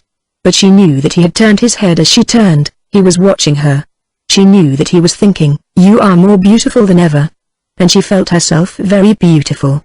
Will you not tell me just for once that you love me? He was thinking that, for he was roused, what with Minto and his book, and its being the end of the day and their having quarrelled about going to the lighthouse. But she could not do it, she could not say it.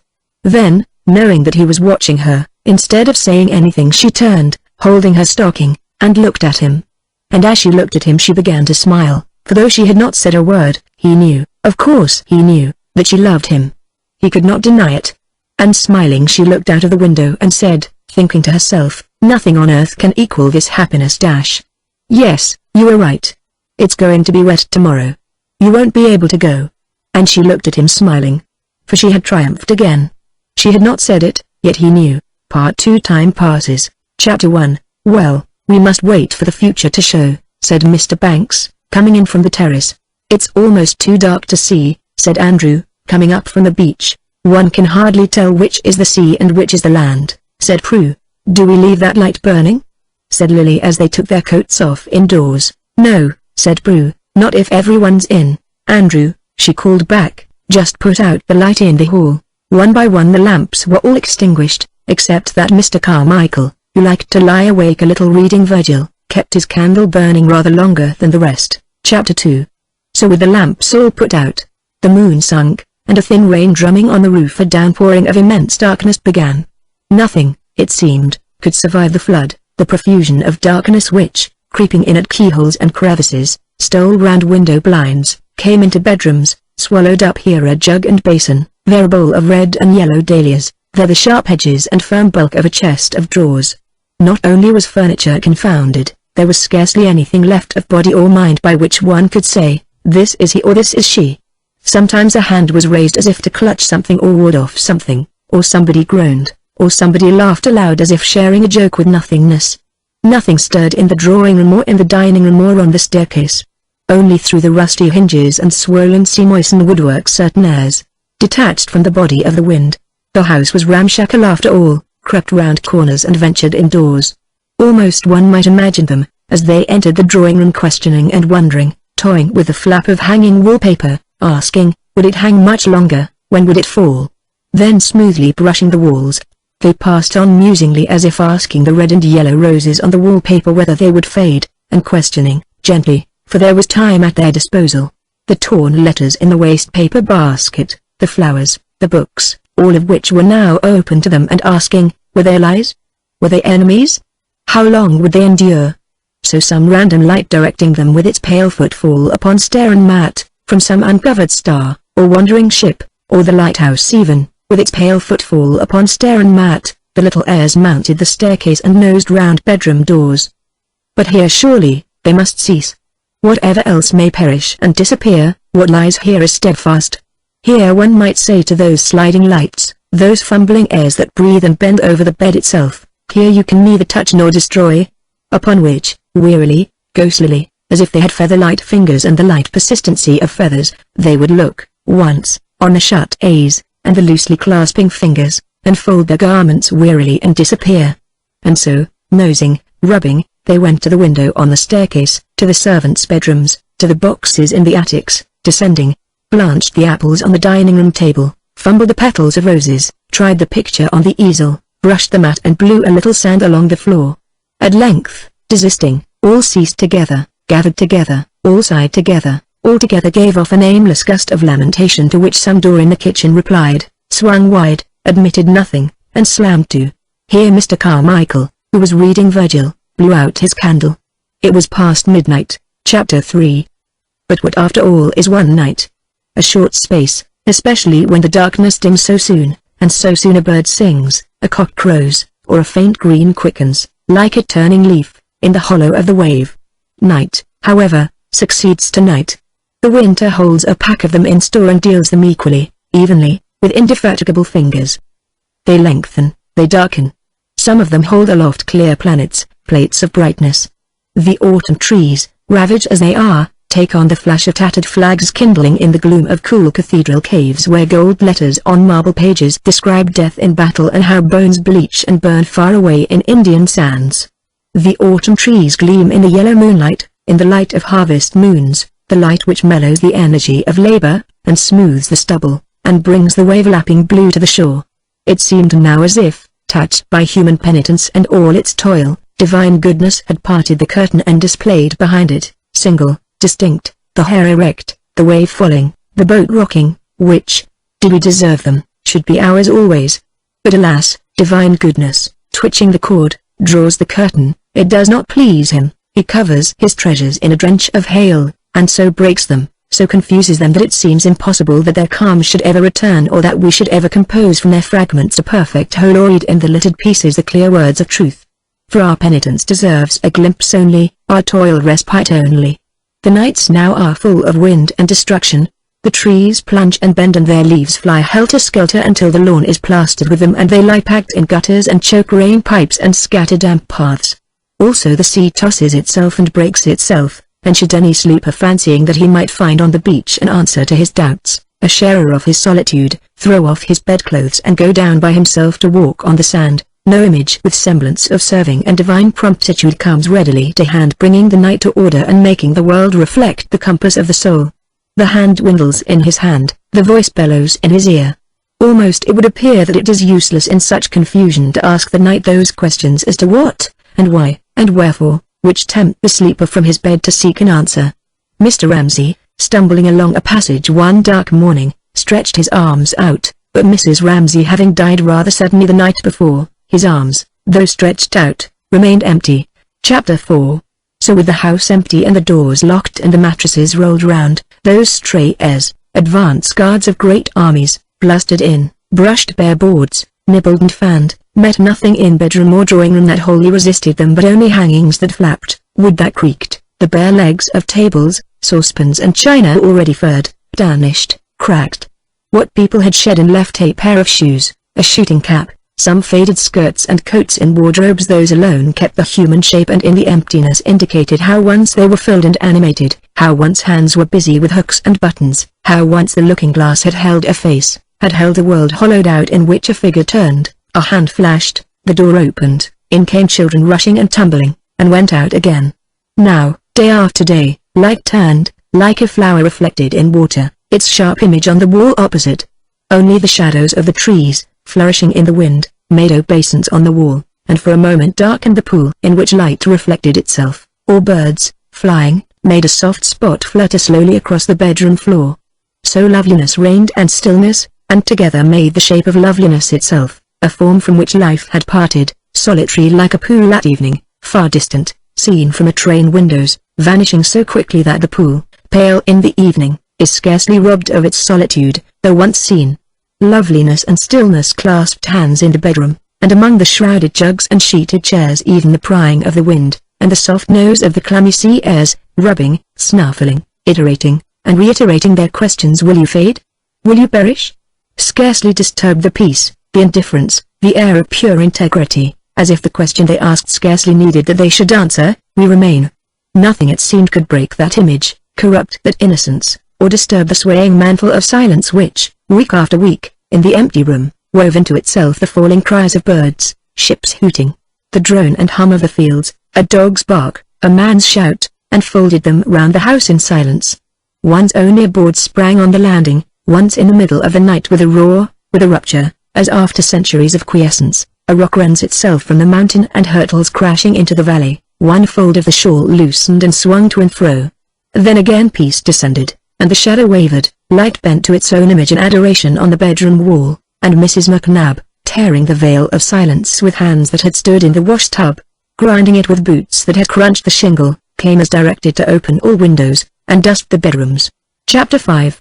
As she lurched, for she rolled like a ship at sea, and leered, for her eyes fell on nothing directly, but with a sidelong glance that deprecated the scorn and anger of the world. She was witless, she knew it. As she clutched the banisters and hauled herself upstairs and rolled from room to room, she sang.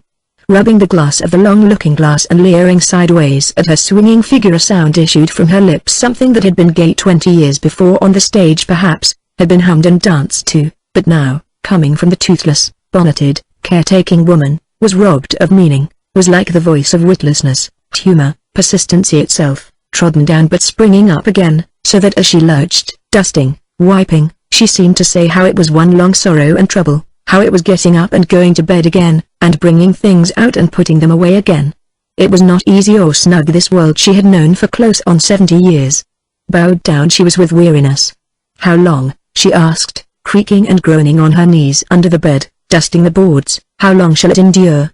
But hobbled to her feet again, pulled herself up, and again with her sidelong leer which slipped and turned aside even from her own face, and her own sorrows, stood and gaped in the glass, aimlessly smiling, and began again the old amble and hobble, taking up mats, putting down china, looking sideways in the glass, as if, after all, she had her consolations, as if indeed there twined about her dodge some incorrigible hope. Visions of joy there must have been at the wash-tub, say with her children, yet two had been base-born and one had deserted her, at the public-house, drinking, turning over scraps in her drawers.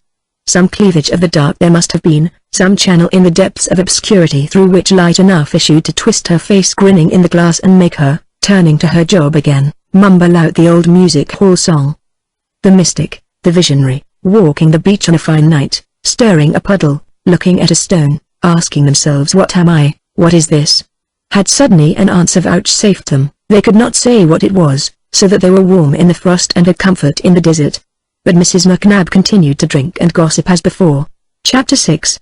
The spring without a leaf to toss, bare and bright like a virgin, fierce in her chastity, scornful in her purity, was laid out on fields wide-eyed and watchful and entirely careless of what was done or thought by the beholders. Prue Ramsay, leaning on her father's arm, was given in marriage. What, people said, could have been more fitting? And, they added, how beautiful she looked. As summer neared, as the evenings lengthened, there came to the wakeful, the hopeful, walking the beach, stirring the pool, imaginations of the strangest kind of flesh turned to atoms which drove before the wind, of stars flashing in their hearts, of cliff, sea, cloud, and sky brought purposely together to assemble outwardly the scattered parts of the vision within.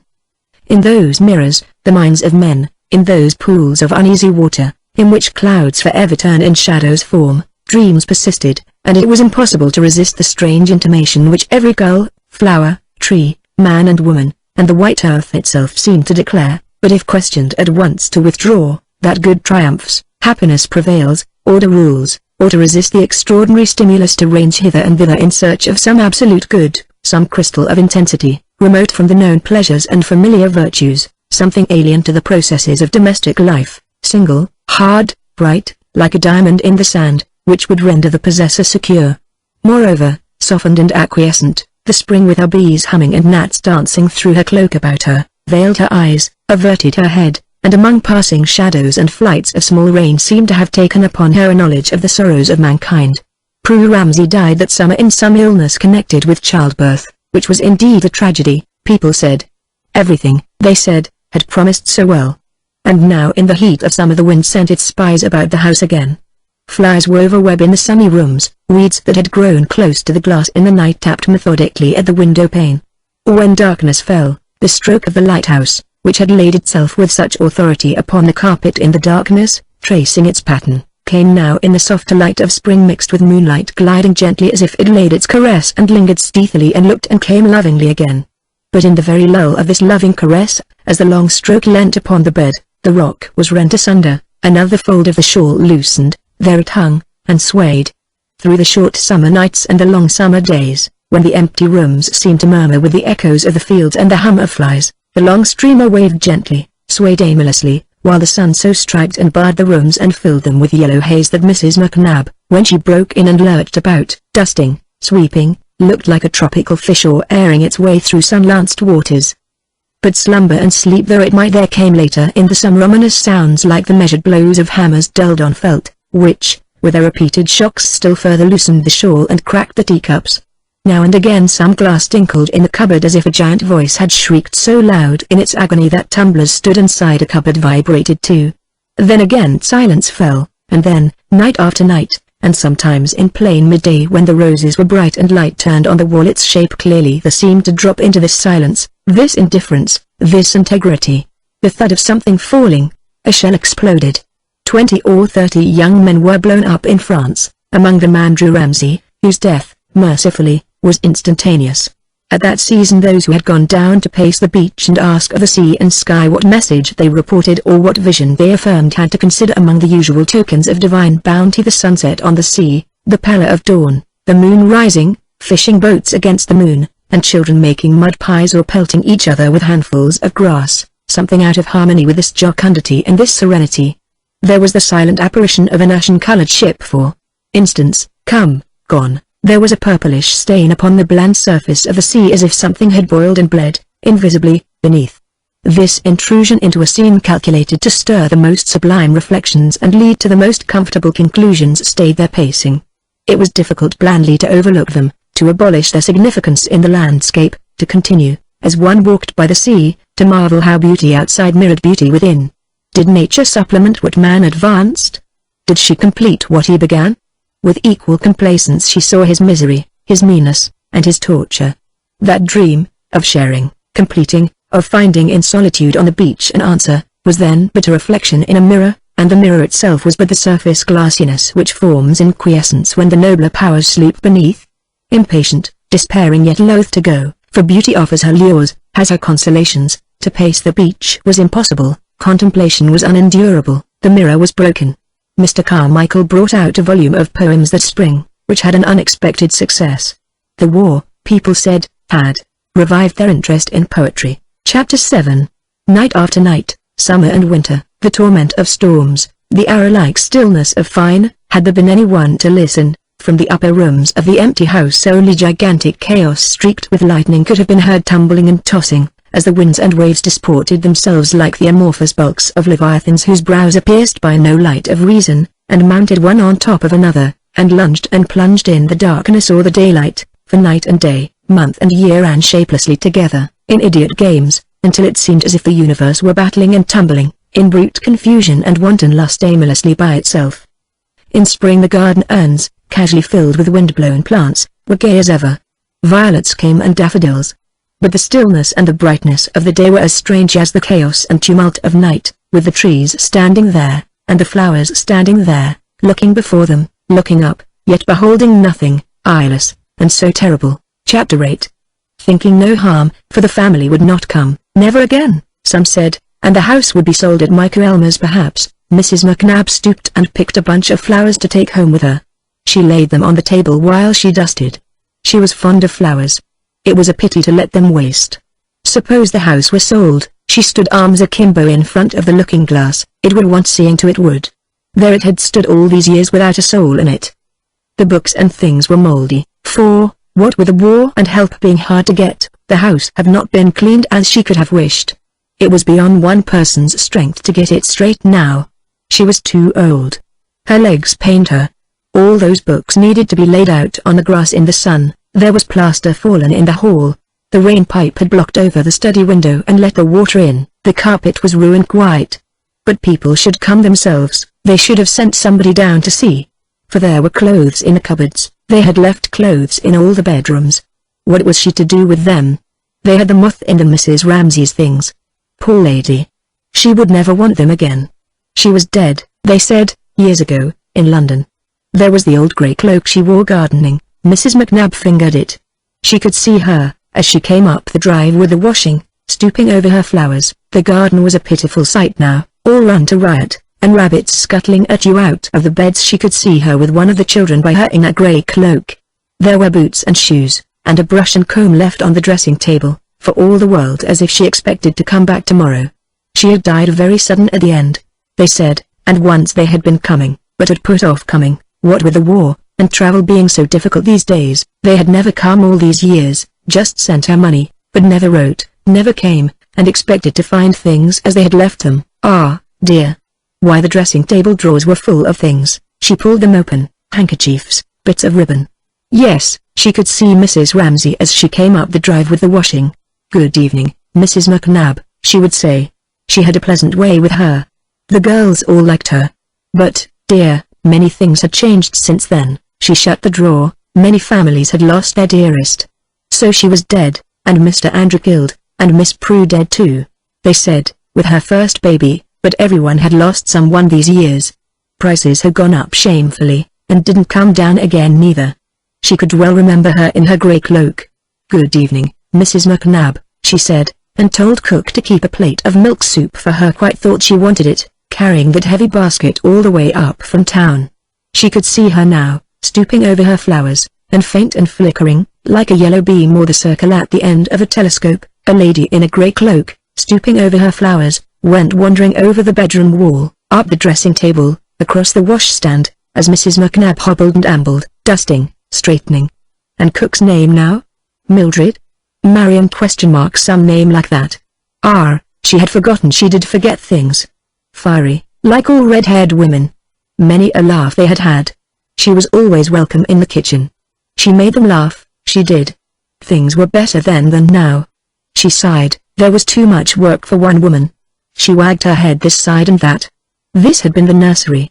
Why, it was all damp in here, the plaster was falling. Whatever did they want to hang a beast's skull there? Gone mouldy too. And rats in all the attics. The rain came in. But they never sent, never came. Some of the locks had gone, so the doors banged. She didn't like to be up here at dusk alone neither. It was too much for one woman, too much, too much. She creaked, she moaned. She banged the door. She turned the key in the lock, and left the house alone, shut up, locked. Chapter 9. The house was left, the house was deserted. It was left like a shell on a sandhill to fill with dry salt grains now that life had left it. The long night seemed to have set in. The trifling airs, nibbling, the clammy breaths, fumbling, seemed to have triumphed. The saucepan had rusted and the mat decayed. Toads had nosed their way in. Idly, aimlessly, the swaying shawl swung to and fro. A thistle thrust itself between the tiles in the larder. The swallows nested in the drawing room. The floor was strewn with straw. The plaster fell in shovelfuls. Rafters were laid bare. Rats carried off this and that to gnaw behind the wainscots. Tortoise-shell butterflies burst from the chrysalis and pattered their life out on the window pane. Poppies sowed themselves among the dahlias. The lawn waved with long grass, giant artichokes towered among roses, a fringed carnation flowered among the cabbages, while the gentle tapping of the reed at the window had become, on winter's nights, a drumming from sturdy trees and thorned briars which made the whole room green in summer. What power could now prevent the fertility, the insensibility of nature? Mrs. McNab's dream of a lady, of a child, of a plate of milk soup. It had wavered over the walls like a spot of sunlight and vanished. She had locked the door, she had gone. It was beyond the strength of one woman, she said. They never sent. They never wrote. There were things up there rotting in the drawers, it was a shame to leave them so, she said. The place was gone to rack and ruin. Only the lighthouse beam entered the rooms for a moment, sent its sudden stare over bed and wall in the darkness of winter, looked with equanimity at the thistle and the swallow, the rat and the straw. Nothing now withstood them, nothing said no to them. Let the wind blow, let the poppy seed itself and the carnation mate with the cabbage. Let the swallow build in the drawing room, and the thistle thrust aside the tiles, and the butterfly sun itself on the faded chintz of the armchairs. Let the broken glass and the china lie out on the lawn and be tangled over with grass and wild berries. For now had come that moment, that hesitation when dawn trembles and night pauses, when if a feather alight in the scale it will be weighed down. One feather, and the house, sinking, falling, would have turned and pitched downwards to the depths of darkness. In the ruined room, picnickers would have lit their kettles, lovers sought shelter there, lying on the bare boards, and the shepherd stored his dinner on the bricks, and the tramp slept with his coat round him to ward off the cold. Then a roof would have fallen, briars and hemlocks would have blotted out path, step and window, would have grown, unequally but lustily over the mound, until some trespasser, losing his way, could have told only by a red-hot poker among the nettles, or a scrap of china in the hemlock, that here once someone had lived, there had been a house. If the feather had fallen, if it had tipped the scale downwards, the whole house would have plunged to the depths to lie upon the sands of oblivion. But there was a force working, something not highly conscious, something that leered, something that lurched, something not inspired to go about its work with dignified ritual or solemn chanting. Mrs. McNab groaned, Mrs. Bast creaked. They were old, they were stiff, their legs ached. They came with their brooms and pails at last, they got to work.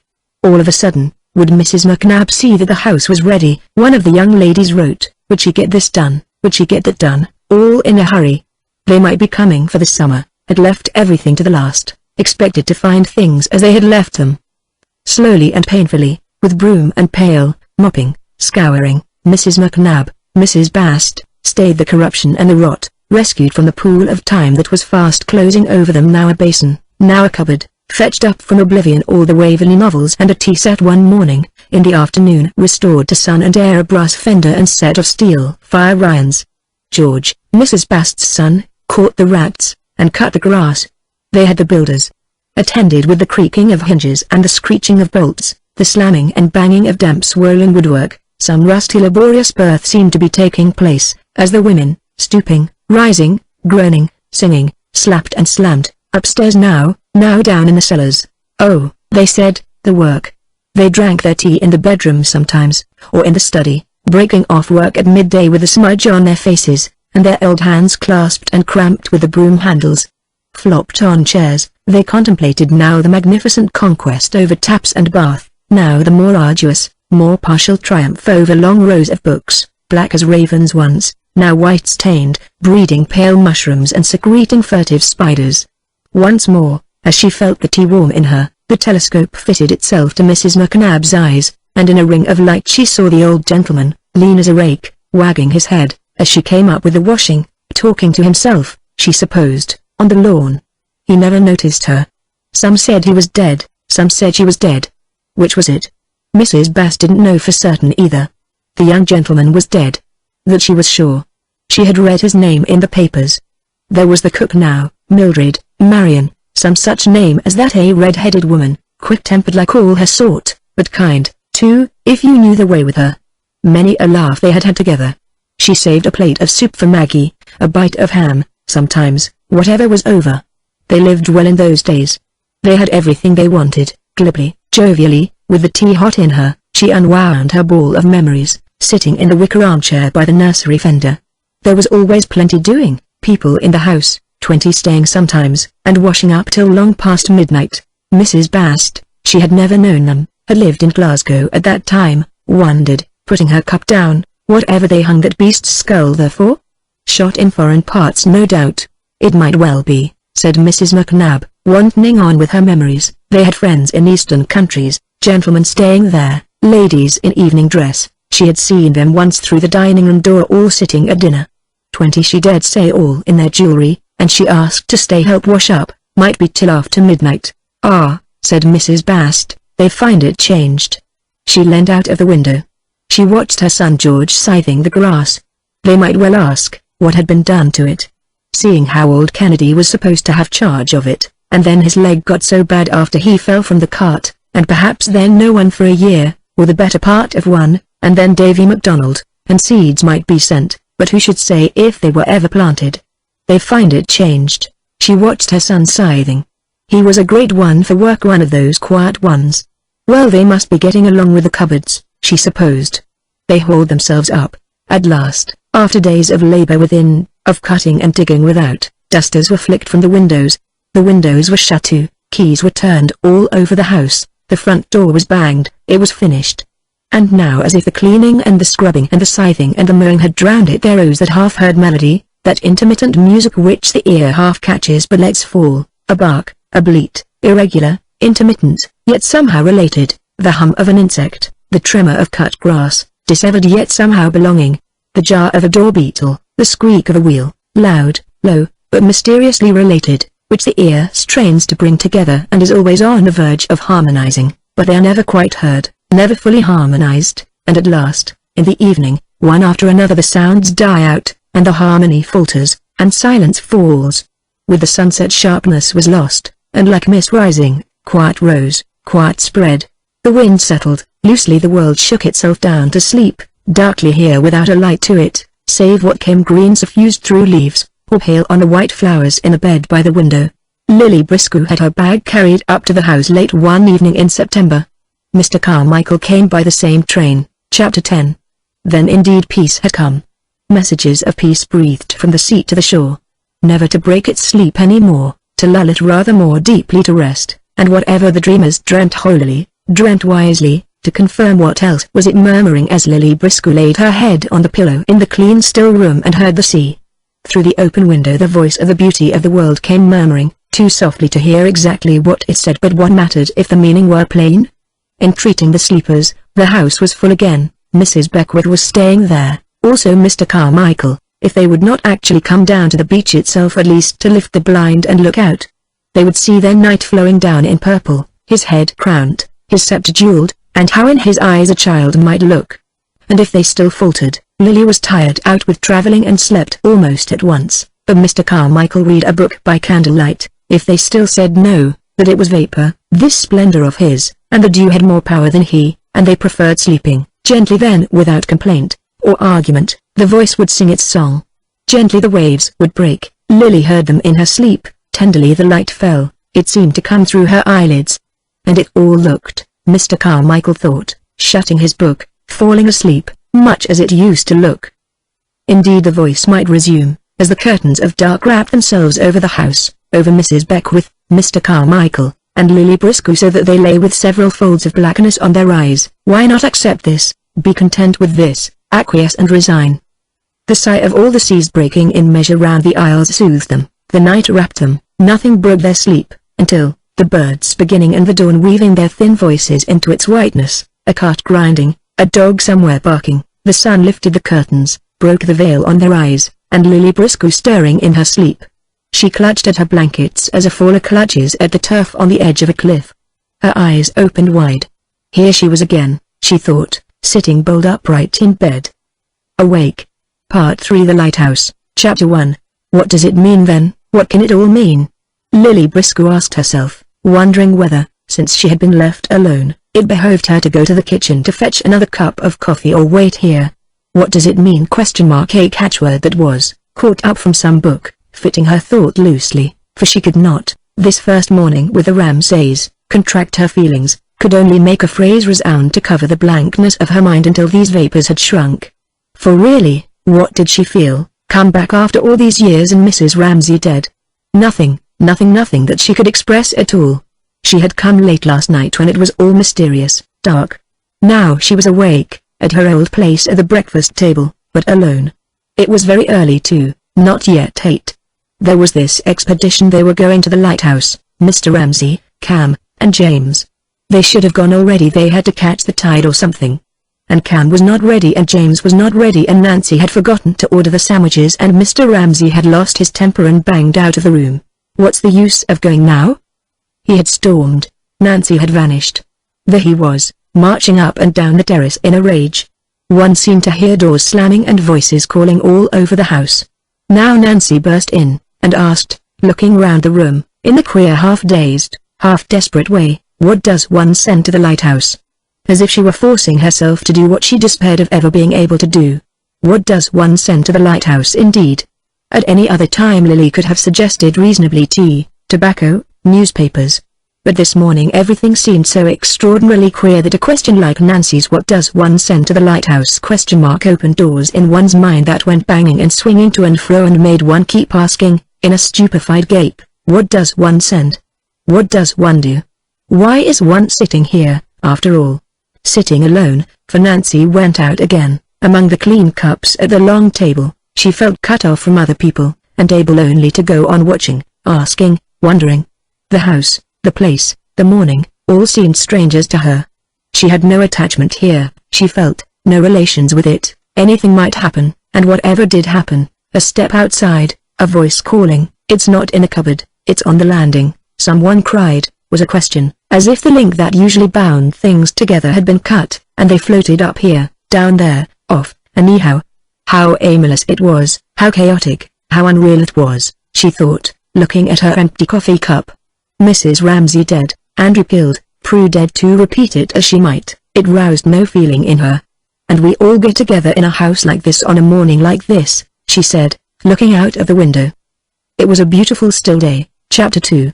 Suddenly Mr. Ramsay raised his head as he passed and looked straight at her, with his distraught wild gaze which was yet so penetrating, as if he saw you, for 1 second, for the first time, forever. And she pretended to drink out of her empty coffee cup so as to escape him, to escape his demand on her, to put aside a moment longer that imperious need. And he shook his head at her, and strode on, alone. She heard him say, perished, she heard him say, and like everything else this strange morning the words became symbols, wrote themselves all over the grey-green walls. If only she could put them together, she felt, write them out in some sentence, then she would have got at the truth of things. Old Mr. Carmichael came padding softly in, fetched his coffee, took his cup and made off to sit in the sun. The extraordinary unreality was frightening, but it was also exciting. Going to the lighthouse. But what does one send to the lighthouse? Perished. Alone. The grey-green light on the wall opposite. The empty places. Such were some of the parts, but how bring them together? She asked. As if any interruption would break the frail shape she was building on the table, she turned her back to the window lest Mr. Ramsay should see her. She must escape somewhere, be alone somewhere. Suddenly she remembered. When she had sat the last 10 years ago there had been a little sprig or leaf pattern on the tablecloth, which she had looked at in a moment of revelation. There had been a problem about a foreground of a picture. Move the tree to the middle, she had said. She had never finished that picture. She would paint the picture now. It had been knocking about in her mind all these years. Where were her paints, she wondered. Her paints, yes. She had left them in the hall last night. She would start at once. She got up quickly, before Mr. Ramsay turned. She fetched herself a chair. She pitched her easel with her precise old-maidish movements on the edge of the lawn, not too close to Mr. Carmichael, but close enough for his protection. Yes, it must have been precisely here that she had stood 10 years ago. There was the wall, the hedge, the tree. The question was of some relation between those masses. She had borne it in her mind all these years. It seemed as if a solution had come to her. She knew now what she wanted to do. But with Mr. Ramsay bearing down on her, she could do nothing. Every time he approached he was walking up and down the terrace. Ruin approached, chaos approached. She could not paint. She stooped, she turned, she took up this rag, she squeezed the tube. But all she did was to ward him off a moment. He made it impossible for her to do anything.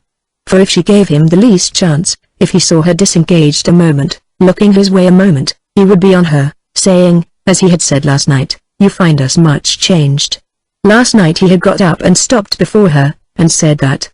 Dumb and staring though they had all sat, The 6 children whom they used to call after the kings and queens of England: the red, the fair, the wicked, the ruthless. She felt how they raged under it.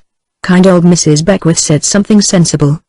But it was a house full of unrelated passions. She had felt that all the evening. And on top of this chaos, Mr. Ramsay got up, pressed her hand, and said, "You will find us much changed." And none of them had moved or had spoken, but had sat there as if they were forced to let him say it. Only James, certainly the sullen, scowled at the lamp, and Cam screwed her handkerchief round her finger. Then he reminded them that they were going to the Lighthouse tomorrow. They must be ready, in the hall, on the stroke of 7:30. Then, with his hand on the door, he stopped. He turned upon them. "Did they not want to go?" he demanded. Had they dared say no, he had some reason for wanting it. He would have flung himself tragically backwards into the bitter waters of despair. Such a gift he had for gesture. He looked like a king in exile. Doggedly James said yes. Cam stumbled more wretchedly. "Yes, oh, yes, they'd both be ready," they said. And it struck her, this was tragedy, not Paul's dust, and the shroud, but children coerced, their spirits subdued. James was 16, Cam, 17, perhaps. She had looked round for someone who was not there, for Mrs. Ramsay, presumably. But there was only kind Mrs. Beckwith turning over her sketches under the lamp. Then, being tired, her mind still rising and falling with the sea, the taste and smell that places have after long absence possessing her, the candles wavering in her eyes, she had lost herself and gone under. It was a wonderful night, starlit, the waves sounded as they went upstairs. The moon surprised them, enormous, pale, as they passed the staircase window. She had slept at once. She set her clean canvas firmly upon the easel, as a barrier, frail, but she hoped sufficiently substantial to ward off Mr. Ramsay and his exactingness. She did her best to look, when his back was turned, at her picture, that line there, that mass there. But it was out of the question. Let him be 50 feet away, let him not even speak to you, let him not even see you. He permeated, he prevailed, he imposed himself. He changed everything. She could not see the color, she could not see the lines, even with his back turned to her, she could only think, but he'll be down on me in a moment, demanding something she felt she could not give him. She rejected one brush, she chose another. When would those children come? When would they all be off? She fidgeted. That man, she thought, her anger rising in her, never gave, that man took. She, on the other hand, would be forced to give. Mrs. Ramsay had given. Giving, she had died and had left all this. Really, she was angry with Mrs. Ramsay. With the brush slightly trembling in her fingers, she looked at the hedge, the step, the wall. It was all Mrs. Ramsay's doing. She was dead. Here was Lily, at 44, wasting her time, unable to do a thing, standing there, playing at painting, playing at the one thing one did not play at, and it was all Mrs. Ramsay's fault. She was dead. The step where she used to sit was empty. She was dead. But why repeat this over and over again?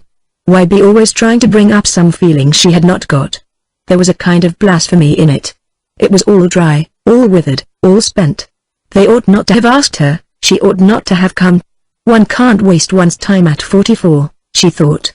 She hated playing at painting. A brush, the one dependable thing in a world of strife, ruin, chaos that one should not play with, knowingly even, she detested it. But he made her.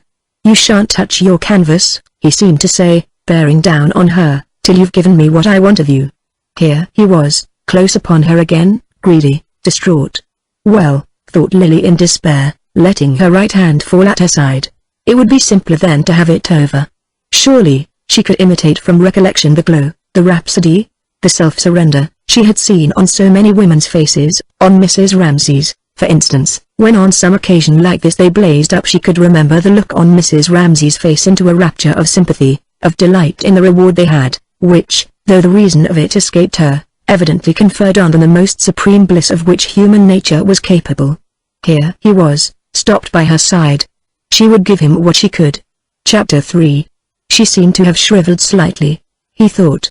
She looked a little skimpy, wispy, but not unattractive. He liked her. There had been some talk of her marrying William Banks once, but nothing had come of it. His wife had been fond of her. He had been a little out of temper too at breakfast. And then this was one of those moments when an enormous need urged him, without being conscious what it was, to approach any woman, to force them, he did not care how. His need was so great, to give him what he wanted, Sympathy. Was anybody looking after her? He said. Had she everything she wanted? Oh, thanks, everything, said Lily briskly nervously. No, she could not do it. She ought to have floated off instantly upon some wave of sympathetic expansion. The pressure on her was tremendous. But she remained stuck. There was an awful pause. They both looked at the sea. Why, thought Mr. Ramsay, should she look at the sea when I am here? She hoped it would be calm enough for them to land at the lighthouse, she said. The lighthouse. The lighthouse. What's that got to do with it? He thought impatiently. Instantly, with the force of some primeval gust, for really he could not restrain himself any longer, there issued from him such a groan that any other woman in the whole world would have done something, said something all except myself, thought Lily, girding at herself bitterly, who am not a woman, but a peevish, ill-tempered, dried-up old maid, presumably. Mr. Ramsay sighed to the full. He waited. Was she not going to say anything? Did she not see what he wanted from her? Then he said he had a particular reason for wanting to go to the lighthouse. His wife used to send the men things. There was a poor boy with a tuberculous hip, the lightkeeper's son. He sighed profoundly. He sighed significantly. All Lily wished was that this enormous flood of grief, this insatiable hunger for sympathy, this demand that she should surrender herself up to him entirely, and even so he had sorrows enough to keep her supplied forever, should leave her, should be diverted. She kept looking at the house, hoping for an interruption, before it swept her down in its flow. Such expeditions, said Mr. Ramsay, scraping the ground with his toe, are very painful. Still Lily said nothing. She is a stock, she is a stone, he said to himself. They are very exhausting, he said, looking, with a sickly look that nauseated her. He was acting, she felt. This great man was dramatizing himself, at his beautiful hands. It was horrible, it was indecent. Would they never come, she asked, for she could not sustain this enormous weight of sorrow, support these heavy draperies of grief.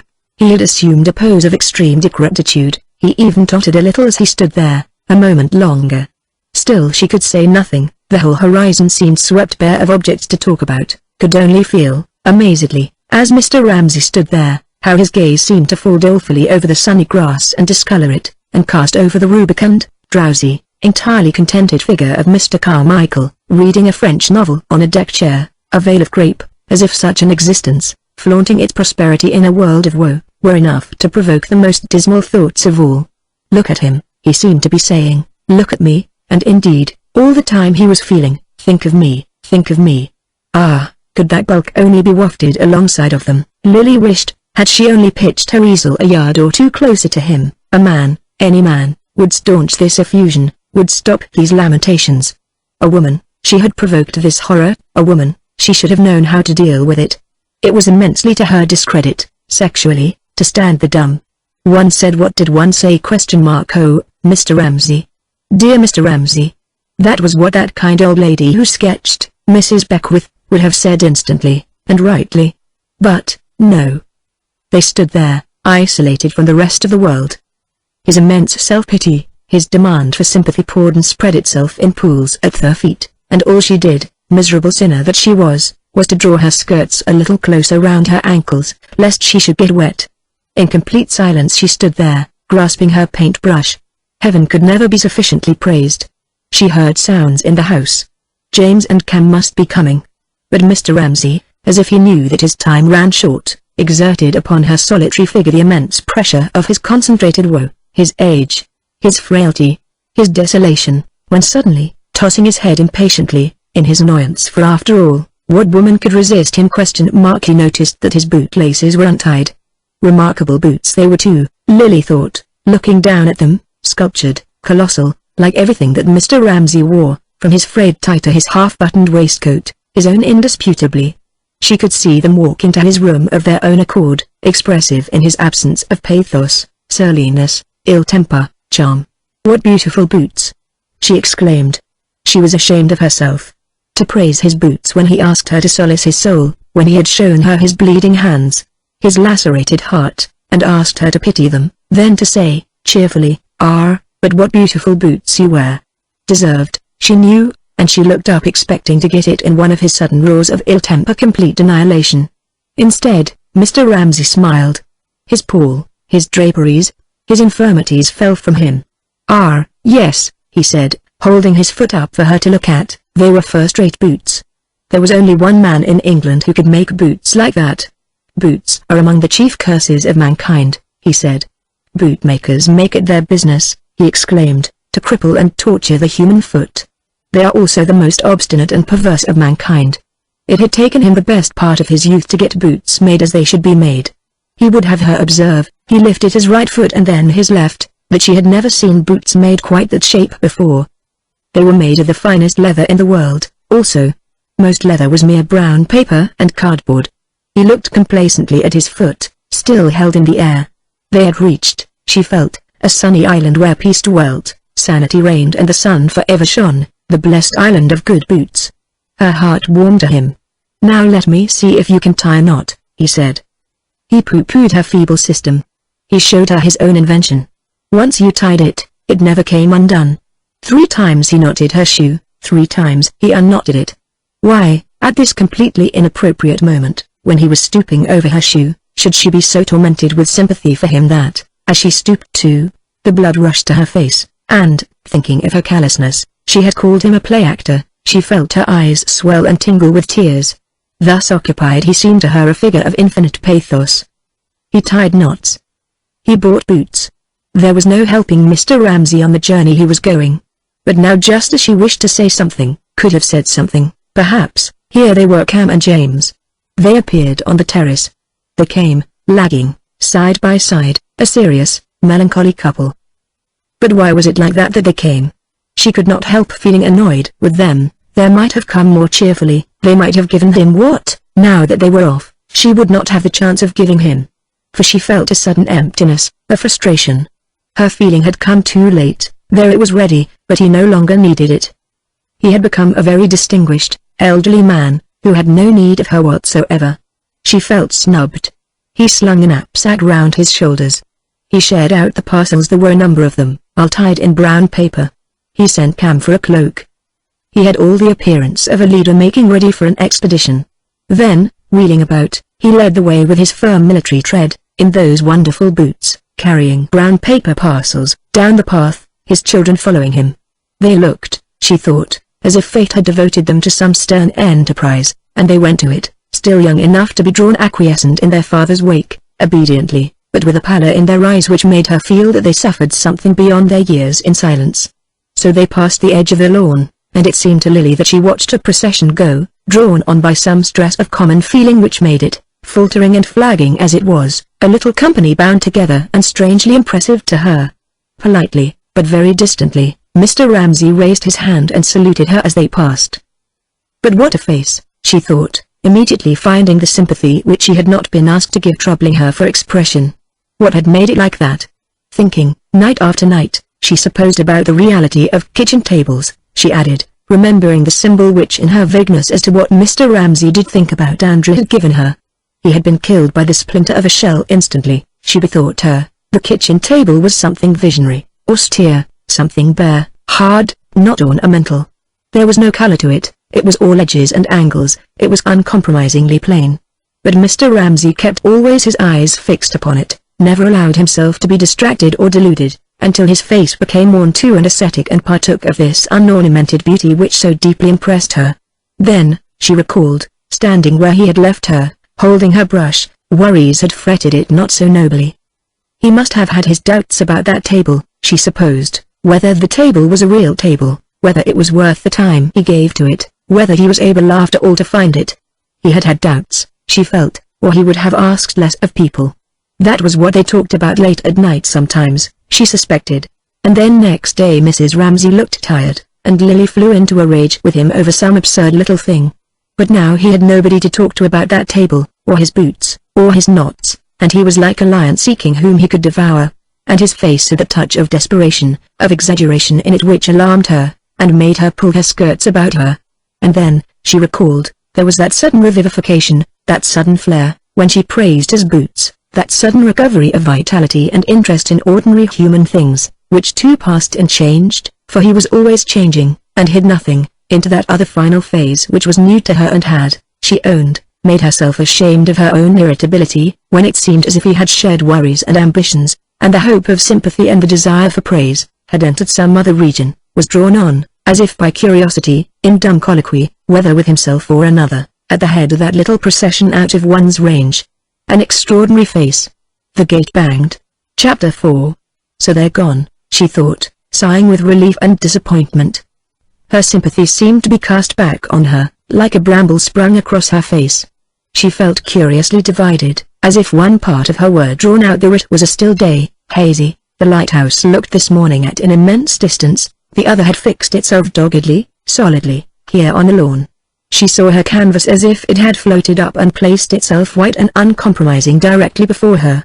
It seemed to rebuke her with its cold stare for all this hurry and agitation, this folly and waste of emotion. It drastically recalled her and spread through her mind first a piece, as her disorderly sensations, he had gone and she had been so sorry for him and she had said nothing, trooped off the field, and then, emptiness. She looked blankly at the canvas, with its uncompromising white stare, from the canvas to the garden. There was something, she stood screwing up her little Chinese eyes in her small puckered face, something she remembered in the relations of those lines cutting across, slicing down, and in the mass of the hedge with its green cave of blues and browns, which had stayed in her mind, which had tied a knot in her mind so that at odds and ends of time, involuntarily, as she walked along the Brompton Road, as she brushed her hair, she found herself painting that picture, passing her eye over it, and untying the knot in imagination. But there was all the difference in the world between this planning airily away from the canvas and actually taking her brush and making the first mark. She had taken the wrong brush in her agitation at Mr. Ramsay's presence, and her easel, rammed into the earth so nervously, was at the wrong angle. And now that she had done that right, and in so doing had subdued the impertinences and irrelevances that plucked her attention and made her remember how she was such and such a person, had such and such relations to people, she took her hand and raised her brush. For a moment it stayed trembling in a painful but exciting ecstasy in the air. Where to begin? That was the question. At what point to make the first mark? One line placed on the canvas committed her to innumerable risks, to frequent and irrevocable decisions. All that in idea seemed simple became in practice immediately complex, as the waves shaped themselves symmetrically from the cliff top, but to the swimmer among them are divided by steep gulfs, and foaming crests. Still the risk must be run, the mark made. With a curious physical sensation, as if she were urged forward and at the same time must hold herself back, she made her first quick decisive stroke. The brush descended. It flickered brown over the white canvas, it left a running mark. A second time she did it, a third time.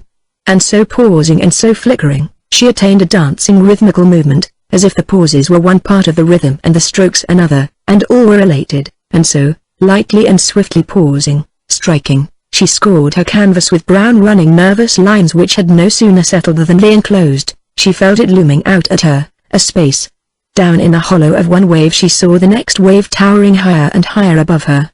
For what could be more formidable than that space?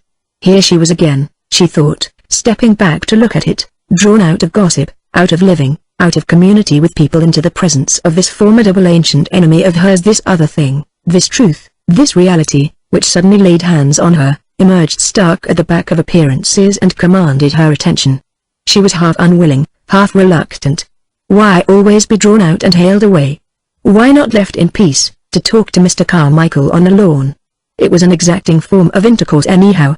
Other worshipful objects were content with worship, men, women, God, all let one kneel prostrate, but this form, were it only the shape of a white lampshade looming on a wicker table, roused one to perpetual combat, challenged one to a fight in which one was bound to be worsted. Always, it was in her nature, or in her sex, she did not know which, before she exchanged the fluidity of life for the concentration of painting. She had a few moments of nakedness when she seemed like an unborn soul, a soul reft of body, hesitating on some windy pinnacle and exposed without protection to all the blasts of doubt. Why then did she do it? She looked at the canvas, lightly scored with running lines. It would be hung in the servants' bedrooms. It would be rolled up and stuffed under a sofa. What was the good of doing it then? And she heard some voice saying she couldn't paint, saying she couldn't create, as if she were caught up in one of those habitual currents in which after a certain time experience forms in the mind, so that one repeats words without being aware any longer who originally spoke them. Can't paint, can't write, she murmured monotonously, anxiously considering what her plan of attack should be. For the mass loomed before her, it protruded, she felt it pressing on her eyeballs.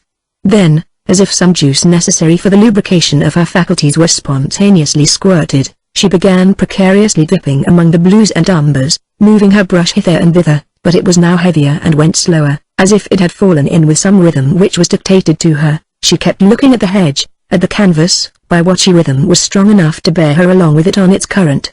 Certainly she was losing consciousness of outer things.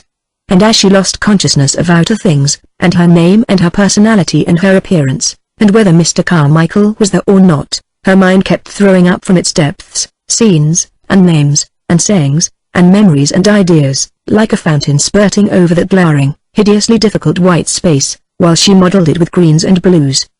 Charles Dansley used to say that, she remembered, women can't paint, can't write. Coming up behind her, he had stood close beside her, a thing she hated, as she painted her on this very spot. Shag tobacco, he said, 5d an ounce, parading his poverty, his principles. But the war had drawn the sting of her femininity. Poor devils, one thought, poor devils, of both sexes. He was always carrying a book about under his arm, a purple book. He worked. He sat, she remembered, working in a blaze of sun. At dinner he would sit right in the middle of the view. But after all, she reflected, there was the scene on the beach. One must remember that. It was a windy morning. They had all gone down to the beach. Mrs. Ramsay sat down and wrote letters by a rock. She wrote and wrote. Oh, she said, looking up at something floating in the sea, is it a lobster pot? Is it an upturned boat? She was so short-sighted that she could not see, and then Charles Tansley became as nice as he could possibly be. He began playing ducks and drakes. They chose little flat black stones and sent them skipping over the waves. Every now and then Mrs. Ramsay looked up over her spectacles and laughed at them. What they said she could not remember, but only she and Charles throwing stones and getting on very well all of a sudden, and Mrs. Ramsay watching them. She was highly conscious of that. Mrs. Ramsay, she thought, stepping back and screwing up her eyes. It must have altered the design a good deal when she was sitting on a step with James. There must have been a shadow, when she thought of herself and Charles throwing ducks and drakes, and of the whole scene on the beach. It seemed to depend somehow upon Mrs. Ramsay sitting under the rock, with a pad on her knee, writing letters. She wrote innumerable letters, and sometimes the wind took them and she and Charles just saved a page from the sea, but what a power was in the human soul! She thought. That woman sitting the writing under the rock resolved everything into simplicity, made these angers, irritations fall off like cold rags. She brought together this and that and then this, and so made out of that miserable silliness and spite. She and Charles squabbling, sparring, had been silly and spiteful, something this scene on the beach for example, this moment of friendship and liking which survived, after all these years complete, so that she dipped into it to refashion her memory of him, and there it stayed in the mind affecting one almost like a work of art. Like a work of art, she repeated, looking from her canvas to the drawing-room steps and back again. She must rest for a moment. And, resting, looking from one to the other vaguely, the old question which traversed the sky of a soul perpetually, the vast, the general question which was apartment to particularize itself at such moments as these, when she released faculties that had been on the strain, stood over her, paused over her, darkened over her. What is the meaning of life? That was all a simple question, one that tended to close in on one with years. The great revelation had never come. The great revelation perhaps never did come. Instead there were little daily miracles, illuminations, matches struck unexpectedly in the dark. Here was one. This, that, and the other, herself and Charles Dansley and the breaking wave, Mrs. Ramsay bringing them together, Mrs. Ramsay saying, life stands still here, Mrs. Ramsay making of the moment something permanent, as in another sphere Lily herself tried to make of the moment something permanent. This was of the nature of a revelation. In the midst of chaos there was shape, this eternal passing and flowing. She looked at the clouds going and the leaves shaking, was struck into stability. Life stands still here, Mrs. Ramsay said. Mrs. Ramsay. Mrs. Ramsay. She repeated. She owed it all to her. All was silence. Nobody seemed yet to be stirring in the house. She looked at it, the sleeping in the early sunlight with its windows green and blue with the reflected leaves. The faint thought she was thinking of Mrs. Ramsay seemed in consonance with this quiet house, this smoke, this fine early morning air. Faint and unreal, it was amazingly pure and exciting. She hoped nobody would open the window or come out of the house, but that she might be left alone to go on thinking, to go on painting. She turned to her canvas. But impelled by some curiosity, driven by the discomfort of the sympathy which she held undischarged, she walked a pace or so to the end of the lawn to see whether, down there on the beach, she could see that little companies setting sail. Down there among the little boats which floated, some with their sails furled, some slowly, for it was very calm moving away, there was one rather apart from the others. The sail was even now being hoisted. She decided that there in that very distant and entirely silent little boat Mr. Ramsay was sitting with Cam and James. Now they had got the sail up. Now after a little flagging and silence, she watched the boat take its way with deliberation past the other boats out to sea. Chapter 5. The sails flapped over their heads. The water chuckled and slapped the sides of the boat, which drowsed motionless in the sun. Now and then the sails rippled with a little breeze in them, but the ripple ran over them and ceased. The boat made no motion at all. Mr. Ramsay sat in the middle of the boat. He would be impatient in a moment, James thought, and Cam thought, looking at her father, who sat in the middle of the boat between them. James steered, Cam sat alone in the bow, with his legs tightly curled. He hated hanging about. Sure enough, after fidgeting a second or two, he said something sharp to McAllister's boy, who got out his oars and began to row. But their father, they knew, would never be content until they were flying along. He would keep looking for a breeze, fidgeting, saying things under his breath, which McAllister and McAllister's boy would overhear, and they would both be made horribly uncomfortable. He had made them come. He had forced them to come. In their anger they hoped that the breeze would never rise, that he might be thwarted in every possible way, since he had forced them to come against their wills. All the way down to the beach they had lagged behind together, though he bade them walk up, without speaking. Their heads were bent down, their heads were pressed down by some remorseless gale. Speak to him they could not. They must come, they must follow. They must walk behind him carrying brown paper parcels. But they vowed, in silence, as they walked, to stand by each other and carry out the great compact to resist tyranny to the death. So there they would sit, one at one end of the boat, one at the other, in silence. They would say nothing, only look at him now and then where he sat with his legs twisted, frowning and fidgeting, and pishing and shawing and muttering things to himself, and waiting impatiently for a breeze. And they hoped it would be calm. They hoped he would be thwarted. They hoped the whole expedition would fail, and they would have to put back, with their parcels, to the beach. But now, when McAllister's boy had rowed a little way out, the sails slowly swung round, the boat quickened itself, flattened itself, and shot off. Instantly, as if some great strain had been relieved, Mr. Ramsay uncurled his legs, took out his tobacco pouch, handed it with a little grunt to McAllister, and felt, they knew, for all they suffered, perfectly content. Now they would sail on for hours like this, and Mr. Ramsay would ask old McAllister a question about the great storm last winter probably, and old McAllister would answer it, and they would puff their pipes together, and McAllister would take a dowry rope in his fingers, tying or untying some knot, and the boy would fish, and never say a word to anyone. James would be forced to keep his eye all the time on the sail. For if he forgot, then the sail puckered and shivered, and the boat slackened, and Mr. Ramsay would say sharply, "Look out! Look out!" and old McAllister would turn slowly on his seat. So they heard Mr. Ramsay asking some question about the great storm at Christmas. "She comes driving round the point," old McAllister said, describing the great storm last Christmas, when 10 ships had been driven into the bay for shelter, and he had seen one there, one there, one there. He pointed slowly round the bay. Mr. Ramsay followed him, turning his head. He had seen 4 men clinging to the mast. Then she was gone. And at last we shoved her off, he went on, but in their anger and their silence they only caught a word here and there, sitting at opposite ends of the boat, united by their compact to fight tyranny to the death.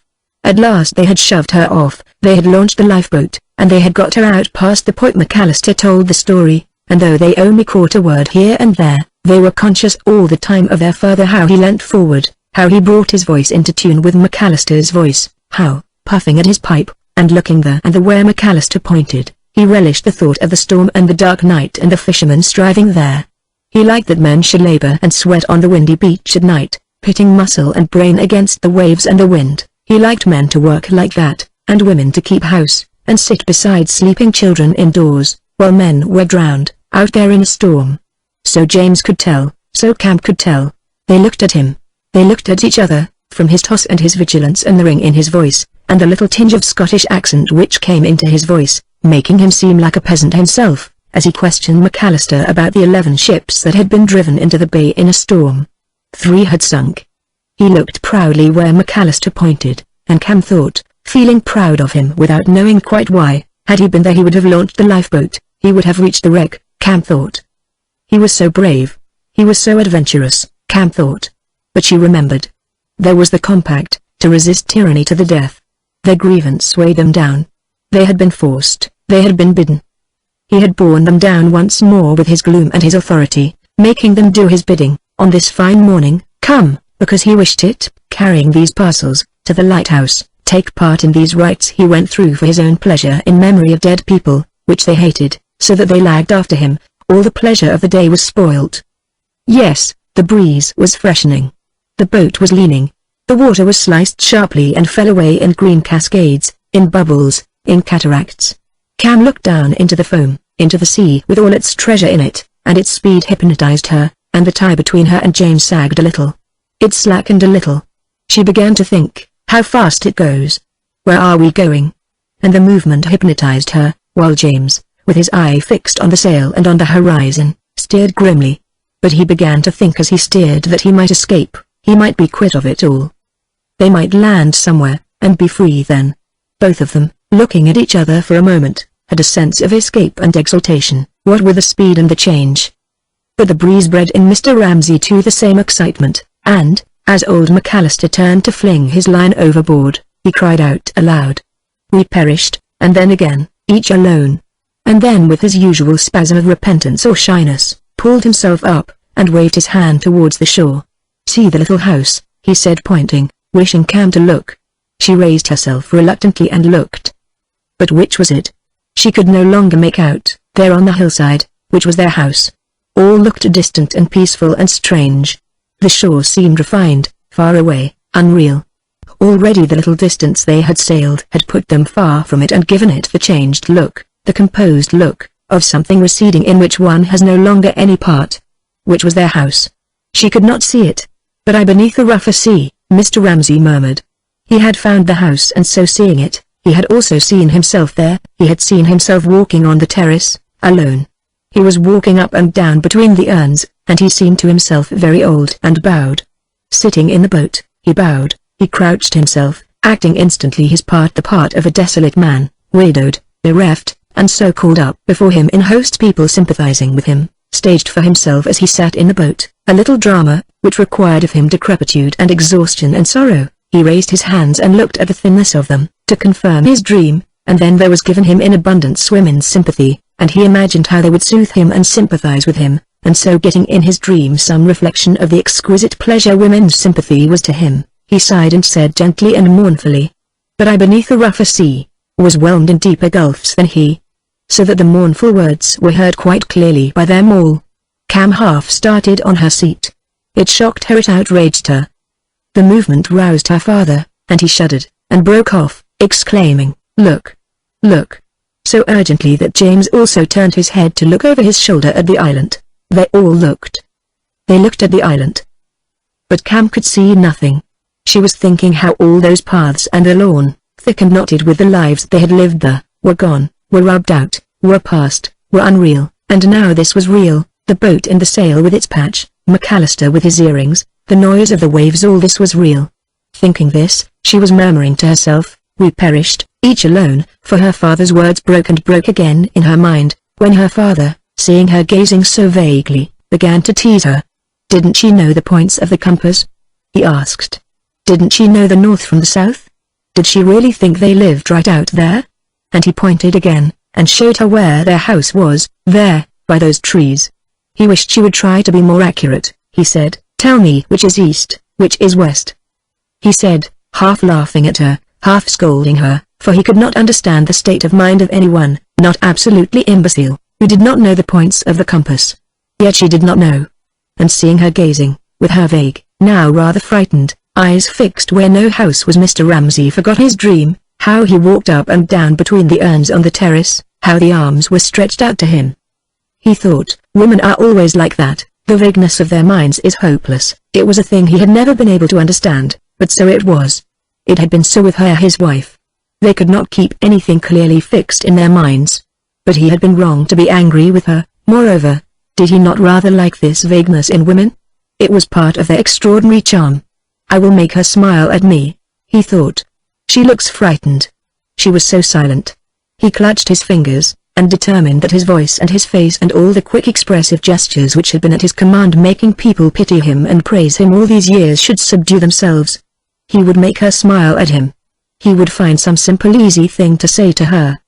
But what? For, wrapped up in his work as he was, he forgot the sort of thing one said. There was a puppy. They had a puppy. Who was looking after the puppy today? He asked. Yes, thought James pitilessly, seeing his sister's head against the sail. Now she will give way. I shall be left to fight the tyrant alone. The compact would be left to him to carry out. Cam would never resist tyranny to the death. He thought grimly, watching her face, sad, sulky, yielding. And as sometimes happens when a cloud falls on a green hillside and gravity descends and there among all the surrounding hills is gloom and sorrow, and it seems as if the hills themselves must ponder the fate of the clouded, the darkened, either in pity, or maliciously rejoicing in her dismay, so Cam now felt herself overcast, as she sat there among calm, resolute people and wondered how to answer her father about the puppy, how to resist his entreaty forgive me, care for me, while James the lawgiver, with the tablets of eternal wisdom laid open on his knee, his hand on the tiller had become symbolical to her, said, resist him. Fight him. He said so rightly, justly. For they must fight tyranny to the death, she thought. Of all human qualities she reverenced justice most. Her brother was most godlike, her father most suppliant.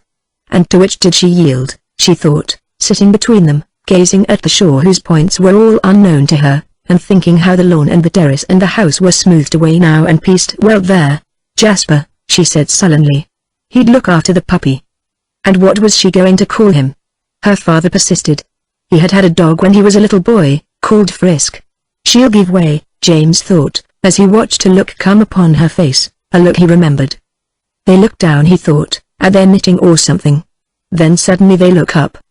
There was a flash of blue, he remembered, and then somebody sitting with him laughed, surrendered, and he was very angry.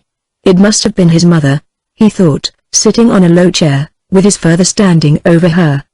He began to search among the infinite series of impressions which time had laid down, leaf upon leaf, fold upon fold softly, incessantly upon his brain, among scents, sounds, voices, harsh, hollow, sweet, and lights passing, and brooms tapping, and the wash and hush of the sea, how a man had marched up and down and stopped dead, upright, over them.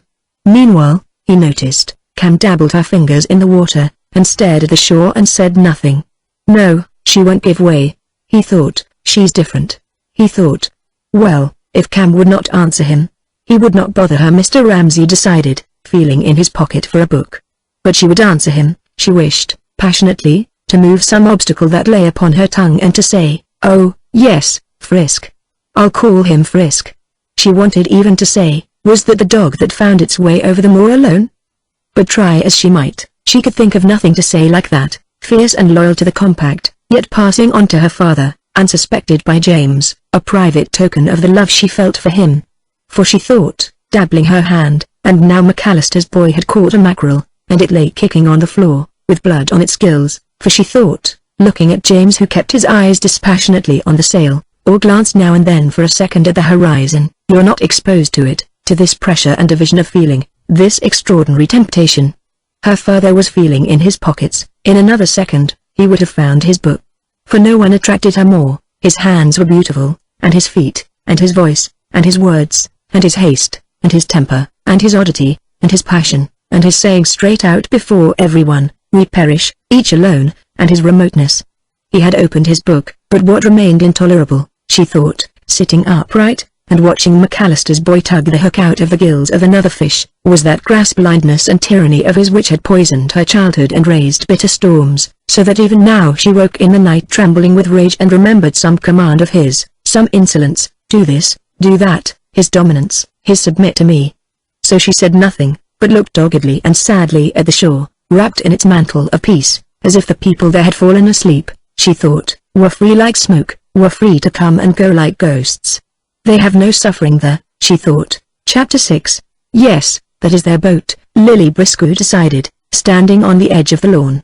It was the boat with greyish-brown sails, which she saw now flatten itself upon the water and shoot off across the bay. There he sits, she thought, and the children are quite silent still. And she could not reach him either. The sympathy she had not given him weighed her down. It made it difficult for her to paint. She had always found him difficult. She never had been able to praise him to his face, she remembered. And that reduced their relationship to something neutral, without that element of sex in it which made his manner to Minta so gallant, almost gay. He would pick a flower for her, lend her his books. But could he believe that Minta read them? She dragged them about the garden, sticking in leaves to mark the place. "Do you remember, Mr. Carmichael?" she was inclined to ask, looking at the old man. But he had pulled his hat half over his forehead. He was asleep, or he was dreaming, or he was lying there catching words, she supposed. "Do you remember?" She felt inclined to ask him as she passed him, thinking again of Mrs. Ramsay on the beach, the cask bobbing up and down, and the pages flying. Why, after all these years had that survived, ringed round, lit up, visible to the last detail, with all before it blank and all after it blank, for miles and miles? "Is it a boat? Is it a cork?"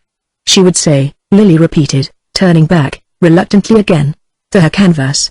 Heaven be praised for it, the problem of space remained, she thought, taking up her brush again. It glared at her. The whole mass of the picture was poised upon that weight. Beautiful and bright it should be on the surface, feathery and evanescent, one color melting into another like the colors on a butterfly's wing, but beneath the fabric must be clamped together with bolts of iron. It was to be a thing you could ruffle with your breath, and a thing you could not dislodge with a team of horses. And she began to lay on a red, a grey, and she began to model her way into the hollow there. At the same time, she seemed to be sitting beside Mrs. Ramsay on the beach. "Is it a boat? Is it a cask?" Mrs. Ramsay said. And she began hunting round for her spectacles. And she sat, having found them, silent, looking out to sea. And Lily, painting steadily, felt as if a door had opened, and one went in and stood gazing silently about in a high cathedral-like place, very dark, very solemn. Shouts came from a world far away. Steamers vanished in stalks of smoke on the horizon. Charles threw stones and sent them skipping. Mrs. Ramsay sat silent. She was glad, Lily thought, to rest in silence, uncommunicative, to rest in the extreme obscurity of human relationships. Who knows what we are, what we feel? Who knows even at the moment of intimacy? This is knowledge. Aren't things spoiled then? Mrs. Ramsay may have asked. It seemed to have happened so often, this silence by her side, by saying them. Aren't we more expressive us? The moment at least seemed extraordinarily fertile. She rammed a little hole in the sand and covered it up, by way of burying in it the perfection of the moment. It was like a drop of silver in which one dipped and illumined the darkness of the past. Lily stepped back to get her canvas so into perspective. It was an odd road to be walking, this of painting. Out and out one went, further, until at last one seemed to be on a narrow plank, perfectly alone, over the sea. And as she dipped into the blue paint, she dipped too into the pasta. Now Mrs. Ramsay got up, she remembered. It was time to go back to the house, time for luncheon. And they all walked up from the beach together, she walking behind with William Banks, and there was Minta in front of them with a hole in her stocking. How that little round hole of pink heel seemed to flaunt itself before them. How William Banks deplored it, without, so far as she could remember, saying anything about it. It meant to him the annihilation of womanhood, and dirt and disorder, and servants leaving and beds not made at midday, all the things he most abhorred. He had a way of shuddering and spreading his fingers out as if to cover an unsightly object which he did now hold in his hand in front of him. And Minta walked on ahead, and presumably Paul met her and she went off with Paul in the garden. The Rayleighs, thought Lily Briscoe, squeezing her tube of green paint. She collected her impressions of the Rayleighs. Their lives appeared to her in a series of scenes. 1. On the staircase at dawn. Paul had come in and gone to bed early. Minta was late. There was Minta, wreathed, tinted, garish on the stairs about 3 o'clock in the morning. Paul came out in his pajamas carrying a poker in case of burglars. Minta was eating a sandwich, standing halfway up by a window, in the cadaverous early morning light, and the carpet had a hole in it. But what did they say? Lily asked herself, as if by looking she could hear them. Minta went on eating her sandwich, annoyingly, while he spoke something violent, abusing her, in a mutter so as not to wake the children, the 2 little boys. He was withered, drawn, she flamboyant, careless. For things had worked loose after the first year or so. The marriage had turned out rather badly. And this, Lily thought, taking the green paint on her brush, this making up scenes about them, is what we call knowing people, thinking of them, being fond of them. Not a word of it was true, she had made it up, but it was what she knew them by all the same. She went on tunneling her way into her picture, into the past. Another time, Paul said he played chess in coffee houses. She had built up a whole structure of imagination on that saying too. She remembered how, as he said it, she thought how he rang up the servant, and she said, "Mrs. Rayleigh's out, sir," and he decided that he would not come home either. She saw him sitting in the corner of some lugubrious place where the smoke attached itself to the red plush seats, and the waitresses got to know you, and he played chess with a little man who was in the tea trade and lived at Surbiton, but that was all Paul knew about him. And then Minter was out when he came home, and then there was that scene on the stairs, when he got the poker in case of burglars, no doubt to frighten her too, and spoke so bitterly, saying she had ruined his life. At any rate, when she went down to see them at a cottage near Rickmansworth, things were horribly strained. Paul took her down the garden to look at the Belgian hares which he bred, and Minter followed them, singing, and put her bare arm on his shoulder, lest he should tell her anything. Minter was bored by hares, Lily thought. But Minter never gave herself away. She never said things like that about playing chess in coffee houses. She was far too conscious, far too wary. But to go on with their story, they had got through the dangerous stage by now. She had been staying with them last summer sometime, and the car broke down and Minter had to hand him his tools. He sat on the road mending the car, and it was the way she gave him the tools, businesslike, straightforward, friendly, that proved it was all right now. They were in love no longer, no, he had taken up with another woman, a serious woman, with her hair in a plait and a case in her hand. Minter had described her gratefully, almost admiringly, who went to meetings and shared Paul's views. They had got more and more pronounced, about the taxation of land values and a capital levy. Far from breaking up the marriage, that alliance had righted it. They were excellent friends, obviously, as he sat on the road and she handed him his tools. So that was the story of the Rayleighs, Lily thought. She imagined herself telling it to Mrs. Ramsay, who would be full of curiosity to know what had become of the Rayleighs. She would feel a little triumphant, telling Mrs. Ramsay that the marriage had not been a success. But the dead, thought Lily, encountering some obstacle in her design which made her pause and ponder, stepping back a foot or so. "Oh, the dead," she murmured. "One pitied them, one brushed them aside, one had even a little contempt for them. They are at our mercy. Mrs. Ramsay has faded and gone," she thought. "We can override her wishes, improve away her limited, old-fashioned ideas. She recedes further and further from us." Mockingly she seemed to see her there at the end of the corridor of years, saying, of all incongruous things, "Marry, marry." Sitting very upright early in the morning with the birds beginning to cheep in the garden outside. And one would have to say to her, "It has all gone against your wishes. They're happy like that, I'm happy like this." Life has changed completely. At that all her being, even her beauty, became for a moment, dusty and out of date. For a moment Lily, standing there, with the sun hot on her back, summing up the Rayleighs, triumphed over Mrs. Ramsay, who would never know how Paul went to coffee houses and had a mistress, how he sat on the ground and Minter handed him his tools, how she stood here painting, had never married, not even William Banks.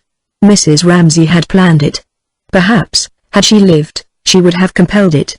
Already that summer he was the kindest of men. He was the first scientist of his age, my husband says. He was also poor William. It makes me so unhappy, when I go to see him, to find nothing nice in his house, no one to arrange the flowers. So they were sent for walks together, and she was told, with that faint touch of irony that made Mrs. Ramsay slip through one's fingers, that she had a scientific mind. She liked flowers, she was so exact. What was this mania of hers for marriage? Lily wondered, stepping to and fro from her easel. Suddenly as a star slides in the sky, a reddish light seemed to burn in her mind, covering Paul Rayleigh, issuing from him. It rose like a fire sent up in token of some celebration by savages on a distant beach. She heard the roar and the crackle.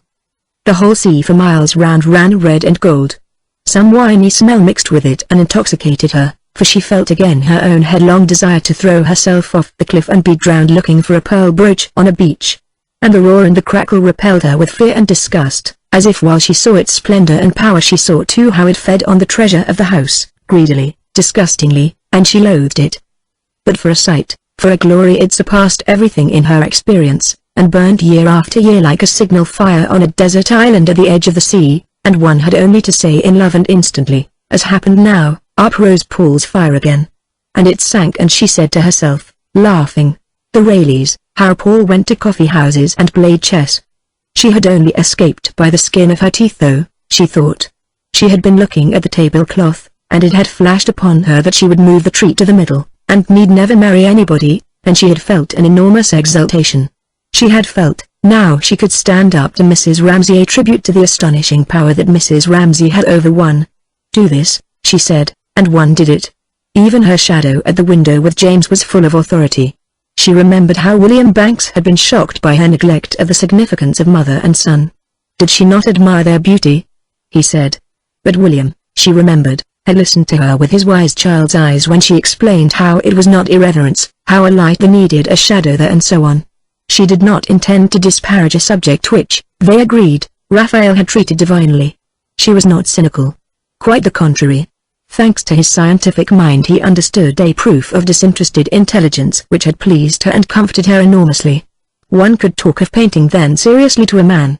Indeed, his friendship had been one of the pleasures of her life. She loved William Banks. They went to Hampton Court, and he always left her, like the perfect gentleman he was, plenty of time to wash her hands, while he strolled by the river. That was typical of their relationship. Many things were left unsaid. Then they strolled through the courtyards, and admired, summer after summer, the proportions and the flowers, and he would tell her things, about perspective, about architecture, as they walked, and he would stop to look at a tree, or the view over the lake, and admire a child. It was his great grief he had no daughter, in the vague aloof way that was natural to a man who spent so much time in laboratories that the world when he came out seemed to dazzle him, so that he walked slowly, lifted his hand to screen his eyes and paused, with his head thrown back, merely to breathe the air. Then he would tell her how his housekeeper was on her holiday, he must buy a new carpet for the staircase. Perhaps she would go with him to buy a new carpet for the staircase. And once something led him to talk about the Ramsays, and he had said how when he first saw her she had been wearing a grey hat. She was not more than 19 or 20. She was astonishingly beautiful. There he stood looking down the avenue at Hampton Court as if he could see her there among the fountains. She looked now at the drawing-room step. She saw, through William's eyes, the shape of a woman, peaceful and silent, with downcast eyes. She sat musing, pondering. She was in grey that day, Lily thought. Her eyes were bent. She would never lift them. Yes, thought Lily, looking intently, I must have seen her look like that, but not in grey, nor so still, nor so young, nor so peaceful. The figure came readily enough. She was astonishingly beautiful, as William said. But beauty was not everything. Beauty had this penalty: it came too readily, came too completely. It stilled life, froze it. One forgot the little agitations, the flush, the pallor, some queer distortion, some light or shadow, which made the face unrecognizable for a moment and yet added a quality one saw forever after. It was simpler to smooth that all out under the cover of beauty. But what was the look she had, Lily wondered, when she clapped her deerstalker's hat on her head, or ran across the grass, or scolded Kennedy, the gardener? Who could tell her? Who could help her? Against her will she had come to the surface, and found herself half out of the picture, looking, little dazedly, as if at unreal things, at Mr. Carmichael. He lay on his chair with his hands clasped above his paunch, not reading, or sleeping, but basking like a creature gorged with existence. His book had fallen onto the grass. She wanted to go straight up to him and say, Mr. Carmichael. Then he would look up benevolently as always, from his smoky vague green eyes. But one only woke people if one knew what one wanted to say to them. And she wanted to say not one thing, but everything. Little words that broke up the thought and dismembered it said nothing. About life, about death, about Mrs. Ramsay. No, she thought, one could say nothing to nobody. The urgency of the moment always missed its mark. Words fluttered sideways and struck the object inches too low. Then one gave it up, then the idea sunk back again, then one became like most middle-aged people, cautious, furtive, with wrinkles between the eyes and a look of perpetual apprehension. For how could one express in words these emotions of the body? Express that emptiness there? She was looking at the drawing-room steps. They looked extraordinarily empty. It was one's body feeling, not one's mind. The physical sensations that went with the bare look of the steps had become suddenly extremely unpleasant. To want and not to have, sent all up her body a hardness, a hollowness, a strain. And then to want and not to have, to want and want, how that wrung the heart, and wrung it again and again. Oh, Mrs. Ramsay! She called out silently, to that essence which sat by the boat, that abstract one made of her, that woman in grey, as if to abuse her for having gone, and then having gone, come back again. It had seemed so safe, thinking of her. Ghost, air, nothingness, A thing you could play with easily and safely at any time of day or night. She had been that, and then suddenly she put her hand out and wrung the heart thus. Suddenly, the empty drawing-room steps, the frill of the chair inside, the puppy tumbling on the terrace, the whole wave and whisper of the garden became like curves and arabesques flourishing round a center of complete emptiness. What does it mean? How do you explain it all? She wanted to say, turning to Mr. Carmichael again. For the whole world seemed to have dissolved in this early morning hour into a pool of thought, a deep basin of reality, and one could almost fancy that had Mr. Carmichael spoken, for instance, a little tear would have rent the surface pool. And then? Something would emerge. A hand would be shoved up, a blade would be flashed. It was nonsense, of course. A curious notion came to her that he did after all hear the things she could not say. He was an inscrutable old man, with the yellow stain on his beard, and his poetry, and his puzzles, sailing serenely through a world which satisfied all his wants, so that she thought he had only to put down his hand where he lay on the lawn to fish up anything he wanted. She looked at her picture. That would have been his answer, presumably how you and she pass and vanish, nothing stays, all changes, but not words, not paint. Yet it would be hung in the attics, she thought, it would be rolled up and flung under a sofa, yet even so, even of a picture like that, it was true. One might say, even of this scrawl, not of that actual picture, perhaps, but of what it attempted, that it remained forever, she was going to say, or, for the words spoken sounded even to herself, too boastful, to hint, wordlessly, when, looking at the picture, she was surprised to find that she could not see it. Her eyes were full of a hot liquid. She did not think of tears at first, which, without disturbing the firmness of her lips, made the air thick, rolled down her cheeks. She had perfect control of herself, oh, yes, in every other way. Was she crying then for Mrs. Ramsay, without being aware of any unhappiness? She addressed old Mr. Carmichael again. What was it then? What did it mean? Could things thrust their hands up and grip one? Could the blade cut, the fist grasp? Was there no safety? No learning by heart of the ways of the world? No guide, no shelter, but all was miracle, and leaping from the pinnacle of a tower into the air? Could it be, even for elderly people, that this was life? Startling, unexpected, unknown? For one moment she felt that if they both got up, here, now on the lawn, and demanded an explanation, why was it so short, why was it so inexplicable, said it with violence, as two fully equipped human beings from whom nothing should be hid might speak, then, beauty would roll itself up. The space would fill, those empty flourishes would form into shape. If they shouted loud enough, Mrs. Ramsay would return. Mrs. Ramsay, she said aloud, Mrs. Ramsay. The tears ran down her face. Chapter 7. McAllister's boy took one of the fish and cut a square out of its side to bait his hook with. The mutilated body, it was alive, still, was thrown back into the sea. Chapter 8. Mrs. Ramsay. Lily cried, Mrs. Ramsay. But nothing happened. The pain increased. That anguish could reduce one to such a pitch of imbecility, she thought. Anyhow, the old man had not heard her. He remained benignant, calm if one chose to think it, sublime. Heaven be praised, no one had heard her cry that ignominious cry, stop pain, stop. She had not obviously taken leave of her senses. No one had seen her step off her strip of board into the waters of annihilation. She remained a skimpy old maid, holding a paintbrush. And now slowly the pain of the want, and the bitter anger, to be called back, just as she thought she would never feel sorrow for Mrs. Ramsay again. Had she missed her among the coffee cups at breakfast? Not in the least, lessened, and of their anguish left, as antidote, a relief that was balm in itself, and also, but more mysteriously, a sense of someone there, of Mrs. Ramsay, relieved for a moment of the weight that the world had put on her, staying lightly by her side, and then, for this was Mrs. Ramsay in all her beauty, raising to her forehead the wreath of white flowers with which she went. Lily squeezed her tubes again. She attacked that problem of the hedge. It was strange how clearly she saw her, stepping with her usual quickness across fields among whose folds, purplish and soft, among whose flowers, hyacinth or lilies, she vanished. It was some trick of the painter's eye. For days after she had heard of her death she had seen her thus, putting her wreath to her forehead and going unquestioningly with her companion, a shade across the fields. The sight, the phrase, had its power to console. Wherever she happened to be, painting, here, in the country or in London, the vision would come to her, and her eyes, half closing, sought something to base her vision on. She looked down the railway carriage, the omnibus, took a line from shoulder or cheek, looked at the windows opposite, at Piccadilly, lamps strung in the evening. All had been part of the fields of death. But always something. It might be a face, a voice, a paper boy crying standard, news thrust through, snubbed her, waked her, required and got in the end an effort of attention, so that the vision must be perpetually remade. Now again, moved as she was by some instinctive need of distance and blue, she looked at the bay beneath her, making hillocks of the blue bars of the waves, and stony fields of the purple spaces. Again she was roused as usual by something incongruous. There was a brown spot in the middle of the bay. It was a boat. Yes, she realized that after a second. But whose boat? Mr. Ramsay's boat, she replied.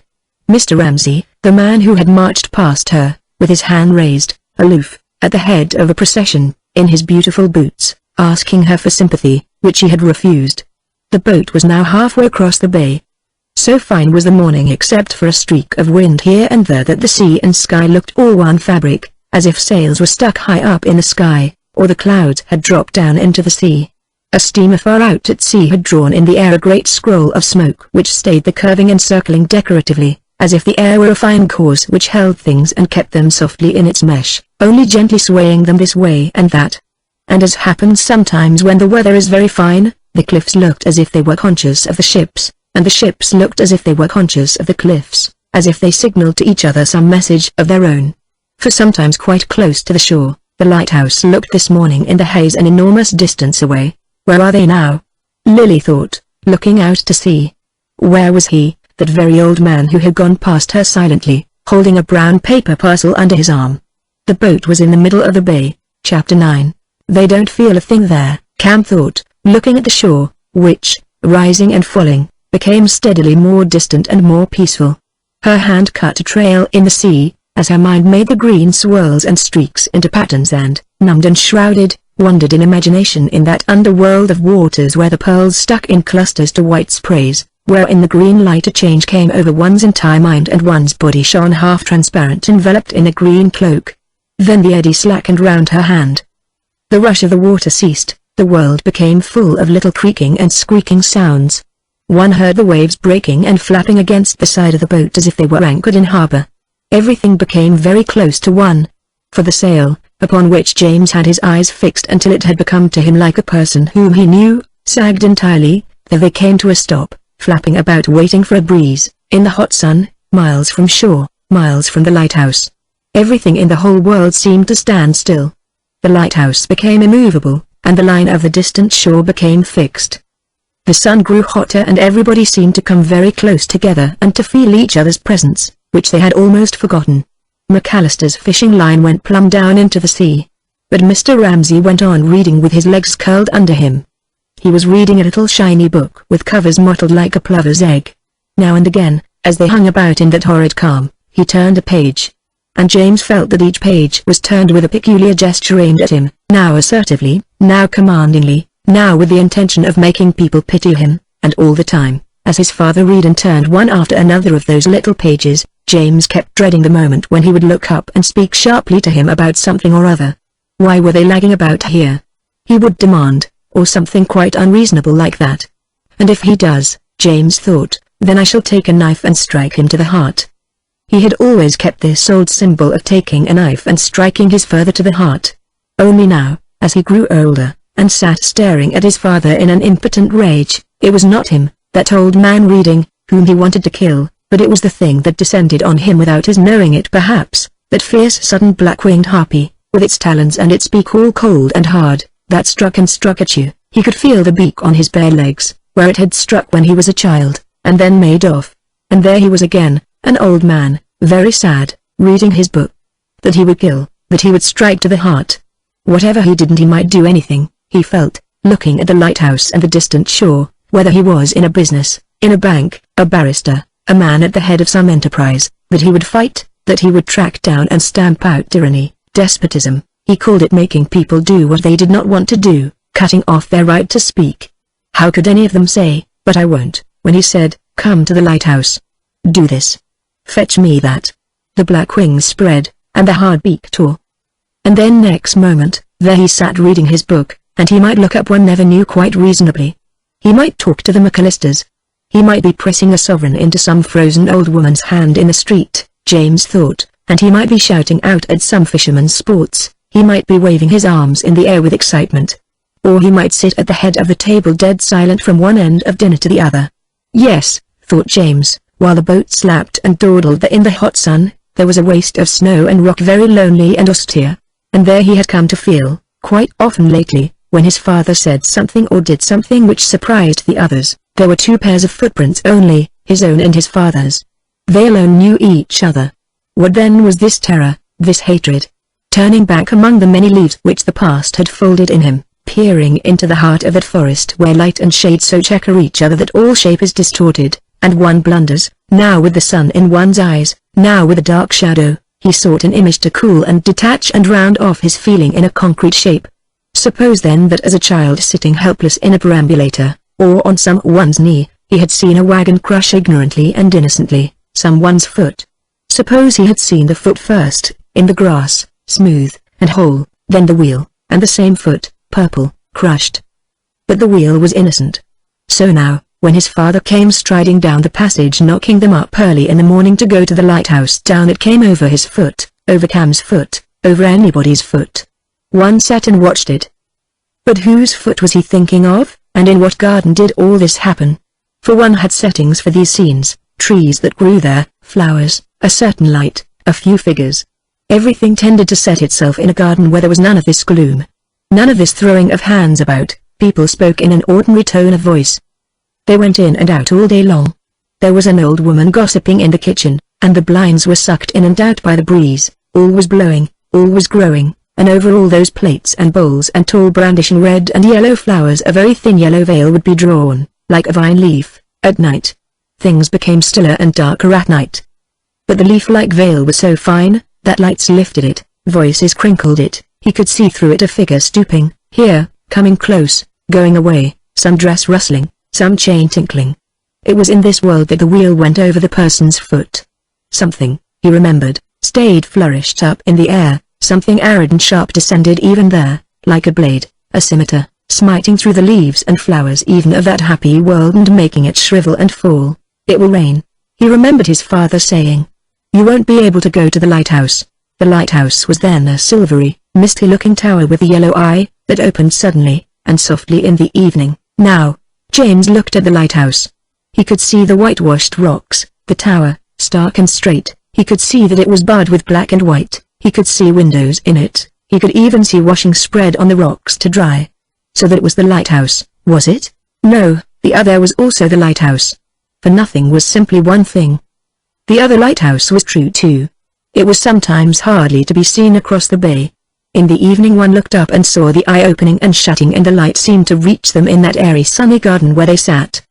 But he pulled himself up.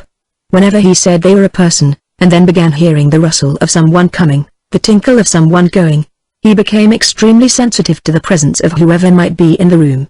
It was his father now. The strain was acute.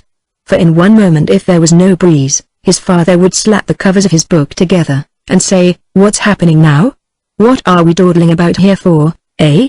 As, once before he had brought his blade down among them on the terrace and she had gone stiff all over, and if there had been an axe handy, a knife, or anything with a sharp point he would have seized it and struck his father through the heart.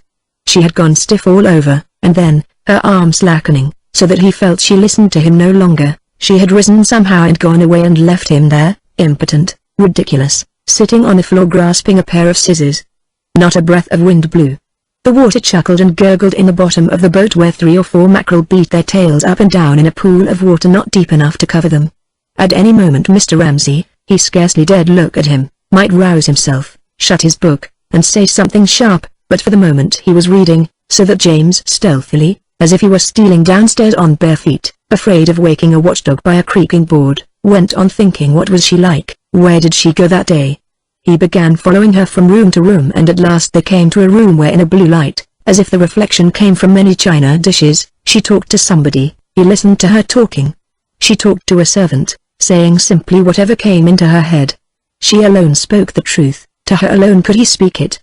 That was the source of her everlasting attraction for him. Perhaps, she was a person to whom one could say what came into one's head.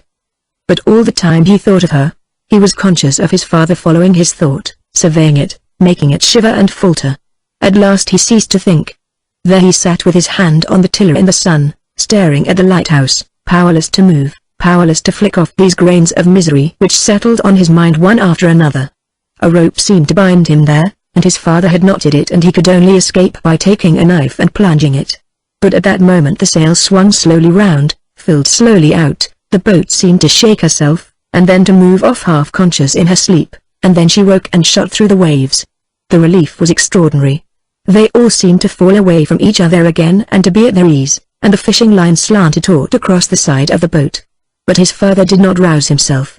He only raised his right hand mysteriously high in the air, and let it fall upon his knee again as if he were conducting some secret symphony. Chapter 10. The sea without a stain on it, thought Lily Briscoe, still standing and looking out over the bay. The sea stretched like silk across the bay. Distance had an extraordinary power. They had been swallowed up in it, she felt. They were gone forever, they had become part of the nature of things. It was so calm, it was so quiet. The steamer itself had vanished, but the great scroll of smoke still hung in the air and drooped like a flag mournfully in valediction. Chapter 11. It was like that then, the island, thought Cam, once more drawing her fingers through the waves. She had never seen it from out at sea before. It lay like that on the sea, did it, with a dent in the middle and two sharp crags, and the sea swept in there, and spread away for miles and miles on either side of the island. It was very small, shaped something like a leaf stood on end. So he took a little boat, she thought, beginning to tell herself a story of adventure about escaping from a sinking ship. But with the sea streaming through her fingers, a spray of seaweed vanishing behind them, she did not want to tell herself seriously a story. It was the sense of adventure and escape that she wanted, for she was thinking, as the boat sailed on, how her father's anger about the points of the compass, James's obstinacy about the compact, and her own anguish, all had slipped, all had passed, all had streamed away. What then came next? Where were they going? From her hand, ice cold, held deep in the sea, there spurted up a fountain of joy at the change, at the escape, at the adventure, that she should be alive, that she should be there. And the drops falling from this sudden and unthinking fountain of joy fell here and there on the dark. The slumberous shapes in her mind, shapes of a world not realized but turning in their darkness, catching here and there, a spark of light, Greece, Rome, Constantinople. Small as it was, and shaped something much like a leaf stood on its end with the gold-sprinkled waters flowing in and about it. It had, she supposed, a place in the universe, even that little island? The old gentleman in the study, she thought, could have told her. Sometimes she strayed in from the garden purposely to catch them at it. There they were. It might be Mr. Carmichael or Mr. Banks who was sitting with her father, sitting opposite each other in their low armchairs. They were crackling in front of them the pages of the Times, when she came in from the garden, all in a muddle, about something someone had said about Christ, or hearing that a mammoth had been dug up in a London street, or wondering what Napoleon was like. Then they took all this with their clean hands. They wore grey-coloured clothes. They smelt of heather, and they brushed the scraps together, turning the paper, crossing their knees, and said something now and then very brief.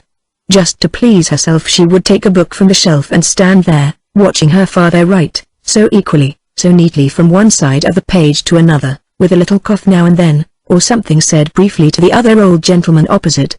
And she thought, standing there with her book open, one could let whatever one thought expand here like a leaf in water, and if it did well here, among the old gentlemen smoking and the Times crackling, then it was right.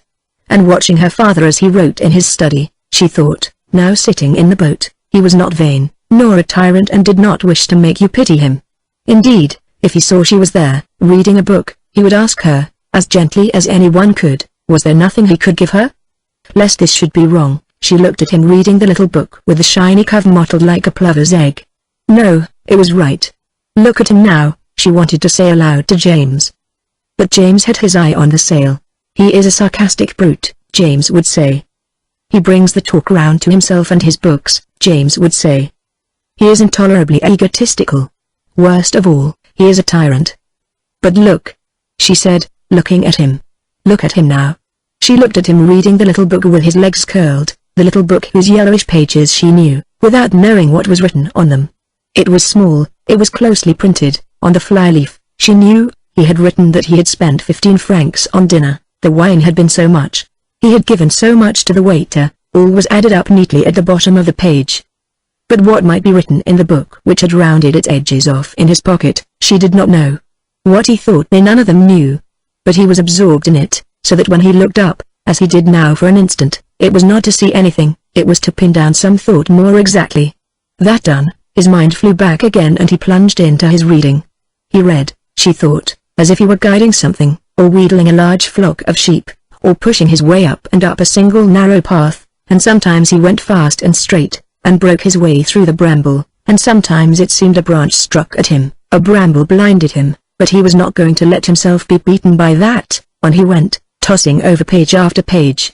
And she went on telling herself a story about escaping from a sinking ship, for she was safe, while he sat there, safe, as she felt herself when she crept in from the garden, and took a book down, and the old gentleman, lowering the paper suddenly, said something very brief over the top of it about the character of Napoleon. She gazed back over the sea, at the island. But the leaf was losing its sharpness. It was very small, it was very distant. The sea was more important now than the shore.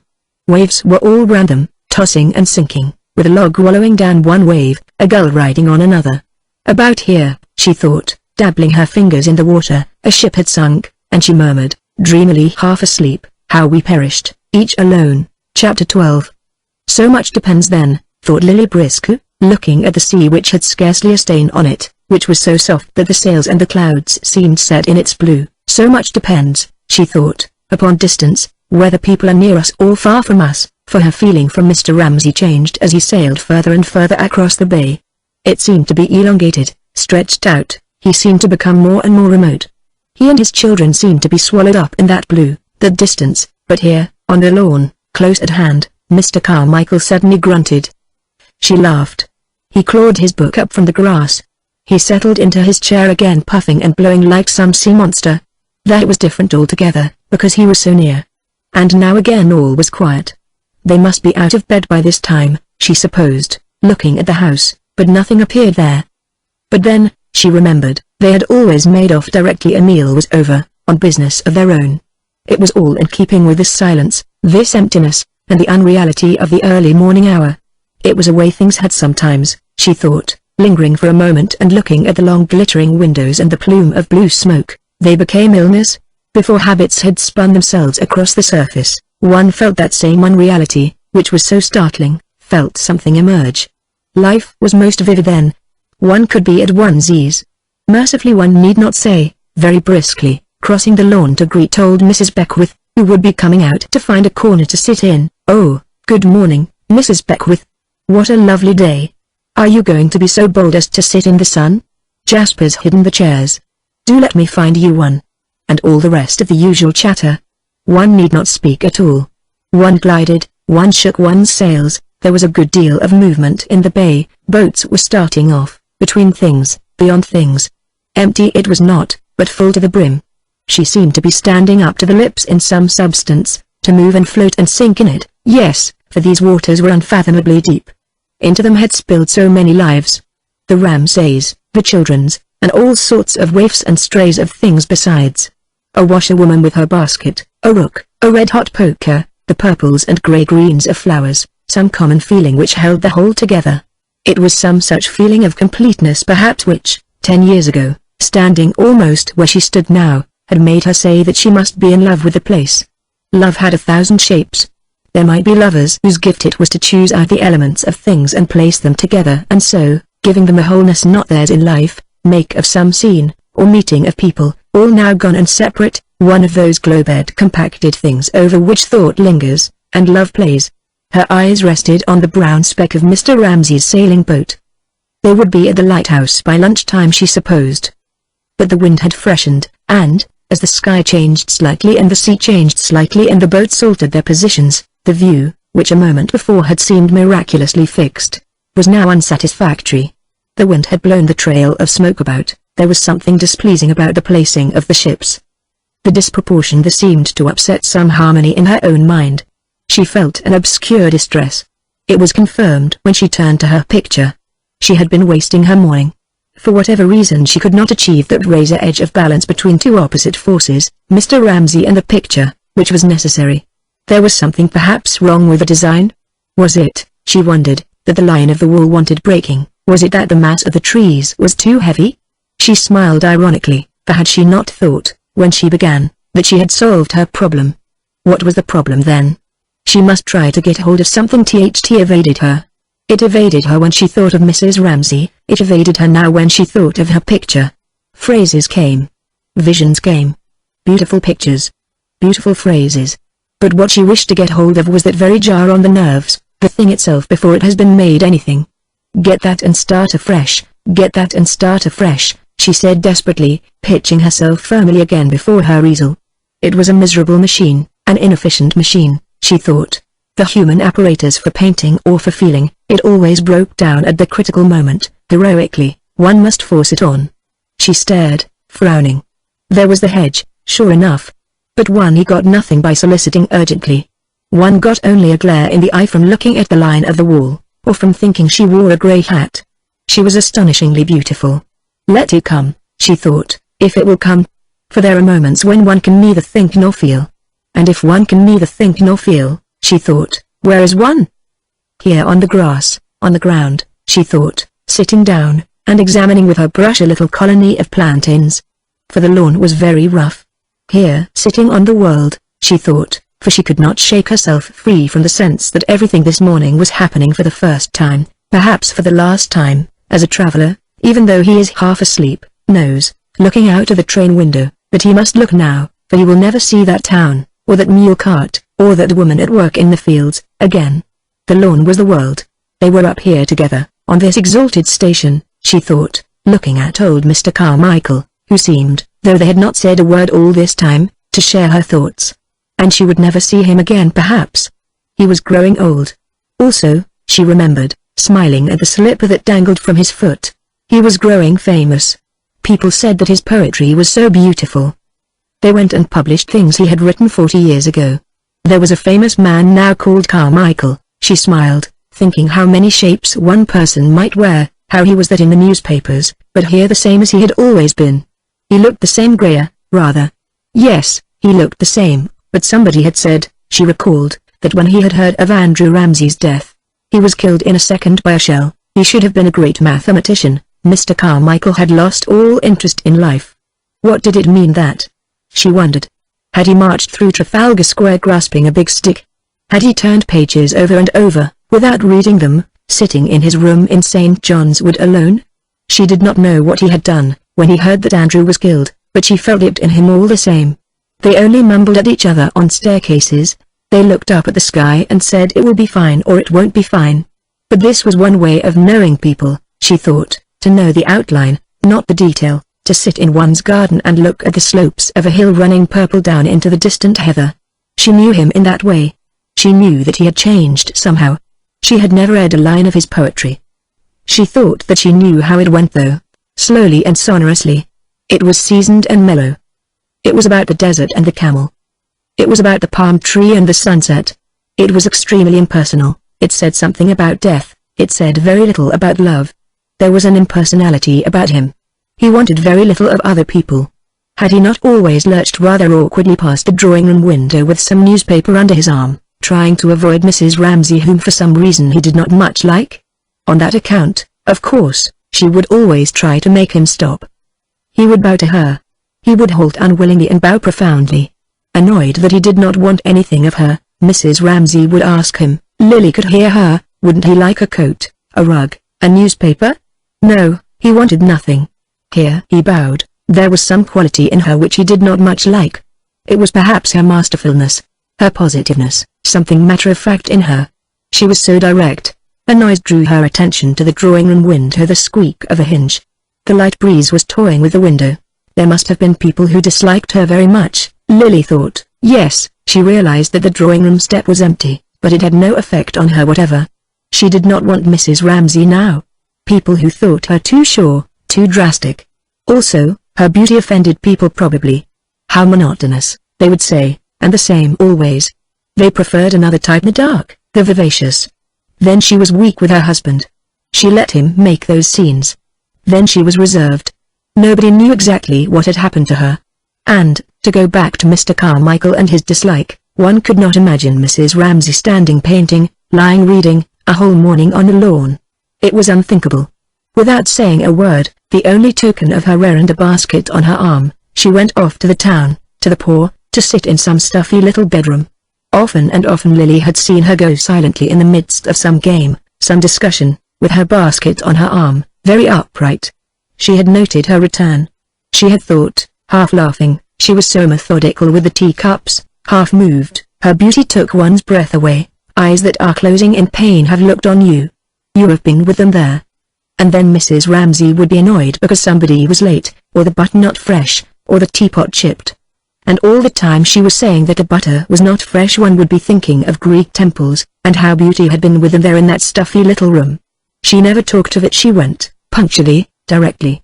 It was her instinct to go, an instinct like the swallows for the south, the artichokes for the sun, turning her infallibly to the human race, making her nest in its heart. And this, like all instincts, was a little distressing to people who did not share it, to Mr. Carmichael perhaps, to herself certainly. Some notion was in both of them about the ineffectiveness of action, the supremacy of thought. Her going was a reproach to them, gave a different twist to the world, so that they were led to protest, seeing their own prepossessions disappear, and clutch at them vanishing. Charles Tansley did that too. It was part of the reason why one disliked him. He upset the proportions of one's world. And what had happened to him, she wondered, idly stirring the plantains with her brush. He had got his fellowship. He had married, he lived at Golders Green. She had gone one day into a hall and heard him speaking during the war.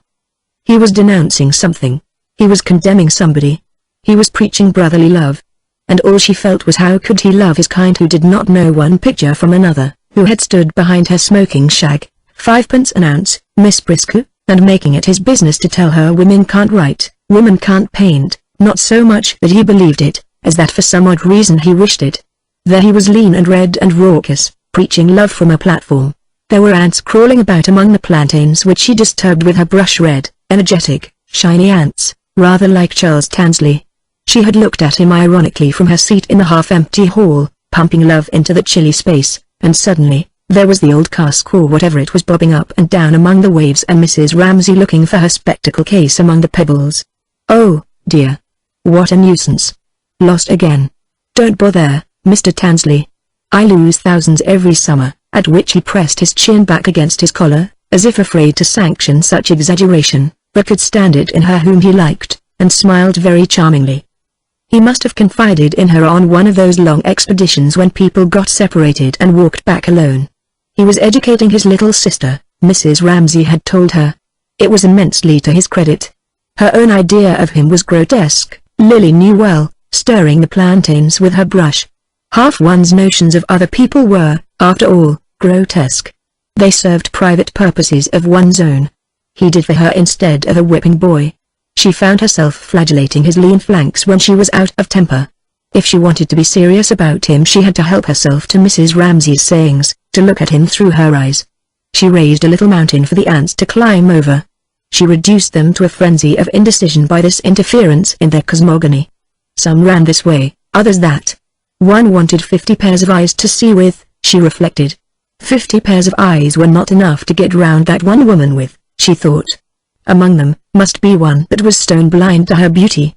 One wanted most some secret sense, fine as air, with which to steal through keyholes and surround her where she sat knitting, talking, sitting silent in the window alone, which took to itself and treasured up like the air which held the smoke of the steamer, her thoughts, her imaginations, her desires. What did the hedge mean to her? What did the garden mean to her? What did it mean to her when a wave broke? Lily looked up, as she had seen Mrs. Ramsay look up. She too heard a wave falling on the beach, and then what stirred and trembled in her mind when the children cried, "How's that? How's that? Cricketing?" She would stop knitting for a second. She would look intent. Then she would lapse again, and suddenly Mr. Ramsay stopped dead in his pacing in front of her, and some curious shock passed through her and seemed to rock her in profound agitation on its breast when stopping there he stood over her and looked down at her. Lily could see him. He stretched out his hand and raised her from her chair. It seemed somehow as if he had done it before, as if he had once bent in the same way and raised her from a boat which, lying a few inches off some island, had required that the ladies should thus be helped on shore by the gentlemen. An old-fashioned scene that was, which required, very nearly, crinolines and peg-top trousers. Letting herself be helped by him, Mrs. Ramsay had thought, Lily supposed, the time has come now. Yes, she would say it now. Yes, she would marry him. And she stepped slowly, quietly on shore. Probably she said one word only, letting her hand rest still in his. "I will marry you," she might have said, with her hand in his, but no more. Time after time the same thrill had passed between them. Obviously it had, Lily thought, smoothing away for her aunts. She was not inventing, she was only trying to smooth out something she had been given years ago folded up, something she had seen. For in the rough and tumble of daily life, with all those children about, all those visitors, won her constantly a sense of repetition of one thing falling where another had fallen, and so setting up an echo which chimed in the air and made it full of vibrations.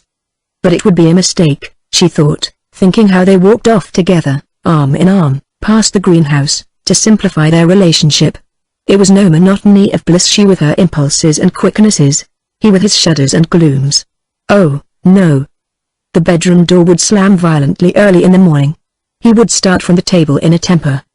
He would whiz his plate through the window. Then all through the house there would be a sense of doors slamming and blinds fluttering, as if a gusty wind were blowing and people scudded about trying in a hasty way to fasten hatches and make things ship-shape. She had met Paul Rayleigh like that one day on the stairs. They had laughed and laughed, like a couple of children, all because Mr. Ramsay, finding an earwig in his milk at breakfast, had sent the whole thing flying through the air onto the terrace outside. An earwig, Prue murmured, awestruck, in his milk. Other people might find centipedes. But he had built round him such a fence of sanctity, and occupied the space with such a demeanor of majesty that an earwig in his milk was a monster.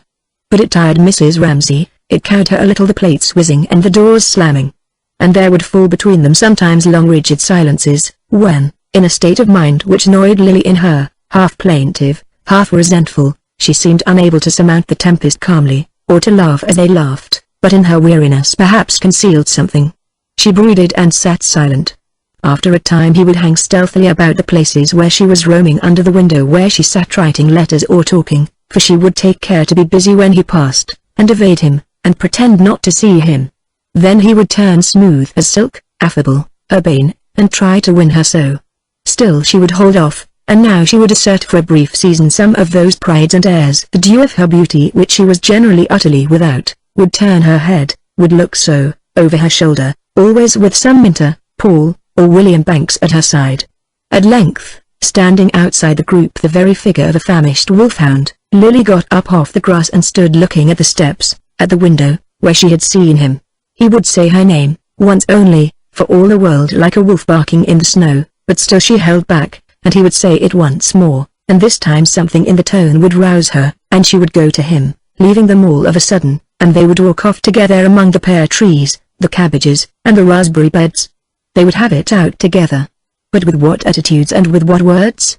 Such a dignity was theirs in this relationship that, turning away, she and Paul and Minter would hide their curiosity and their discomfort, and begin picking flowers, throwing balls, chattering, until it was time for dinner, and there they were, he at one end of the table, she at the other, as usual. "Why don't some of you take up botany? With all those legs and arms, why doesn't one of you?" So they would talk as usual, laughing, among the children. All would be as usual, save only for some quiver, as of a blade in the air, which came and went between them, as if the usual sight of the children sitting round their soup plates had freshened itself in their eyes after that hour among the pears and the cabbages. Especially, Lily thought, Mrs. Ramsay would glance at Prue.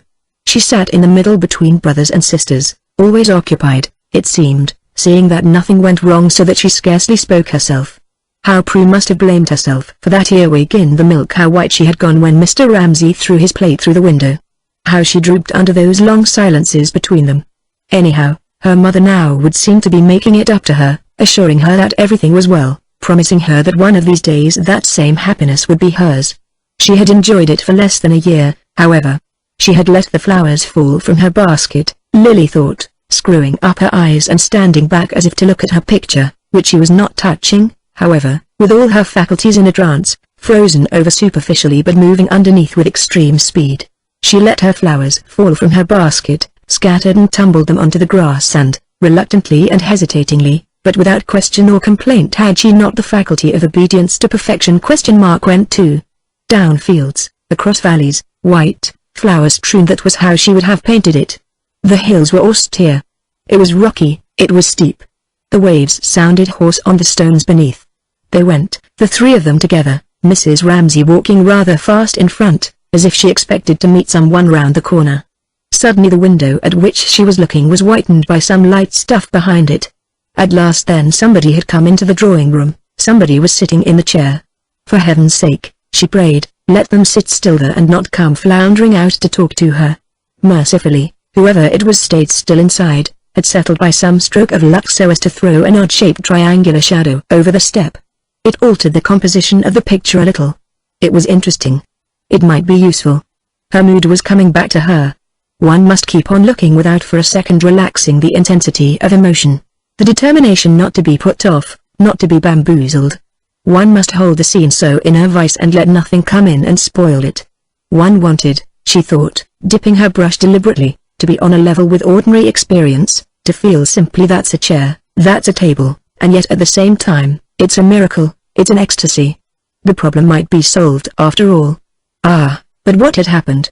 Some wave of white went over the window pane. The air must have stirred some flowers in the room. Her heart leapt at her and seized her and tortured her. Mrs. Ramsay. Mrs. Ramsay. She cried, feeling the old horror come back to want and not to have. Could she inflict that still? And then, quietly, as if she refrained, that too became part of ordinary experience, was on a level with the chair, with the table. Mrs. Ramsay, it was part of her perfect goodness, sat there quite simply, in the chair, flicked her needles to and fro, knitted her reddish-brown stocking, cast her shadow on the step. There she sat. And as if she had something she must share, yet could hardly leave her easel, so full her mind was of what she was thinking, of what she was seeing, Lily went past Mr. Carmichael holding her brush to the edge of the lawn. Where was that boat now? And Mr. Ramsay? She wanted him. Chapter 13. Mr. Ramsay had almost done reading. One hand hovered over the page as if to be in readiness to turn it the very instant he had finished it. He sat there bareheaded with the wind blowing his hair about, extraordinarily exposed to everything. He looked very old. He looked, James thought, getting his head now against the lighthouse, now against the waste of waters running away into the open, like some old stone lying on the sand. He looked as if he had become physically what was always at the back of both of their minds, that loneliness which was for both of them the truth about things. He was reading very quickly, as if he were eager to get to the end. Indeed, they were very close to the lighthouse now. There it loomed up, stark and straight, glaring white and black, and one could see the waves breaking in white splinters like smashed glass upon the rocks. One could see lines and creases in the rocks. One could see the windows clearly, a dab of white on one of them, and a little tuft of green on the rock. A man had come out and looked at them through a glass and gone in again. So it was like that, James thought, the lighthouse one had seen across the bay all these years. It was a stark tower on a bare rock. It satisfied him. It confirmed some obscure feeling of his about his own character. The old ladies, he thought, thinking of the garden at home, went dragging their chairs about on the lawn. Old Mrs. Beckwith, for example, was always saying how nice it was and how sweet it was and how they ought to be so proud and they ought to be so happy, but as a matter of fact, James thought, looking at the lighthouse stood there on its rock, it's like that. He looked at his father reading fiercely with his legs curled tight. They shared that knowledge. We are driving before a gale, we must sink, he began saying to himself, half aloud, exactly as his father said it. Nobody seemed to have spoken for an age. Cam was tired of looking at the sea. Little bits of black cork had floated past, the fish were dead in the bottom of the boat.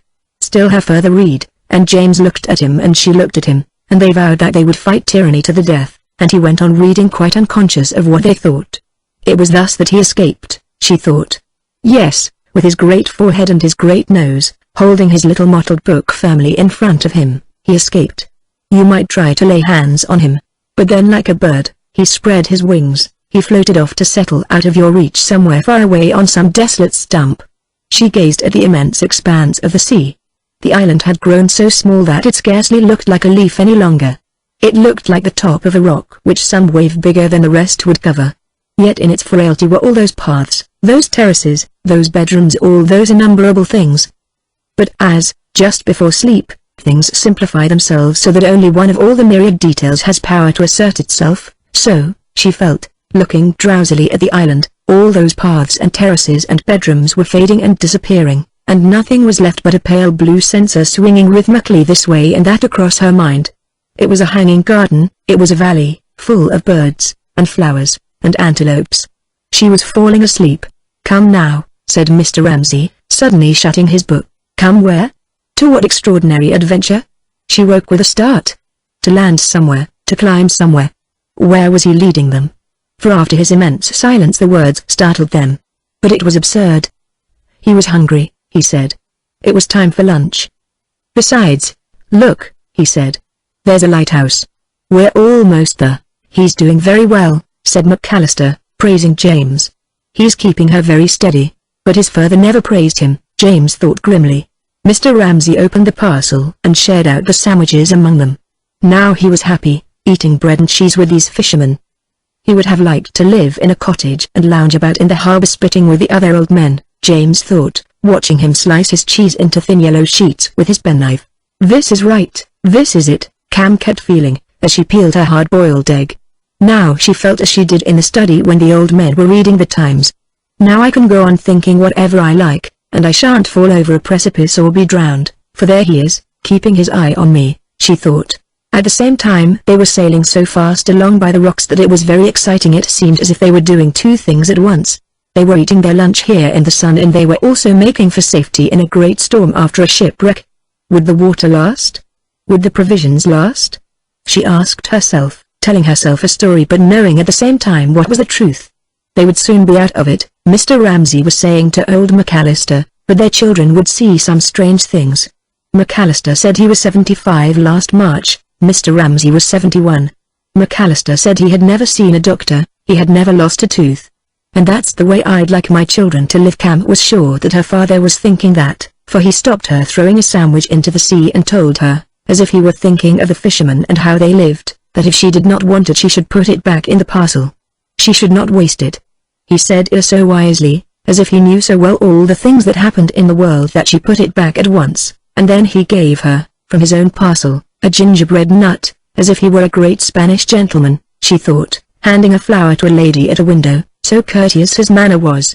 He was shabby, and simple, eating bread and cheese, and yet he was leading them on a great expedition where, for all she knew, they would be drowned. That was where she sunk, said McAllister's boy suddenly. 3 men were drowned where we are now, the old man said. He had seen them clinging to the mast himself. And Mr. Ramsay taking a look at the spot was about, James and Cam were afraid, to burst out, but I beneath the rougher sea. And if he did, they could not bear it, they would shriek aloud, they could not endure another explosion of the passion that boiled in him, but to their surprise all he said was as if he thought to himself. But why make a fuss about that? Naturally men are drowned in a storm, but it is a perfectly straightforward affair, and the depths of the sea, he sprinkled the crumbs from his sandwich paper over them, are only water after all. Then having lighted his pipe he took out his watch. He looked at it attentively. He made, perhaps, some mathematical calculation. At last he said, triumphantly, "Well done." James had steered them like a born sailor. There. Cam thought, addressing herself silently to James. "You've got it at last." For she knew that this was what James had been wanting, and she knew that now he had got it he was so pleased that he would not look at her or at his father or at anyone. There he sat with his hand on the tiller sitting bolt upright, looking rather sulky and frowning slightly. He was so pleased that he was not going to let anybody share a grain of his pleasure. His father had praised him. They must think that he was perfectly indifferent. But you've got it now, Cam thought. They had tacked, and they were sailing swiftly, buoyantly on long rocking waves which handed them on from one to another with an extraordinary lilt and exhilaration beside the reef. On the left a row of rocks showed brown through the water which thinned and became greener, and on one, a higher rock, a wave incessantly broke and spurted a little column of drops which fell down in a shower.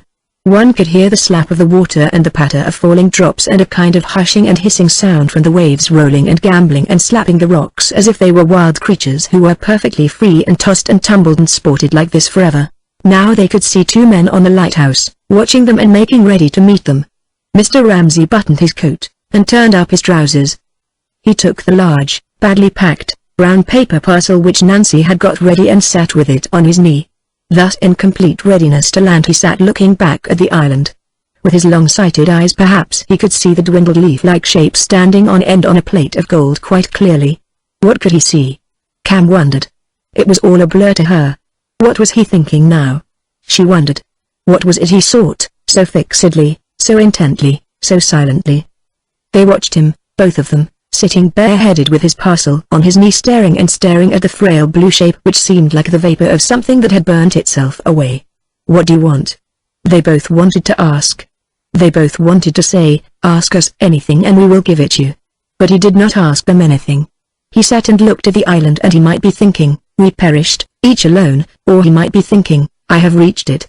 I have found it." But he said nothing. Then he put on his hat.